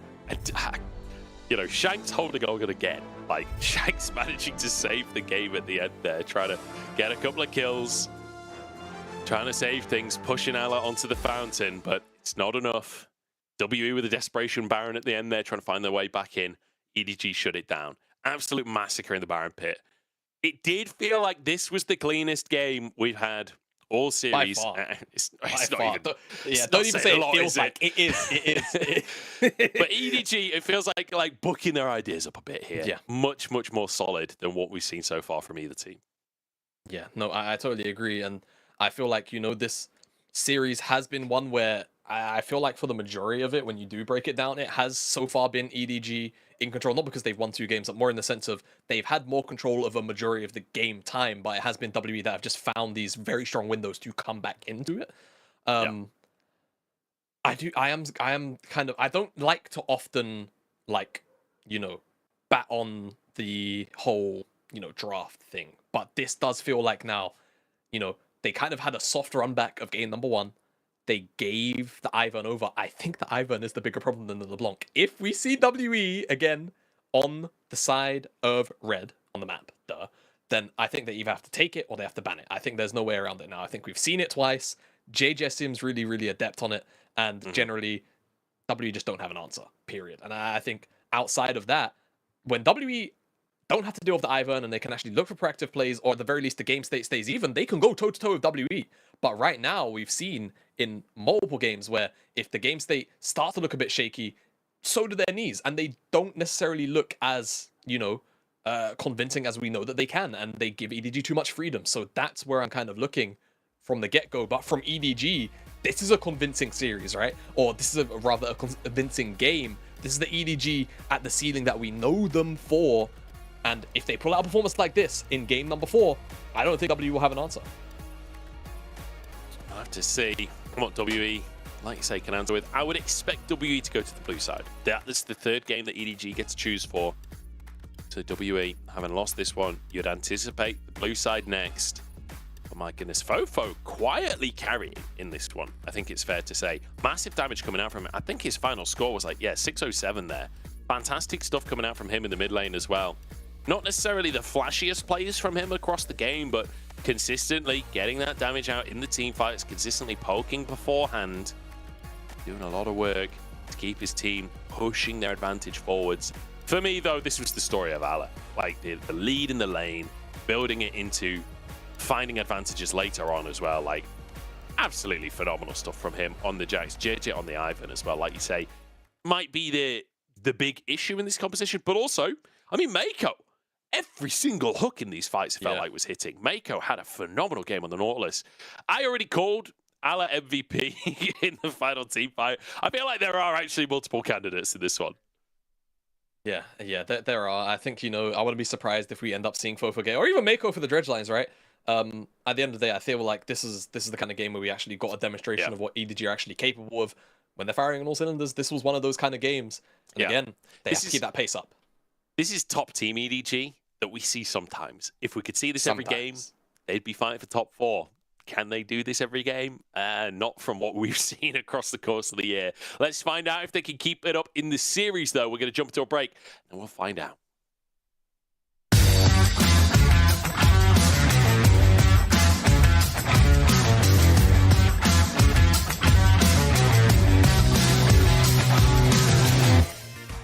说说你最想削弱的、最想加强的和最想删除的分别是哪些英雄，并说出你的理由。最想削弱的应该是葵桑体，因为太肉了，就葵桑体吧。葵桑体。削弱一下葵桑体吧，感觉玩 AD 总是被他，感觉动都没动就被他打死。 이게 그 상태다. W가这个英雄的介入让上路的生态发生了就是太过于平稳了。超猛啊！这英雄。安妮吧，我觉得最想削弱的英雄。削弱安妮，感觉英雄不需要能一直玩，就一直会很强，削了。安妮吧，因为我觉得作为一个中单玩家来说，安妮每次到了6级就啪一个熊往你脸上一拍，然后就是很无脑的一种打法，就是我相信每个中单玩家都会很无奈。安妮的话就感觉太厉害了，就比如我玩个猴，那安妮上来就把我秒了，那玩什么？玩不了。削弱的英雄10个吧，我搬了4年了。然后最想删除的英雄也是他，因为我刚打职业的时候，很多排位都是因为他输的，删不了就削弱他。Nico 吧，因为最近 Nico 实在是太多了，对打野影响也非常大。猴子，名字不太好，我觉得他的那个4个字的名字不太好。打野为猴子。랭가 대회 때 아무도 안 하는데 솔랭에서 만나면 귀찮아서. 巴菲流斯吧，这个英雄的机制就太变态了，他可以用8个技能加上大招，不合理吧？艾翁看到挺多，就是艾翁开始可以对线嘛，这个英雄感觉挺厉害的，要削弱一下，因为我感觉有点强。不要英雄了，把打野这个位置削弱来，不能抓下路。真强的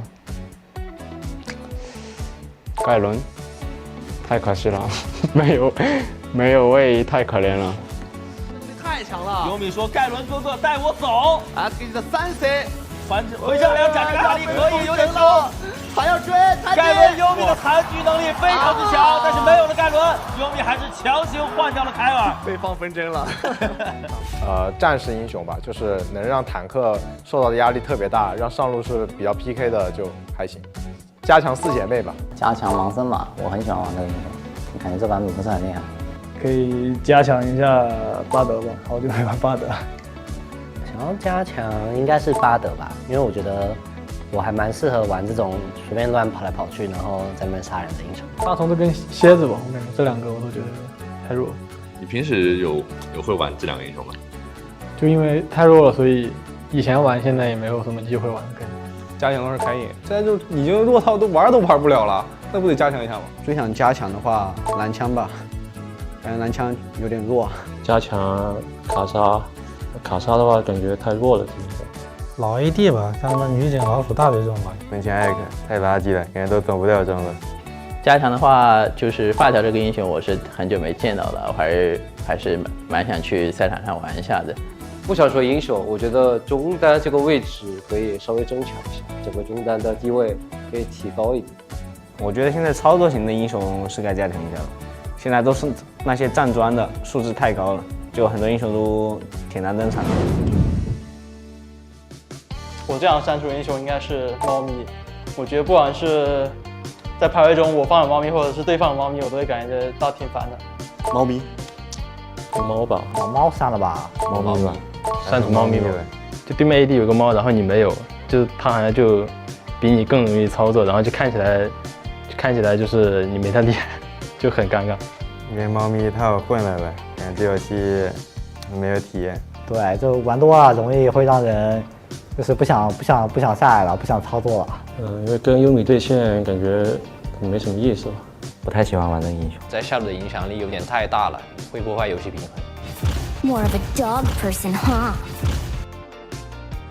实在太影响下路的那个生态了，然后选择这个英雄感觉就很奇怪。游戏的话，要不就削弱，要不就删除啊。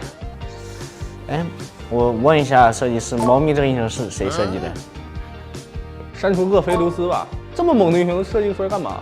那个剑圣删除了吧？我每次排位遇到剑圣，我就很烦。队友选到剑圣，我就觉得要输了。然后对面选到你进去的时候，有可能他又杀了10几个。对，那个英雄还蛮烦的。稻草人吧，有点吓人啊，开到。阳光男孩，恶魔小丑。为什么呢 ？Q 过来 E 你一下，然后在那跳一下舞，就有点忍受不了。挖掘机，这英雄太狡猾了。阿克上就讨厌阿克上，我也不知道为什么，感觉他很烦。波比吧，这个英雄就是干克下路能力太强了。真想删除魏这个英雄吧，就给 AD 的威胁太大了。艾翁吧，最近遇到的英雄总感觉很怪，然后他的机制又特别的特殊。没有什么特想，我觉得英雄都出的挺好的，都挺好玩的。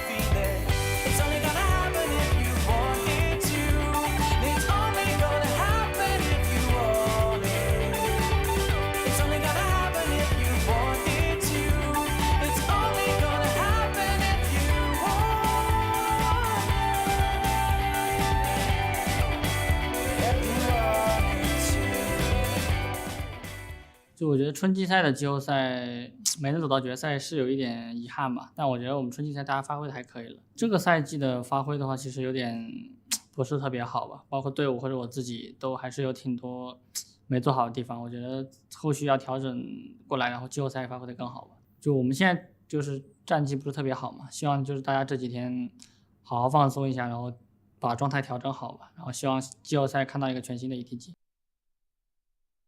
我觉得 EDG 选手的话，跟我们俩搭配起来也其实不会打得很差吧，但是可能离我觉得我们的预期还差一点。对，我感觉我们俩的配合还要再提高一点。我觉得现在队伍的话，就是大家感觉还是有一点紧绷吧，我感觉大家要放开了打，然后把自己的真实水平发挥出来吧。我感觉现在打比赛，其实大家可能发挥的不是特别好吧。这个赛季其实大家都蛮辛苦的嘛，然后时间也比较紧，就希望大家好好调整，然后我们季后赛一起冲吧。我觉得现在目前 LPL 强队挺多的吧，然后大家都有各自的风格，然后我觉得打得都挺好的，可能我们要多向他们学习一下的。如果有机会遇到榜1、榜2，我感觉到时候其实我们也是有机会能够复仇他们的。虽然我们现在状态不是特别好嘛，但我觉得经过可能这几天的调整，然后季后赛我们会发挥得更好。Welcome back, everybody, to the LPL as we head towards game number 4 between EDG and WE. And I think Mako doing a good job of reminding everyone that back in spring, this team was second seed going into playoffs. This was a team that was seeded directly into top 4. This was the team that everyone expected to beat BLG in the lower bracket and make it to MSI. BLG had that crazy miracle run. They upset everyone and made it to MSI and now look like one of the top teams in the LPL. And EDG feel like the casualty of that story. Mako, though, managing, like he had a flawless Nautilus game here. 0-0-13, incredible hooks from the start. Now EDG, first step on the path, 2-1, a single extra game will get them to the next round. 0013, I wonder what that agent's name is, but Mako had a phenomenal Nautilus game, and it's his first MVP of the split, by the way. It's the first one he's gotten. really, really solid performance from him, and was just setting up basically everything that EDG were able to get. So excellent stuff on my part. There's no real complaints, and the fact that he also had the Ivern buffing him up so frequently just kind of, you know, confirms that extra layer of lockdown and also the survivability on the front line as he was finding hooks time and time again. He certainly was. I mean, that one. That was a little bit of Nautilus coming on through here, but just great engages throughout the entire game. Fantastic hooks, fantastic opportunities found by Mako. And I think that's the difference between this game and the other two in the series, is that with Mako on the Nautilus, it felt like EDG had a clearer way of actually forcing their issue, right? Game number one, it didn't feel like either team had a great way to properly start fights. Game number two, obviously, Mako couldn't really find a way in. WE managing to get that one in the end, but then here, game number three, Mako on the Nautilus looked phenomenal throughout. Ala, honorable mention. I called him the MVP in the final team fight, but at the end of the day, Mako will grab it from him. Just domination from EDG. Absolute domination. And it leaves you to wonder what on earth WE are going to do coming into game four, because that's the first time we've seen a team have a clear advantage and then win, right? Both of the first two games, really scrappy back and forth. Game number three, this was a clear win for EDG. So WE now moving to the blue side, they've got to change something. Yeah, that's... Alright, I'm just going to speak my open and honest mind here. I don't know if swapping to blue side was the right call, because I'm just going to say it. I feel like going over to... Even though, like, blue side, don't be wrong, I think blue side is the stronger of the two sides right now. I think that's been the case for a while. But I think just in the context of this series, right? I think in the context of this series, now you're giving either Ala counterpick, who's been dominating the top side of the map basically the entire series long, or Uzi gets a counterpick on R5, because EDG have been willing to give that guy counterpick whenever it happens. And we've seen what happens when he has that much freedom. So I'm not going to lie. I think this could have actually been a bit of a misstep. I think it's been more about the general misreads of what EDG have been willing to play on blue side, right? They hadn't shown Ivern before today. That was a thing that obviously has come up from JJ now, and he's looking really strong on it. You had the opportunity to take that on red side, right? It's not like it's been, you know, floating through on first picks. You could have taken that on your own, right? You've got things like the Tristana in your back pocket. I really need to see a very, very strong opening draft here from WE to convince me that this was the right call, because so far, I think from game 1 to game 3, they have been on the back foot basically from the draft. So I think not only in the draft department, but then that then translates into the gameplay department as well, because I feel like EDG mid to late games, you know, obviously the first two games were what they were shaky, but I still feel like they have been outdone by EDG for a majority of the game in the sense of macro rotations, everything that kind of falls under that, you know, team foundations letter. So WE, I'm concerned, because that game was the first convincing one we've had in the series, and it didn't look pretty, and considering the trends of the draft, Munch, I need to see something special come out in game 4. To see something change. Maybe WE can get one of the trees for themselves. As we're talking to Toki, our producer, in between the games, and he was saying that the Chinese side are talking about big tree, little tree as well. Between the two. They've committed to big tree for Maokai, though. So they've committed to big tree for Maokai. I was on the right side of history. That's all I'm saying. I don't know, man. You know what? I think this is the part where we ask Twitch chat and we just go, "Hey, Twitch chat," on our end, right, on the English side. Who do you think is the big tree and who's the little tree? Is it Maokai because he's big and he's chonky, or is it Ivern because he's tall? I'm just saying he's like 20 feet tall or something. He's ridiculous. All right, that's but he's skinny. End of my argument. Little tree, teeny tree. Yeah. He's like a sapling. Wow. Rumble are going to be banned away by EDG here. Doesn't really matter which side they're on. They're still going to ban the same champions, apparently. The rel has been taken out of their hands, though. So I wonder what they'll go for their third ban. WE still deciding here. Both Maokai and Ivern are available still. Kai'Sa is also up on the board. So at least one of those three will make it through. Okay. Jace banned away. I mean, you have to ban Kai'Sa, right? Yeah, so if Kai'Sa goes through, then that's first pick, and Maokai still has a lot of value, but loses a little bit when it's not paired with Jace, just because that seems to be like the very favored pairing. So where do EDG go on this ban number 3 then? I'm kind of perplexed in my own right, so I guess we're just gonna have to wait and see. And it's about what WE want to prioritize, considering they have finally got access to blue side, right? So Kai'Sa ban? No. Sejuani ban from EDG. Hunger's been leaning on that. Surely it's just Kai'Sa first pick. and that should just be the done deal. The thing But is, EDG, there's no way that EDG don't know that they need to ban Kaiser, right? So EDG must have an answer to the Kaiser Ivan in their Tristana? pocket here. I don't know what Ivan Tristana. I could see that just being a realistic rotation for Even EDG. Maokai Tristana too. Maokai Tristana as well, right? Same kind of deal. Yeah, I mean, I don't blame them. I don't blame EDG. So now, WE, all right, sure, you can get the Maokai if you want it. It's been banned the entire series long. Hung has loved this champion. It's been his most played. It's technically tied right now with Poppy because he had that one Poppy game. So if it's the Maokai, or you could end up with this Nocturne. The Hover's actually kind of interesting because then if you go Nocturne, you're geared into full dive. And Ivern, surprisingly, whilst he obviously has the tools to deal with diving compositions, if it's too overbearing and you overload it, it is actually a very scary situation which he can't, you know, he can't peel for multiple people at the same time. So interesting direction that W are trying to go towards. I like this new flavor, but EDG now, knowing that W are probably going for, you know, these flank angles, this full commitment on the dive, will likely go towards another defensive pick, in my mind, right? Something that can really nullify a lot of these agents from WE and just play off that fact. I love that W are leaning into Hung being the carry here. Zuzi will go for the Xayah. Not too surprising on that one. The Annie, though, for Shanks, right? Despite a slight nerf to Annie, still willing to go for this pick to be a setup tool for Hung and hope to be that kind of dive buddies. But also Nocturne does well into things like the Ivan because he could just out-duel it. Ivan can't win that 1v1, so even though Nocturne, not necessarily a champion you think of for trying to find fights early on, certainly can against a pick like Ivan.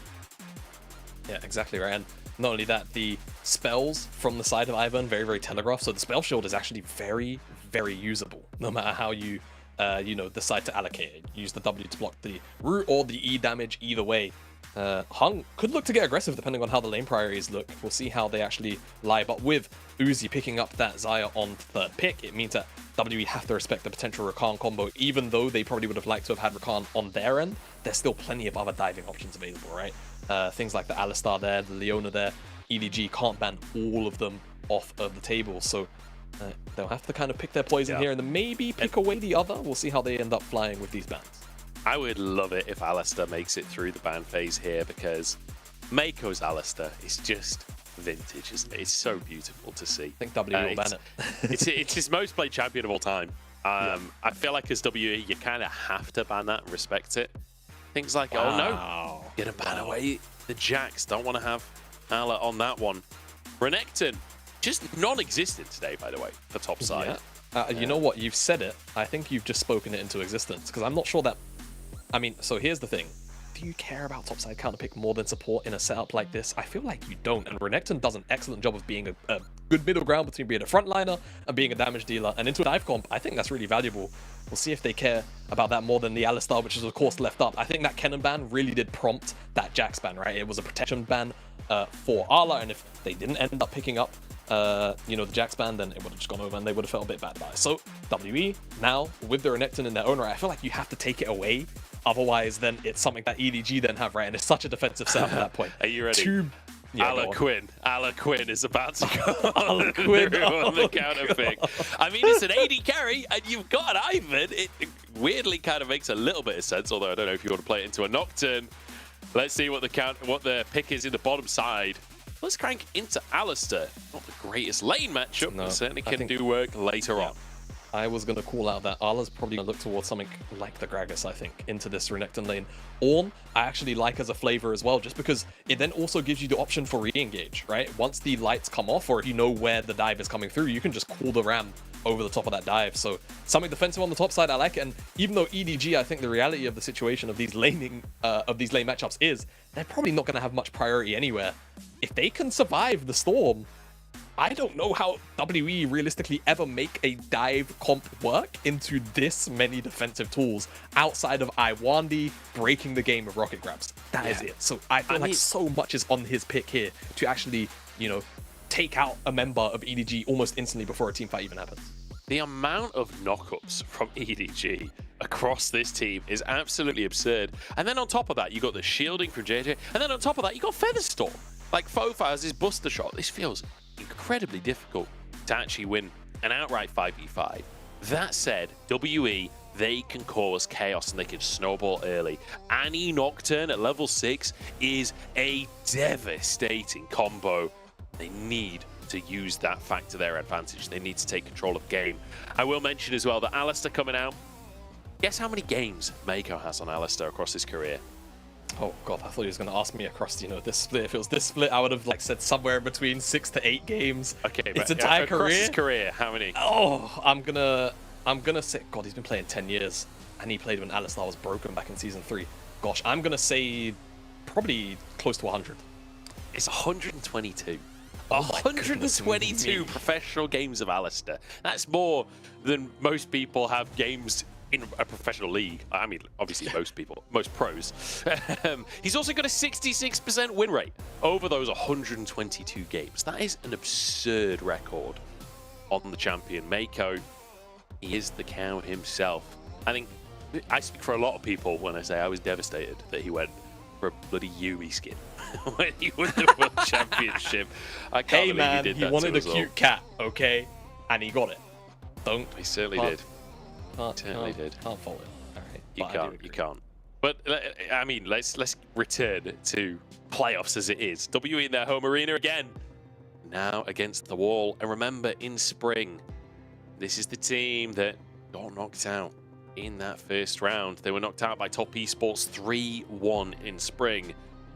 And if they lose this one, it would be a 3-1 in the first round again for Team WE, which, you know, after their history, after their bit of a resurgence in 2021, where they almost managed to make that miracle run happen. They almost made it. They went all the way from round 1 to round 4, lost in a 5-game series against EDG, and then never won again.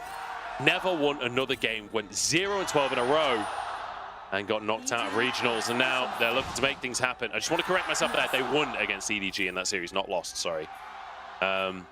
Massive series for them. It was a huge win, but then went on a 0-12 streak, and one of those 3-0 losses was against EDG in the lower bracket, denied entry to Worlds by EDG. And now in round 1 of playoffs, they want to make another miracle run happen. It's 2 years later. It's a bit of a different roster. And so far, it's been a tougher series for them, but it's still possible. Still possible. It's not off the table yet. Just because one game was particularly lopsided, it doesn't mean that we can ignore what happened in the first 2 games of the series. We'll see whether or not we have an unfolding of that, as I wonder he just committed 2 charges of the sweeper to not find the ward. Still didn't get the ward. A little bit unlucky, but that's just how it falls sometimes. Absolute banter. Great banter.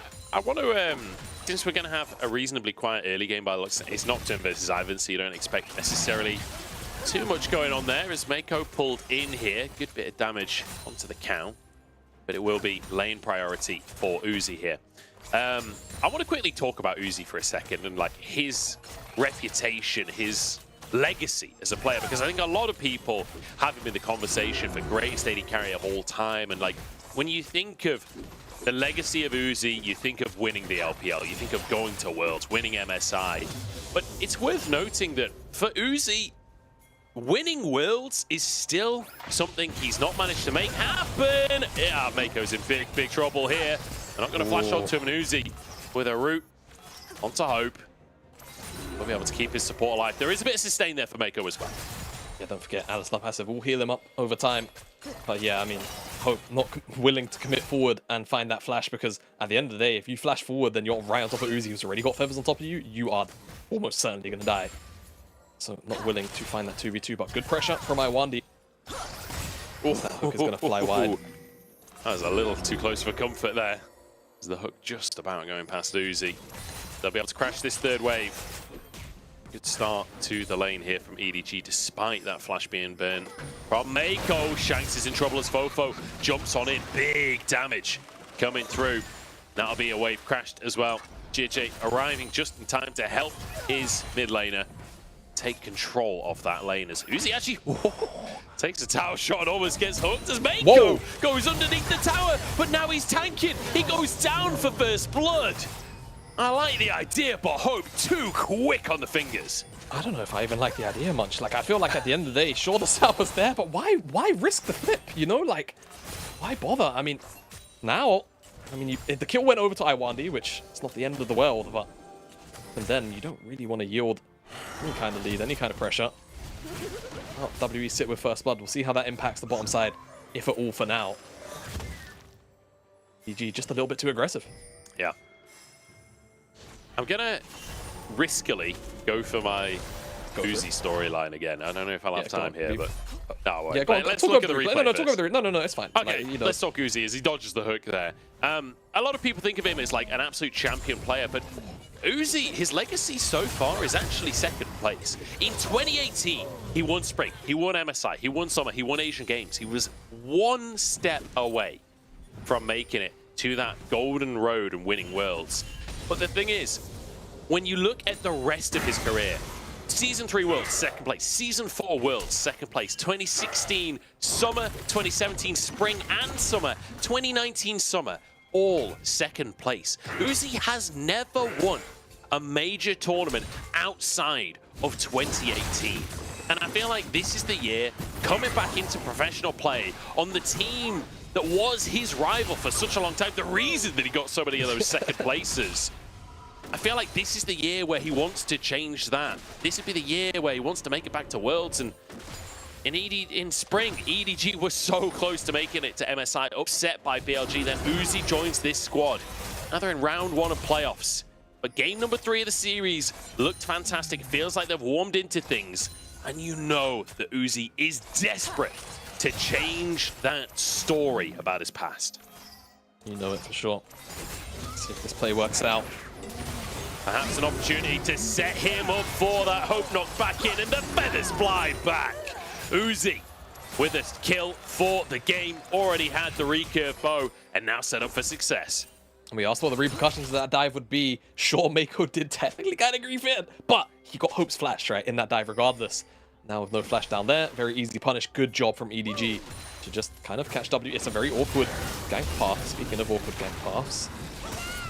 Punk looking for a bit of action before level 6. I always like to see that from the turn, but will likely look to start to return to farming soon. This is not super important in terms of the game, but I just noticed that even on the Chinese client, and he still just yells "Yay Tibbers," which makes sense because Tibbers is its name and "Yay" is not an actual word. Uzi, not level 6 right now, but Iwandi doesn't pull the trigger on the hook. Taking another look at the setup for JJ, just hiding in that brush. Lean setup, I mean, at the end of the day, JJ able to just find his angle, right? And Q, easy to follow up on from Mako. Finds the knock-up. I think he actually headbutts him out of the trigger seat damage. But at the end of the day, he's very much dead. You know, it doesn't really matter. But I love that, like, I've never thought about this. Ivan plus Alistair is kind of insane. You have the issues of Ivan in the, the issues of Alistair in that, you know, your headbutt, you can only use once in a combo. Do you WQ and miss out on part of the CC? Do you flash Q and then knock the back? No, you just rip them with Ivan, and you fly in, Q, and then headbutt the back without ever having to use the flash. I feel like he covers all of Alistair's weaknesses. All right, you know, I'm a bit of a Ivan nerd, and I'm gonna rant for a second whilst WE take this dragon, and EDG are just really looking for cross maps, and there's not really much available. Like, Ivan for years has honestly been better at emboldening these bruiser picks, as Cube's gonna just force Arla back a bit. Ultimate 4, basically a health bar, not the end of the world for Arla, as he'll just probably heal back up those biscuits, and if he has the base, I'm sure he will be happy to. Rant for me, Jamada, rant for me. Run. So, like, honestly, Ivan is so much better at buffing up, in my mind, you know, these bruises that want to kind of dive in, and the trigger seat damage as well really can push, like, exchanges over the edge way more than you would actually expect. Now, I will say, with the recent Ivan changes and how the E works in terms of getting that refresh, things like Ardent and even Staff, when you've got so many hybrid, like, ADs in the meta right now, they're pretty broken, because that shield refresh then refreshes the you know, the Staff and things like the Ardent procs as well, if I recall correctly. I'm pretty sure that's the interaction and how it works right now. So, honestly, he actually sits in a much better neutral spot, but for ages he was so much better at buffing up bruisers and just enabling them, because like you say, You know, you find a root caller all of a sudden. If you typically need a gap closer to get on top of a carry, you don't have to because you can just click on that target and very easily just dash to them, and you can hold on to that for if they use a flash or if they use their own dash, you can follow it up. And you know, there's a bonus synergy here in the composition from EDG, because as you say, Root Caller available for JJ, Feather Caller for Uzi, and, you know, Call of the Fortune. There's a lot of calls going on EDG in this composition. Speaking of, hey! Is it going to work as he tries to play the wave? Hope has moved up to the top side of the map here. That'll be one plate taken, and Cube backing off a little bit there, but won't fully commit to leaving the play. Hung has that Herald available as Uzi is just going to sweep gold up on the bottom side of the map here. They expect Mako to move away to give over, the solo plates there. It's going to be in trade for a Herald on the top side. Cube and Hung both getting involved on the gold alongside Hope. So certainly in terms of AD carries, it's a gold advantage for Uzi. But in terms of the overall game, you can see WE streaking ahead now. Now, my only question is, like, this laning phase was going pretty well for Cube. And again, much like game number 3, like, you ended the laning phase. Is it too early? Hook lands. Oh, they're going to go in for this one, but he's gone way too deep. Look at the knockups! How do you ever dive? That's just 3 of the players on EDG. Imagine when there's an Ivan and a bloody Zaya in the mix. Yeah, let's look bot, by the way, because Uzi's still hitting the tower. He's just alone down there. So what I was going to say is, Cube was winning out on this laning phase, right? He's got Gold Drinker. Fantastic. That's wonderful. Dragon is 2 minutes away, so it's not like the last game where, like, when EDG did this and they got a whole bunch of towers, they were able to just immediately kind of flex their muscles with that gold lead. You kind of just take him out the laning phase. You see how important it actually ends up being. Everything kind of flies wide. So Shanks is at no threat. Does lose the Tibbers, but cooldown will be back up by the time the next Dragon is ready and active. But yeah, I'm just, you know, I get it from Hung, but he just shouldn't do it. You know, like. I mean, not a lot he can do on that one, is it? He doesn't get to move the second he's in. He's just absolutely bodied. He goes in and he's in a bouncy castle, and then he just dies. It's like a Mario pit of spikes. That's basically what he ends up landing on. Yeah, I don't know. It's that classic phrase, the Mario pit of spikes. Oh, I'm always saying that with my friends. Yeah, thank you. I don't have any friends. What am I talking about? That guy can dream.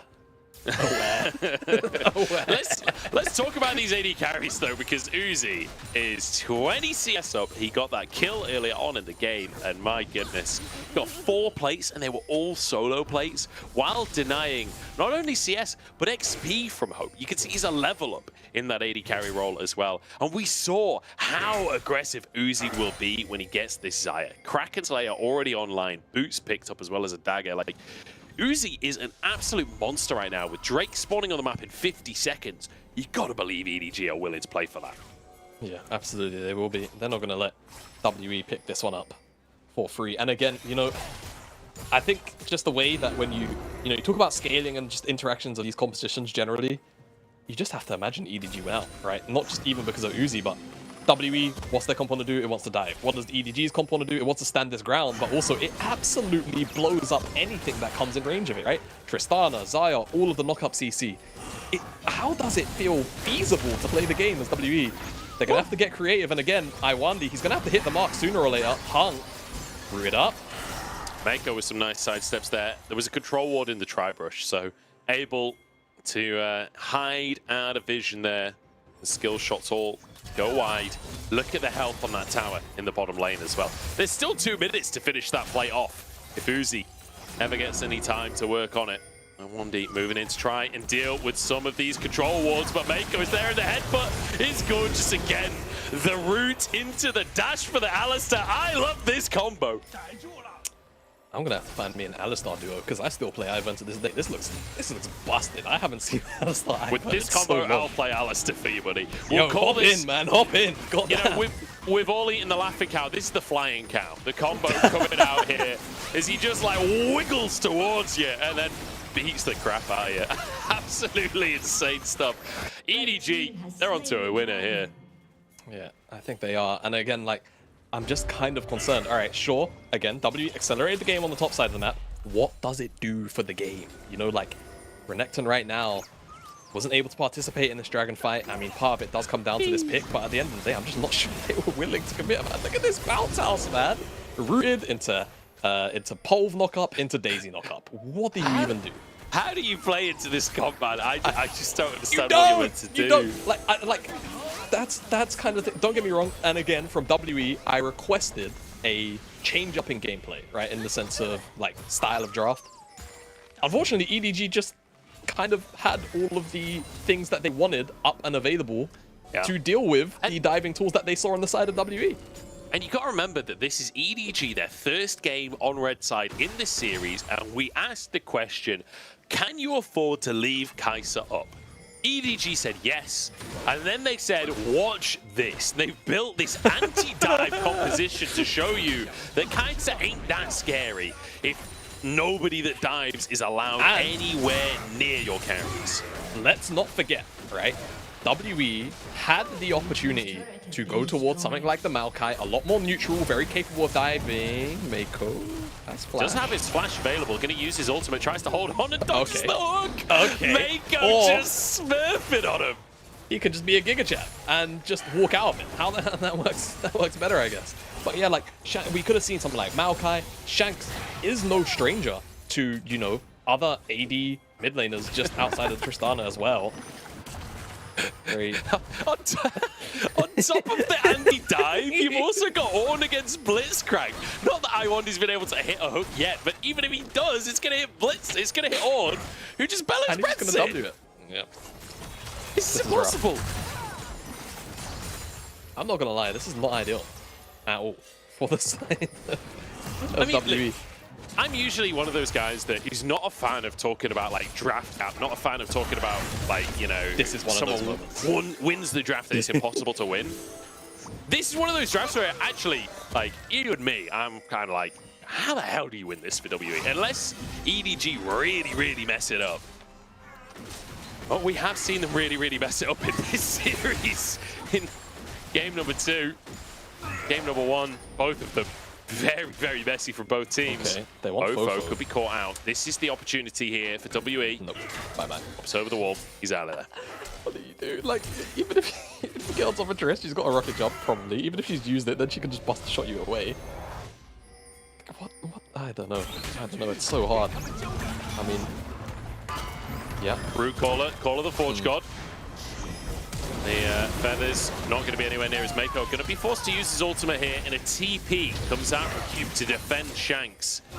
As Hung slams the arrow down in the mid lane. This will be a tier 1 for WE. So, small advantage game for them. It costs 3 ultimates from EDG as well to defend. Yeah, the tier 1, so, you know, it's the little wins in life for WE right now. Maybe? I was going to say, maybe they've got the control of it.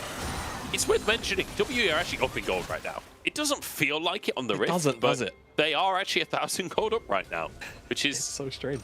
I'm not especially sure how they're up in gold. I guess it's the tower up top. I think it was the tower plates that they got top, and they got the tower in mid lane, and they secured heralds as well. Don't forget, heralds are worth a fair amount of gold, so that's true. I think that mixed in with some of the CS from the top side, but also then that's being made up by Uzi. So yeah.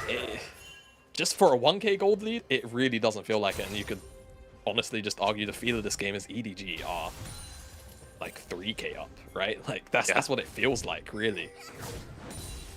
It's been a weird one. It's been a weird series, Jamada. I mean, look, it was always going to be a weird series. First series on 13.3, and I feel like inevitably there was going to be a couple of comps that came out that were like, okay, we figured this patch out and you haven't. And I feel like this is that draft. This is that patch, the draft where EDG are saying, this is our 13.3 research. This is what we figured out from our scrims.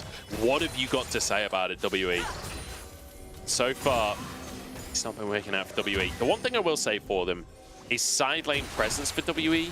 If Shanks can get like a flash Tibbers onto one of the solo laners with Hung ulting in, or likewise with Cube getting the setup into Hung flying in, that could be their way to make things happen. Mako in a bit of an awkward spot. Going to use the headbutt to get out. Has to flash as well. It's a big cooldown for the Alistar. WE will use this window to just go towards the dragon because they see Fofo on the top side. It seems like EDG just aren't. They're not bothered. They're trading it in tower damage in the mid lane. And Fofo is going to be able to knock on this tier 2 just a little bit, right? He will draw the teleport out of Shanks. If he wants to, he can now rotate to the mid lane. Help out EDG on this siege if they really want. So this is not really that bad for EDG, because remember, at 1 dragon apiece, there is no soul in play for so long. They don't care. And here you go, Fofo rotates in, this tower's dead. EDG are chilling right now as far as game state's concerned. They might even try and look for a fight. I know, Team P comes out from Ala. He'll protect his team from the potential hooks. So far, iWandy not been able to influence the game all too much, except for very early on in the laning phase. Fofo ready to buffer the W should the need come for it. All right. Cube trying to get into the back line here. The bounce house kicks off. Isabella spread not even needed. Ala now stunned by Shanks.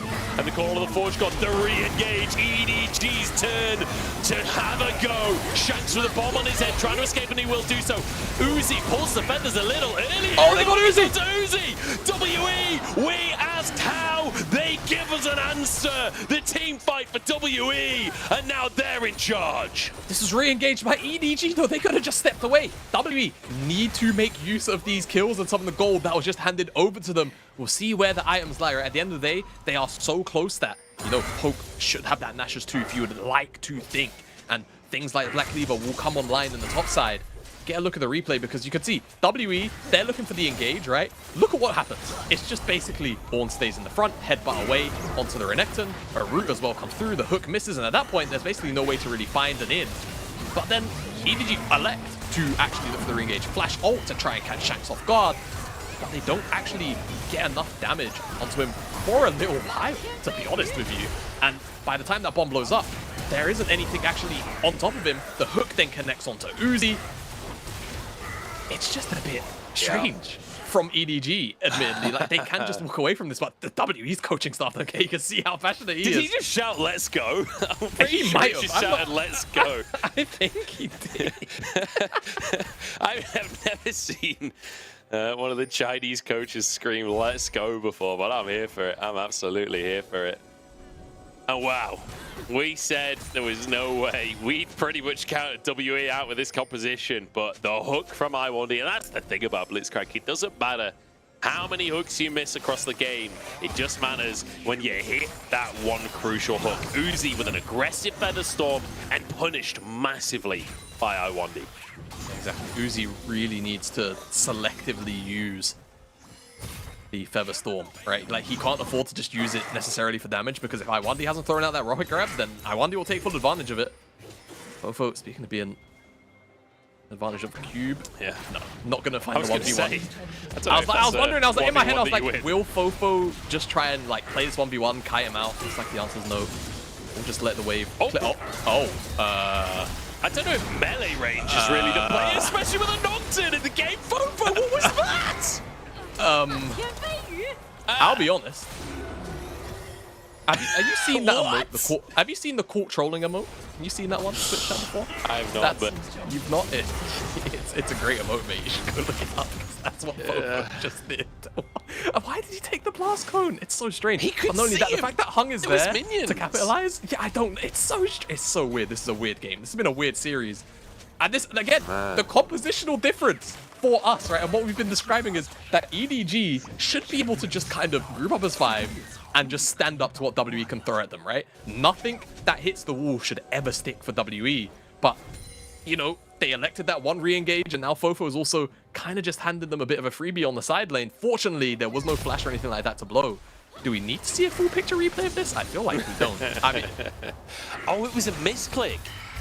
Oh, that was a misclick. That, you know what? You might be right. I do wonder. 100%, 100%. That was an attack move click. Yeah, Grump was close enough, right? At the end of the day, to that blast cone, you could be correct. It could actually just be a misclick flat out. Oh, that is so unlucky. That is so. But that's the kind of unlucky mistake that you can't be affording to make. Like, remember, EDG, by all accounts, should have been at MSI, but BLG shut them out. And now in round 1 of playoffs, you can't be making mistakes like that. Still looking good in the game. Well, actually, no, in the game, the 5k gold down. Looking good in the series. Compositionally looking good in the game. Shanks going to be able to grab a tier 2 up in the top lane. EDG, massive presence on this Drake. WE don't look like they're giving this one up for free. TP available for Shanks and immediately starts to be channeled. Drake will go down here, taken by EDG, but can they survive the fight? Shanks with a massive engage, and Hung flies into the back line. In goes Hope for more. Uzi surviving for the time being, but the rest of his team might not be so lucky. Shanks finds Uzi as Ala, barely walking out with his life, should be finished by Cube in the end. And WE, I mean, I guess it works if you all dive together. Yeah, I mean, it's just that angle from Shanks, though, realistically, right? Sets up so well, stuns up 3-4 members of EDG, and they're not able to respond with JJ dead as well. Is Baron on the cards? This teleport, I don't think it's going to be punishable because it's Cube. Big old health bar, and this is it. This is Baron for WE. This game was being held basically stonewalled by EG for 20 minutes. But in the space of 4, yeah, they've managed to give over a couple of picks, and now the Baron. This has been one of the strangest series I've cast in my career, but my goodness, WE, look at this engage from Shanks. Absolutely monumental. The hook from Iwandi plucks him out of the air as well. Yeah, I think actually the fact that Fofo is not able to dish any damage out to some of these frontline divers as well is kind of critical. He could even maybe, you know, argue protect Uzi from Shanks as well with the Buster Shot. So huge moment from WE. I think the fact that they're able to dive but also approach from multiple angles, that's not just one frontal assault for EDG to manage, was key. And that's how you break apart these kind of anti-dive compositions. You have to make it awkward for the tools to be used, and this was a really good case study of that. And well, 4 games in the series so far, and 4 games where Shanks has been an absolute monster. Like, what a series from him. Ball of the Forge gone, a pick now for EDG as Iwandi's taken down. And that really makes things difficult when it comes to using the Baron. It does, but I will say Munch. Look at the gold on the top of your screen. Look how big it's moved in favor of WE. That is absolutely massive. When Shanks picks up the death cap, that's going to be the next big Iron Breakpoint, and Hope is also quite close to finishing up that Gwinsu's. They can get it well enough in time before Uzi and Fofo pick up their third items, and then they start fighting again. I don't know if EDG can really deal with that much additional damage on deck for the WE carry specifically. Even Cube, like, if he ends up with a GA, then he could just kind of dive willy-nilly into that, you know, big core. He's very happy to dish out all of the AoE damage because he knows he'll have the revive on the back end. So let's see exactly how EDG kind of, you know, restabilize or try to restabilize this game as much as you can with a 7k gold deficit, but also what WE are willing to actually, you know, put forward in terms of these engages, right? Because they still know the kind of, I don't want to say compositional deficit they're in, but they know they have to be very meticulous of their approaches on the team fights. They can't just throw their bodies in, or they know they will be picked off very easily. Yeah. It's all about the hooks from Iwandi. All about picking the moment. They need, I mean, to be honest, they kind of need a mistake from EDG in terms of positioning to have their window. The fact that both Fofo and Ala can just buffer the hooks coming out from Iwandi does make it difficult to find that moment for WE. But the Baron's certainly helping. That'll be gone in 20 seconds. And then it's a question of what do WE do? Mako could be in trouble. He's going to Hex Smash over the wall as they look for Shanks. Hung goes in, but he's just going to be CC'd up. Tibbers comes out. Shanks knocked up and taken out of the picture. Tibbers next as Hung tries to escape, but he's going nowhere. TP available for Fofo if he wants to defend mid lane, but I don't think it's even needed. Recalls have to come on through for WE, because their siege is done. Oh, WE, you can't afford to be uncoordinated like this. EDG will just eat you up, man. You can't. You have to be together. You have to ensure you're not allowing yourself to just be picked off like that. EDG happy to pick up the scraps, though. They stave off what remained of that Baron. As, yeah, Shanks just a bit far forward. EDG have a small window where they feel like they can just pull the trigger on this. Find Shanks. Stopwatches very, very solid. But then, yeah, Hung, I feel like you just let him go, man. There's no real need, right? Cube, Iwandi, even Hope is a little bit too far away to find an ultimate into this team fight. There's no real need to try and pick up the pieces when they're already on the floor. A little kid there with Uzi 006. Obviously, Uzi, for anyone that doesn't know what that means, he was the 6th signed LPL player when it first became the LPL, you know, when it officialized. Uzi was the 6th player to be signed to a team. And now Uzi on those 3 items has actually gone for a more to make sure that Shanks can't one-shot him, to make sure that Hope can't one-shot him, so he can survive these fights. Cube on a good old flank here. This feels a little dangerous for EDG, but they're just gonna walk into River as a unit.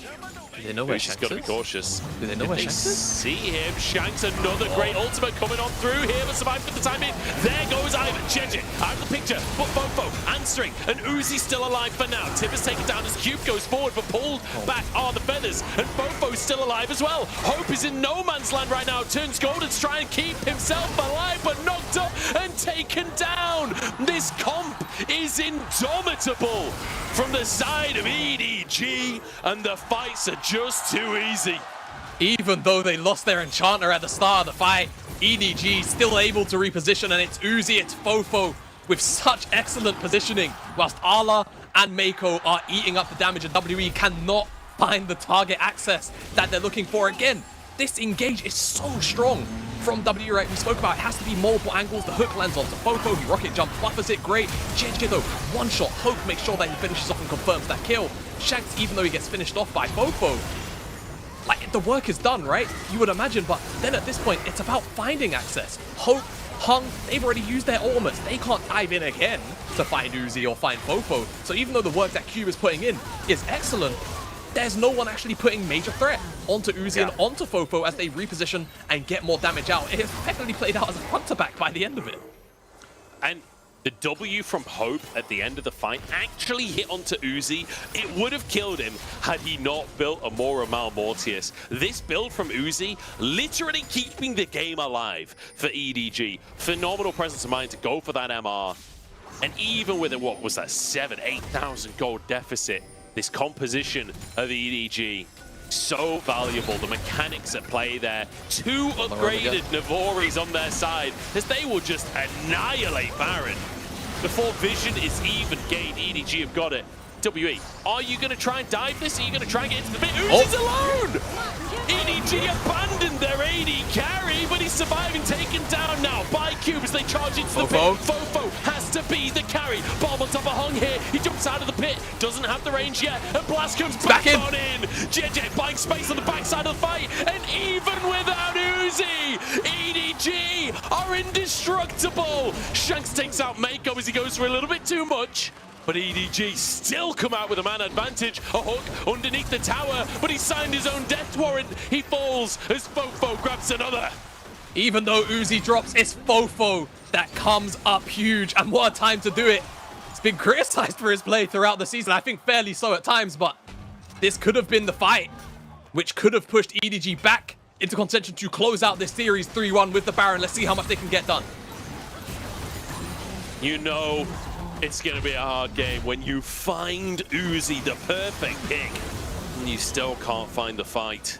I mean, Uzi just left by his team here. They obviously didn't realize Shanks. Yeah, that's the issue. Like, they just didn't know where Shanks was for so long. Feared up.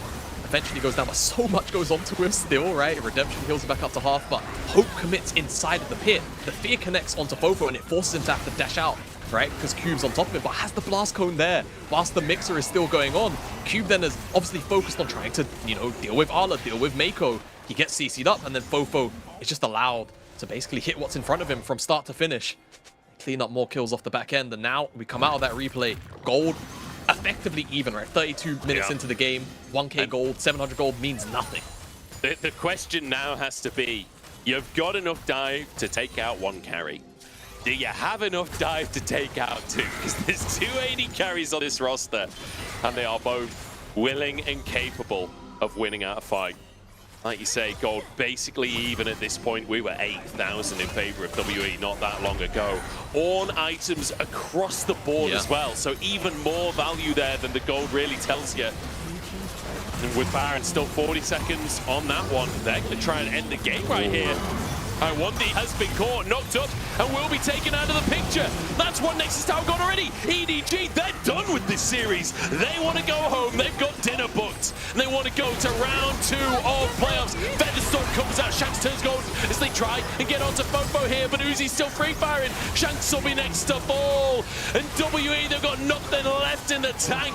Hope and Cube separated from their base. The minions will charge in as another knock-up from Allah. He's too good with it. The Ornn triple kill comes through as Cube next on the chopping block. He's forced away, but it just doesn't matter.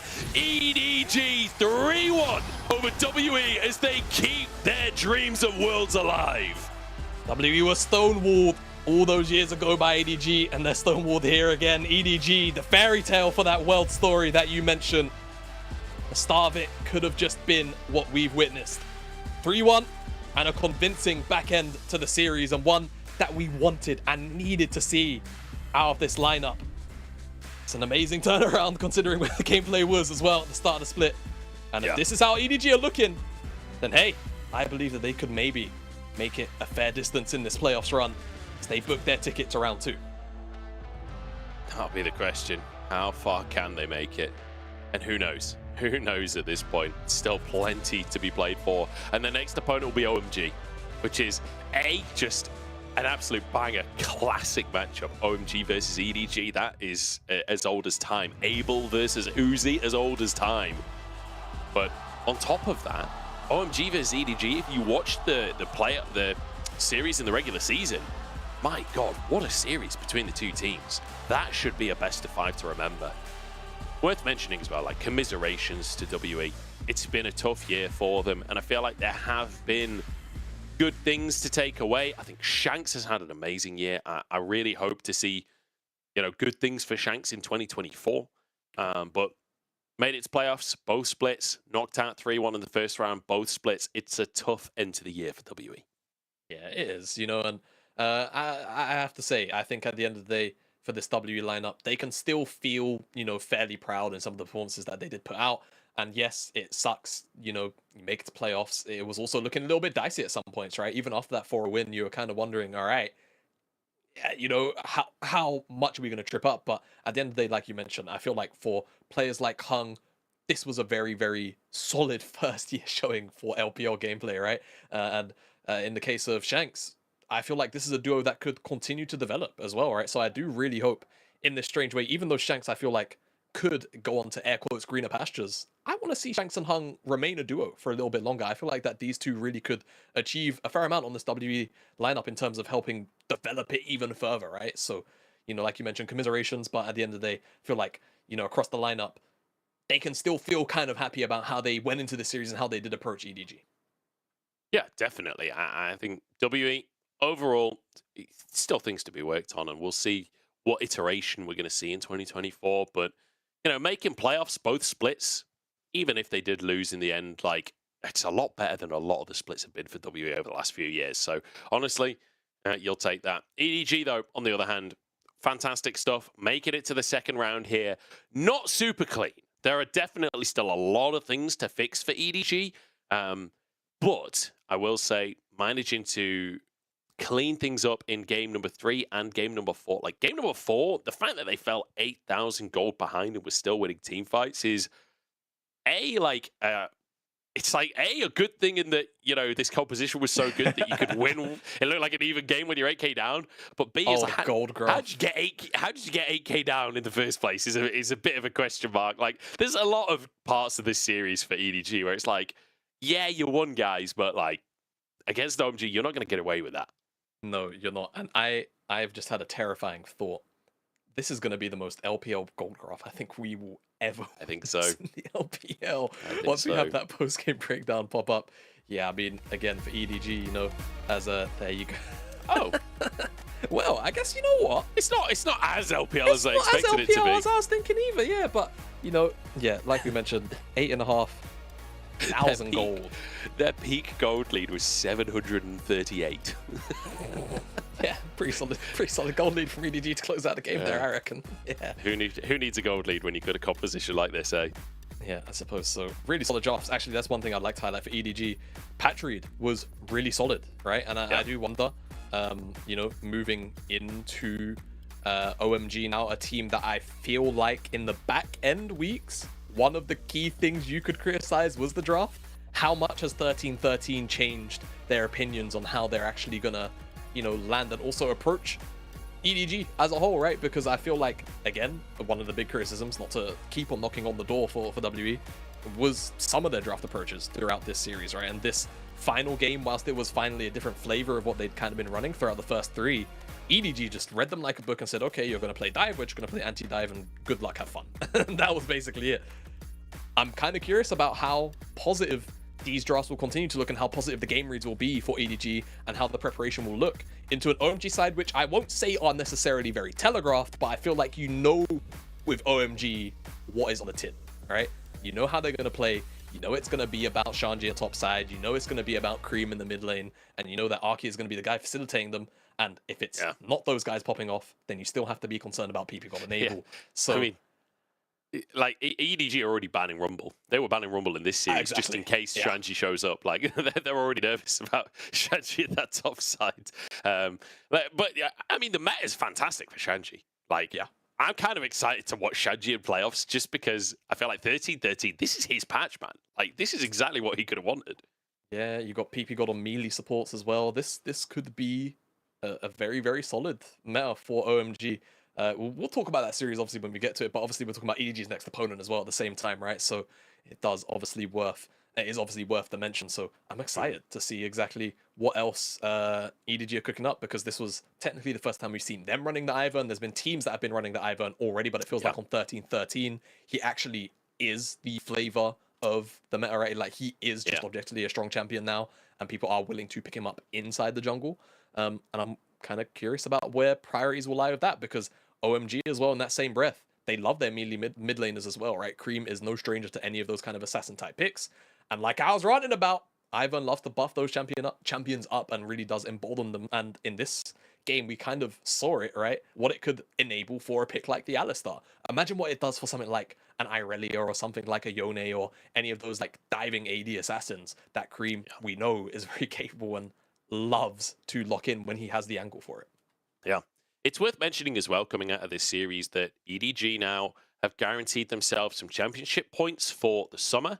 And they're, I believe, currently on 60 championship points, which that's not far away from booking their ticket to regional finals. That's one of the most important things for EDG. Like, obviously, the Miracle Run, absolutely, I'm here for it. If they can make it, that'll be incredible. But the most important thing for them is getting those championship points, because especially with JDG and BLG holding most of the points at the top of the table, they're both very likely to, you know, first one will win to qualify, and the other one will auto-qualify off of points, which leaves a lot of space for teams in regionals through the championship points. So EDG right now are a forerunner when it comes to championship points, and if they can win like another series, you know, it's not exact, but I think that would just about book their ticket.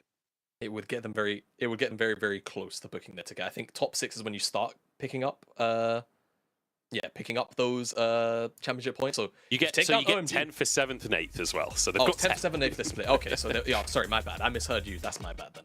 Yeah, so even like picking up that 10, I think that puts them now at 60. Good standing, right? No matter what. So you would kind of almost expect them to probably cross that line, but with so many teams on the other side of the bracket as well, you know, vying for those spots. Weibo, Top Esports have a couple of championship points from Spring. They're in the same, they're in the opposite tracks. So, you know, we could actually have those spots be contested. Moving away from those championship points for a moment though, Fofo, got to talk about MVP. I'm loving these new MVP screens, man. I'm really loving the T-Tools that we're getting for the intros. They're really sick. Fofo had an absolutely insane game as well. Like, really good stuff on the Tristana. I want to see the fight around Baron. That was really the highlight for Fofo, where they try and dive onto him. He jumps out of the pit, jumps into the pit. Like, really, really clean stuff. And just when everyone is diving onto Uzi, Fofo had to step up for this to be a competitive series for EDG. And step up, he absolutely did. Yeah, he really did, right? I think when we're talking about Fofo, and just like EDG as a whole, right? And I think it's also very difficult when you have a player like Uzi on your roster who has such a big fan base. It then kind of draws a lot of attention to the players around him and their performances. Fofo has been criticized a lot of this split, but I feel like in this game, I wouldn't say he had a quiet series, but in this game specifically, he really did come online. And in these back-end fights, right? If Uzi was the one getting caught out because he was being focused by WE, right? They identified him as the biggest threat. Bofo picked up everything else. He picked up the slack and the remainder of the damage for EDG and got them across the finish line today in this final game of the series. Yeah, and finishing off I1D for the final kill of the fight. And like, I love that. Jump out of the pit, blast going back into the pit, like not stepping out of the action for too long, just until the threat has gone there. And then fantastic final fight as well, where everyone's trying to dive on top of him, but had that G8, blasts him away, ends up going down to Cube in the end, but sets up so much space for Uzi then to be the one, actually no, to be honest, for Allah to be the one to carry it, who Allah got a triple kill on Orn in the final fight. It's not often that you get to see that in a professional game, but Allah, you know, you can take him off the carries, but you can't take the carry off of out of him or something. I don't know. Either way, yeah, Allah, great series from him. Yeah, I feel like Allah's my series MVP for EDG, honestly. He is very silently, I think, the series MVP. You know, the attention will always go, I think, to Uzi just by nature. Obviously, Fofa had a massive, you know, performance on the back end. I think JJ, especially on those Ivern games, like, yeah, I don't know how we got Ivern 3 times in that series, but the fact that you got it 3 times in that series is absurd. Yeah, just a lot to talk about of EDG, and it was such a positive showing. It does make you wonder, all right, this looked like a new ceiling reached. Are we going to get that same ceiling out of them against OMG? And if we do, are OMG strong enough to match up to them, right? Because, you know, OMG had a much shakier back end to the split, I would say, than even EDG did. Yes, I think OMG finished off the season with a 3-win streak, but remember, they were at one point 7-2. They were contesting and keeping up with PLG and JDG for a long time. Then they went through that rut. So we'll see exactly how OMG land in the round 2 matchup here against EDG, as at the end of the day, you know, OMG very similar aspirations, considering they also finished top 4 alongside EDG in spring. They want to make it to Worlds. They need these championship points as much as EDG do.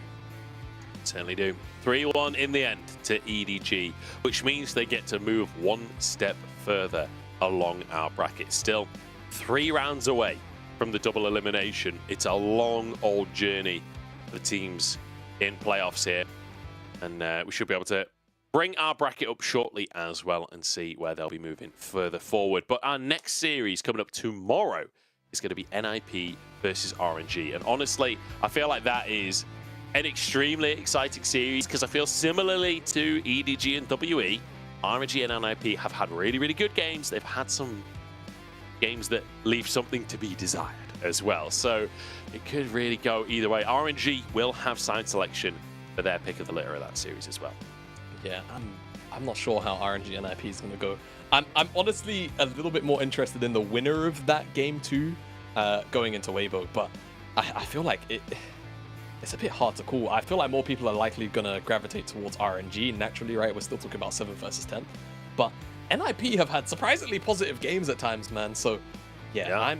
I'm not even entirely sure how to gauge it. I think it's going to really depend on how you know, the mid jungle for me of NIP comes out and tries to, you know, really attack Tangoan and Wei. So that's kind of what I'm looking at in I beg your pardon, in the RNG NIP series.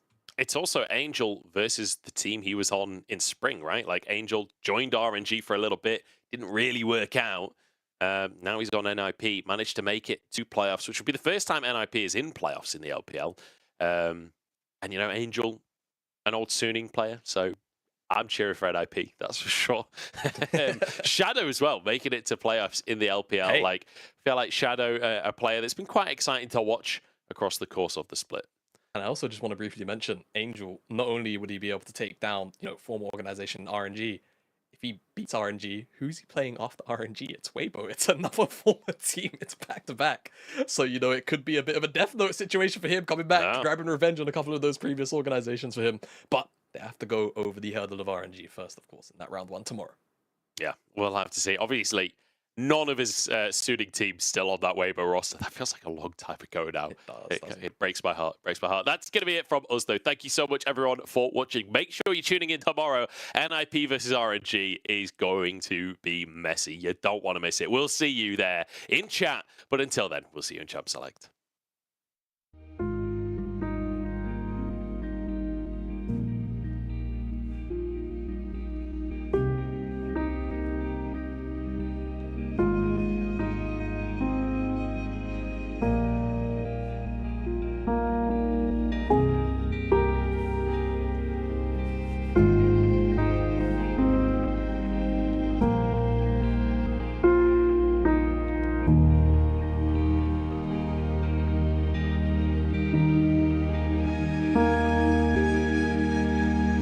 拜。